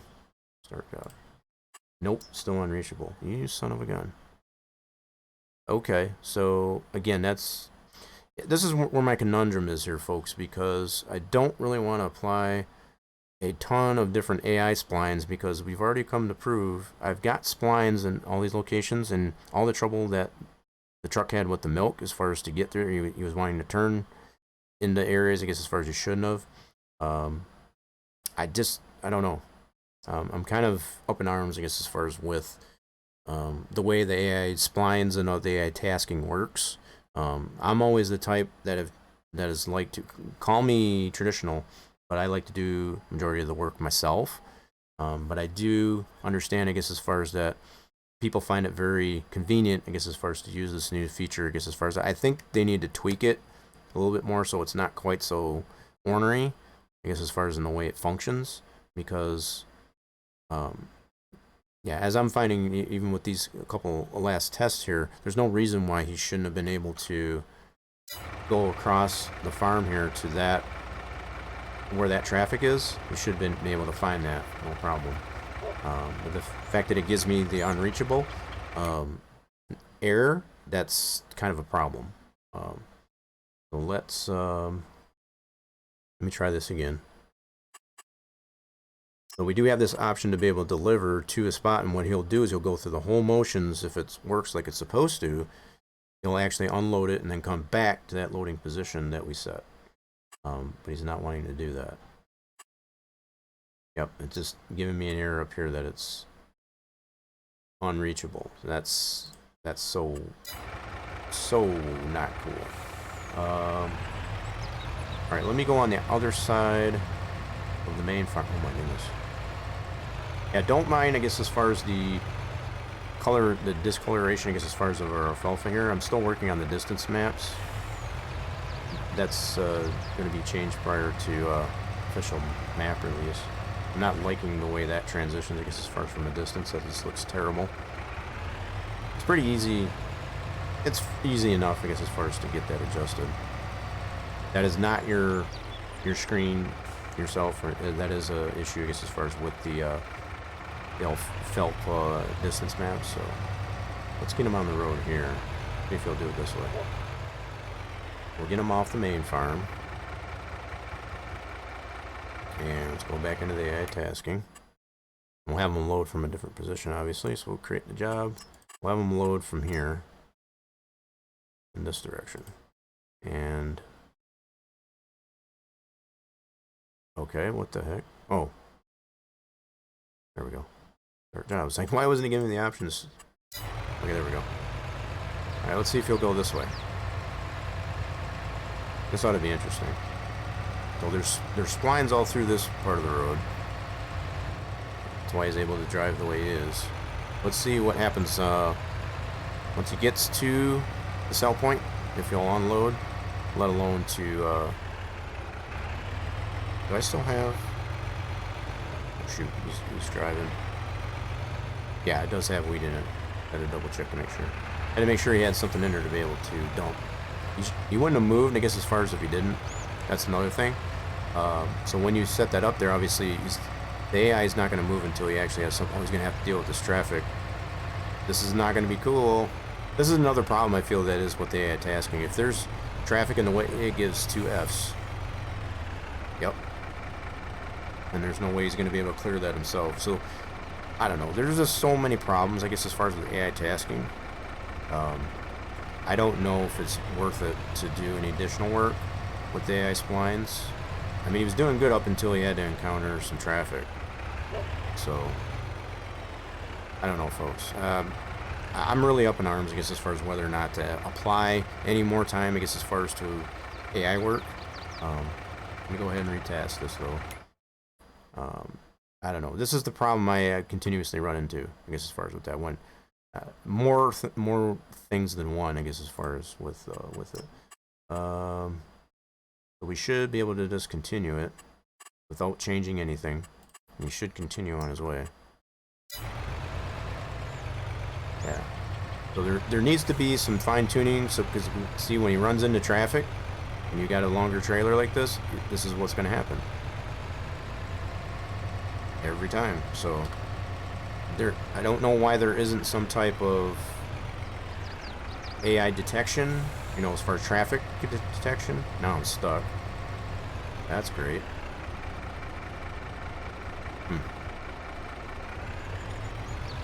Oh my goodness, he's totally climbed up onto that. Alright, so I'm gonna have to fix this. Great. Yeah, see, I don't know how else to explain it here, folks. I mean, if you want to use the AI tasking, more power to you. I don't find it very useful, just for this very reason. There needs to be some tweaking, I guess, as far as on how the AI, you know, detecting traffic and all that stuff to stop, to let the traffic go by, say, for example. There doesn't seem to be that aspect to it. What was I going to do? I know what I was going to do. I was going to need to go into here. Let me see if I can fix... Do I have super strength? Yes, I do.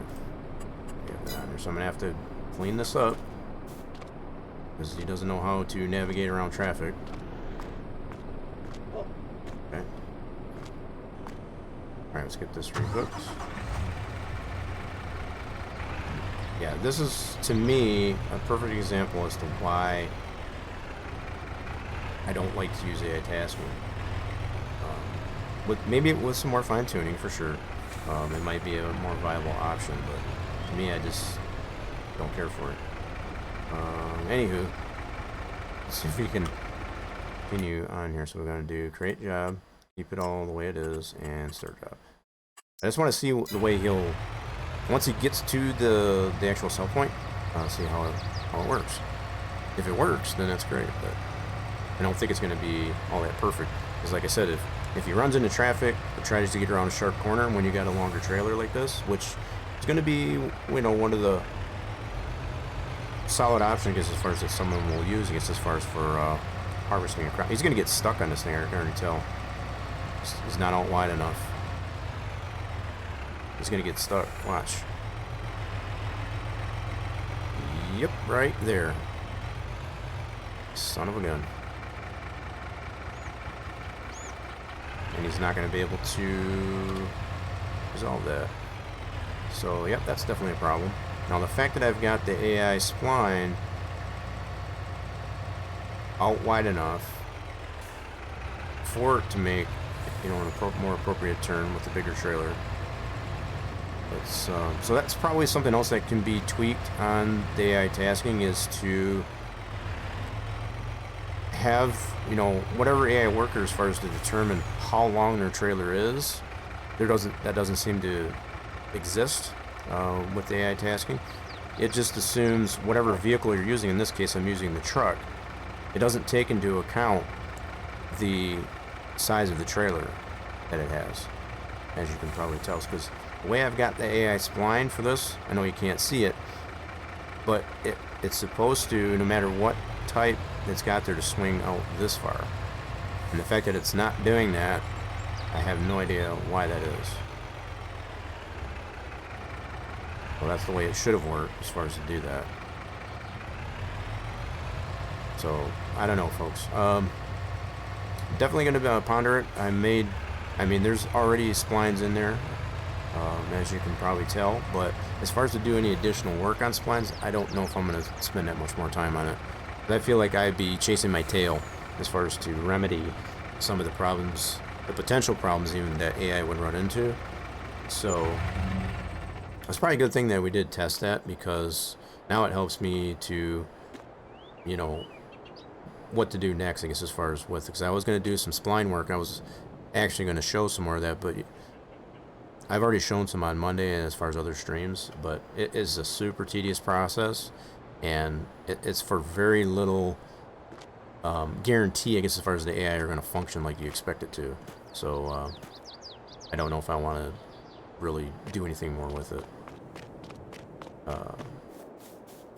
As much as it pains me, I guess, as far as to not have that functionality into there, I think you're gonna, regardless if I put the splines in there, you're gonna run into problems.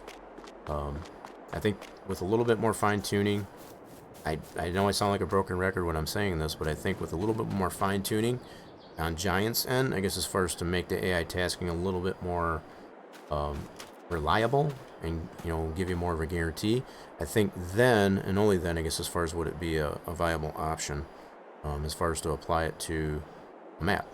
I do like it that they do have it as a separate spline when you're applying it to the map, so I can kind of show that prior to closing things out there. I'm starting to get hungry, folks. But yeah, I can show that real quick. Everything that we've done, I guess, as far as with the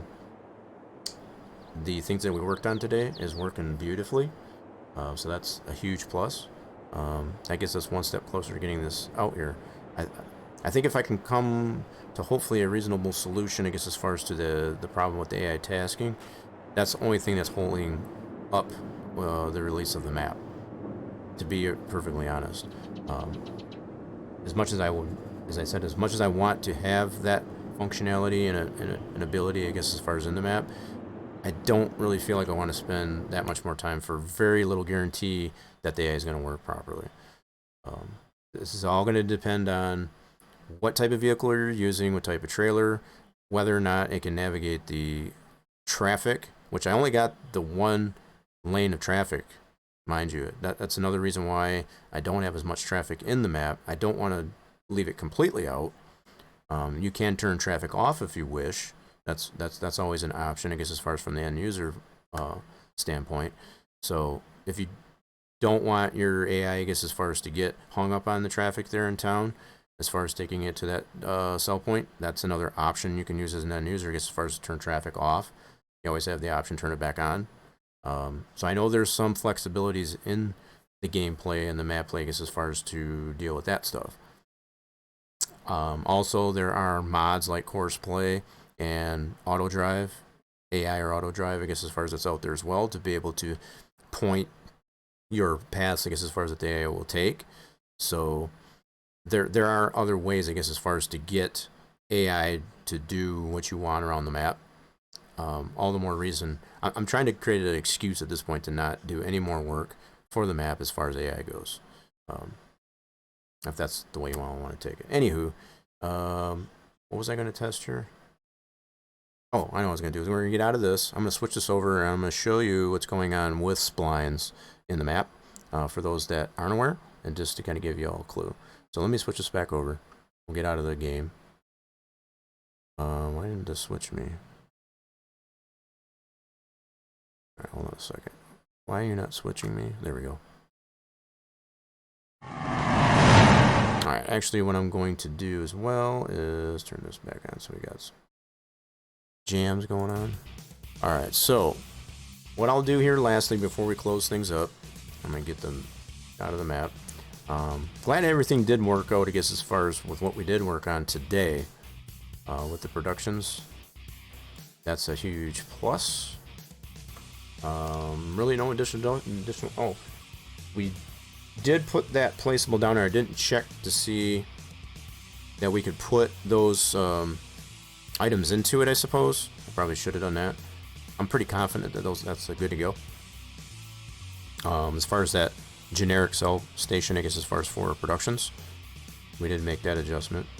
Let me go ahead and open up the map here real quick, and kind of give you an idea of how the splines work.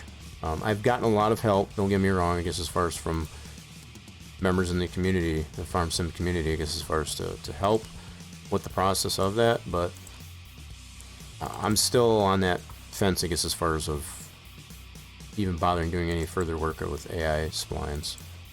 It's just so tedious, and for very little guarantee that they're going to work properly. I can't say that enough. Alright, so we're going to open this up here just to kind of give everybody a little bit of a clue of how AI splines work, and once we explain that, we're already over 4 hours into this. We got quite a bit done. We tested out quite a bit of stuff, I guess, as far as to determine where we're at, and glad y'all dropped by, stuck around, I guess, as far as to see what's going on here. Hopefully it was enjoyable. I know I like to try to have a lot of fun, I guess, as far as with what I'm doing here. So, as I always usually like to say, if you're not having fun while we're doing these types of things, then we're doing something wrong. Alright, that should take a second there just to get that loaded. Holy crap, is that a 5-minute delay that's on my... I'm glad the stream did hold up.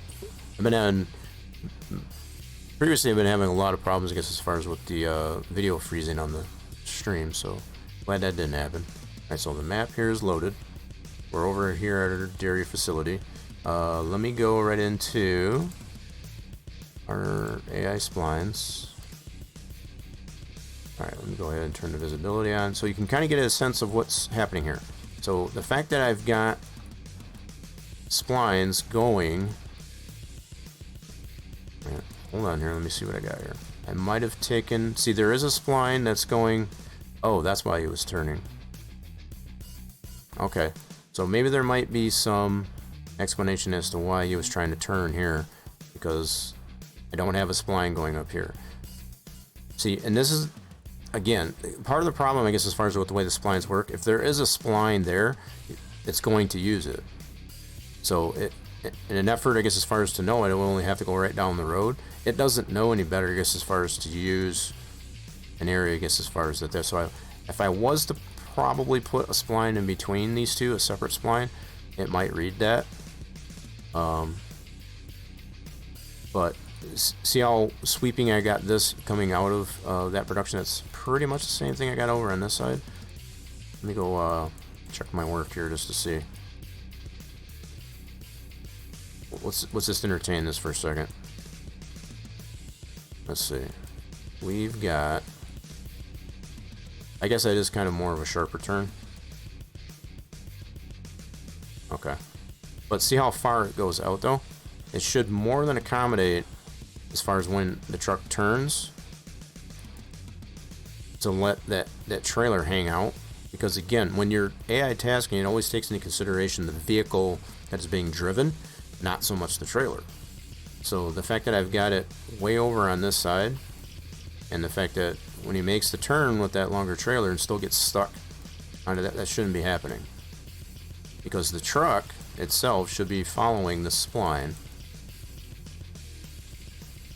right? As far as to go into here, there's no reason that should be doing what it's doing. Let's put it that way. As far as to get stuck on that, because the truck is going to follow this here, and the trailer is going to follow the truck, right? So it should be able to, with the way this spline is designed, it should swing out there. There's no reason why it should be getting stuck like it is.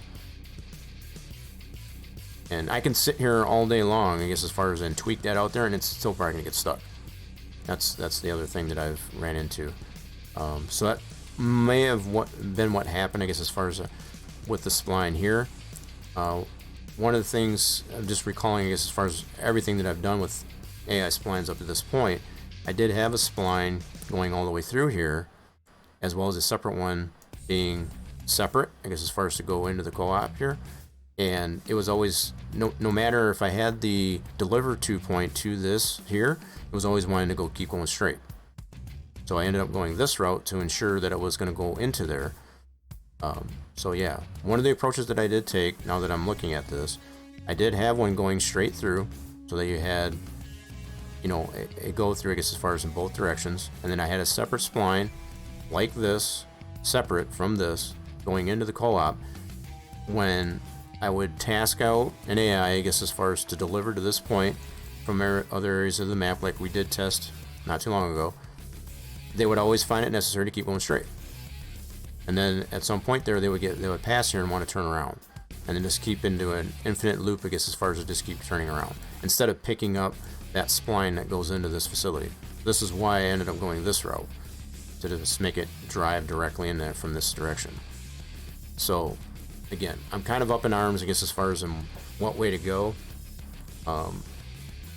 The AI still seems to have a mind of its own when it comes to whether, regardless of if you've got splines down or not. So I could probably spend a whole nother month or more, I guess, as far as fine tuning, I guess, as far as getting these splines to work much more definitively, but there's no guarantee in that. So I guess I got a little bit of frustration, I guess, as far as for how that's working and or not working. I would very much like it if it was working much better than it is. So if it sounds like I'm kind of stepping on my soapbox, I guess, as far as for a little bit, maybe. I understand. I'm keeping into perspective that the fact that this is a totally new feature for Farm Sim that Giants has produced there, and I still think it needs some work.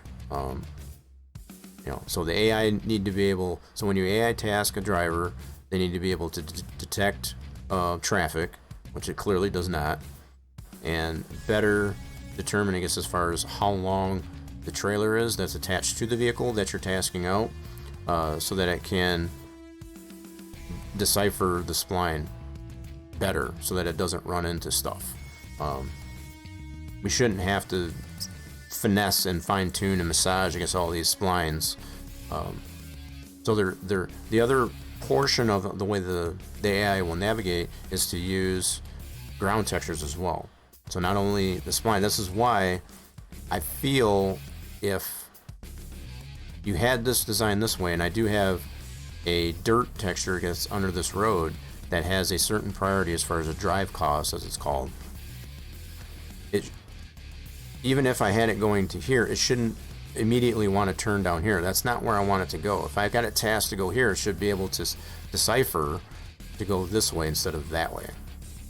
See, so those little fine tunes, I guess, as far as to that that whole AI system is the types of things that still need to be done with that. So I hope that kind of explains my, not only my frustrations, but also my insight with the way AI splines work on a map. And I've got lots of AI splines in here, as you can probably tell if I pan this out. I've got tons in here. And again, it does not guarantee anything that the AI will use those as you would expect them to. So anyway, with all that being said, folks, I completely appreciate you sticking around, I guess, as far as my little bit of a rant, I guess, as far as on that. I was hoping by this weekend that we would have something officially out there.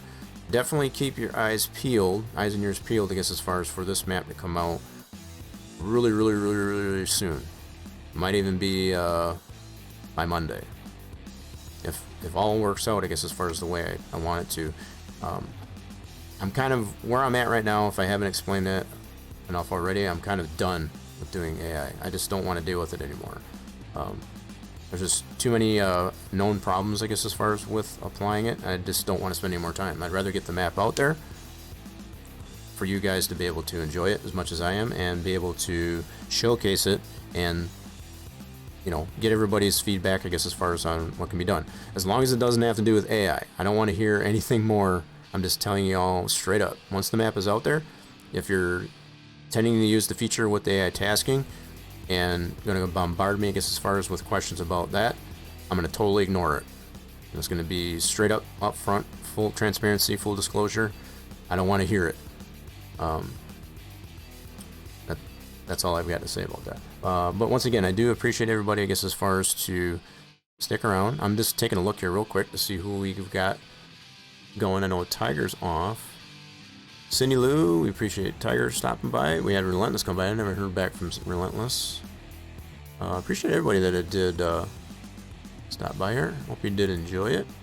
Who do we got that's on? You know what? I think we're going to go and visit Lady Emily. So I'm going to go drop on over to Lady Emily. She's playing some Sea of Thieves. Really like that game too. So I hope you will all join in on the raid over to Lady Emily, I guess, as far as on the outro of the stream. Hope you all have a sensational rest of your Saturday and weekend, wherever you happen to be in the world. And we'll be streaming here next, no later than Wednesday, continuing the playthrough of Manbazu for whatever Wednesday in support of Wounded Warrior Project. Really glad, I guess, as far as we got the scrap coning, I guess, as far as over to the house. And now we can work on it better. It's only been like 3 streams, 3 or 4 streams, I guess, as far as to get that darn thing over there. So if you're looking to catch all that action, I guess, as far as coming on Wednesday here in the channel, definitely make sure that you are following the channel to get a notification when the streams are live. And also check out the social medias that got posted to the channel. Let me go ahead and put those out in chat, I guess, as far as at your fingertips. Sure, I'll do that. If I can get my screens. As far as at your fingertips. Oop. That didn't work. Alright, so let's do this. They are posted to the channel too, like I said, but there they are in chat. We got the Rock Nation Discord. I tend to chime in there rather frequently. I'm also on the Twitter. We got our Spline Design Studios Facebook group page that serves as our forum for our website, SplineDesignStudios.com. That is what Saturdays on the channel here are all about. So if you don't want to miss anything, I guess, as far as in between streams and post-fact and all that, make sure you're checking all those. We'll get this raid set up, I guess, as far as to go over to see Lady Emily. And I hope you, like I said, you all join me on that. Very, very, very classy gal. We enjoy her very much, and the fact that she plays a bunch of different games, to include a lot of slashy games like 7 Days to Die, Project Zomboid. Now she's playing some Sea of Thieves. She's just being chillax, I guess, for over there. Anywho, raid is officially set. Alright. Once again, folks, hope you enjoy the rest of your weekend, and we'll see you again real soon. Hopefully. Bye for now.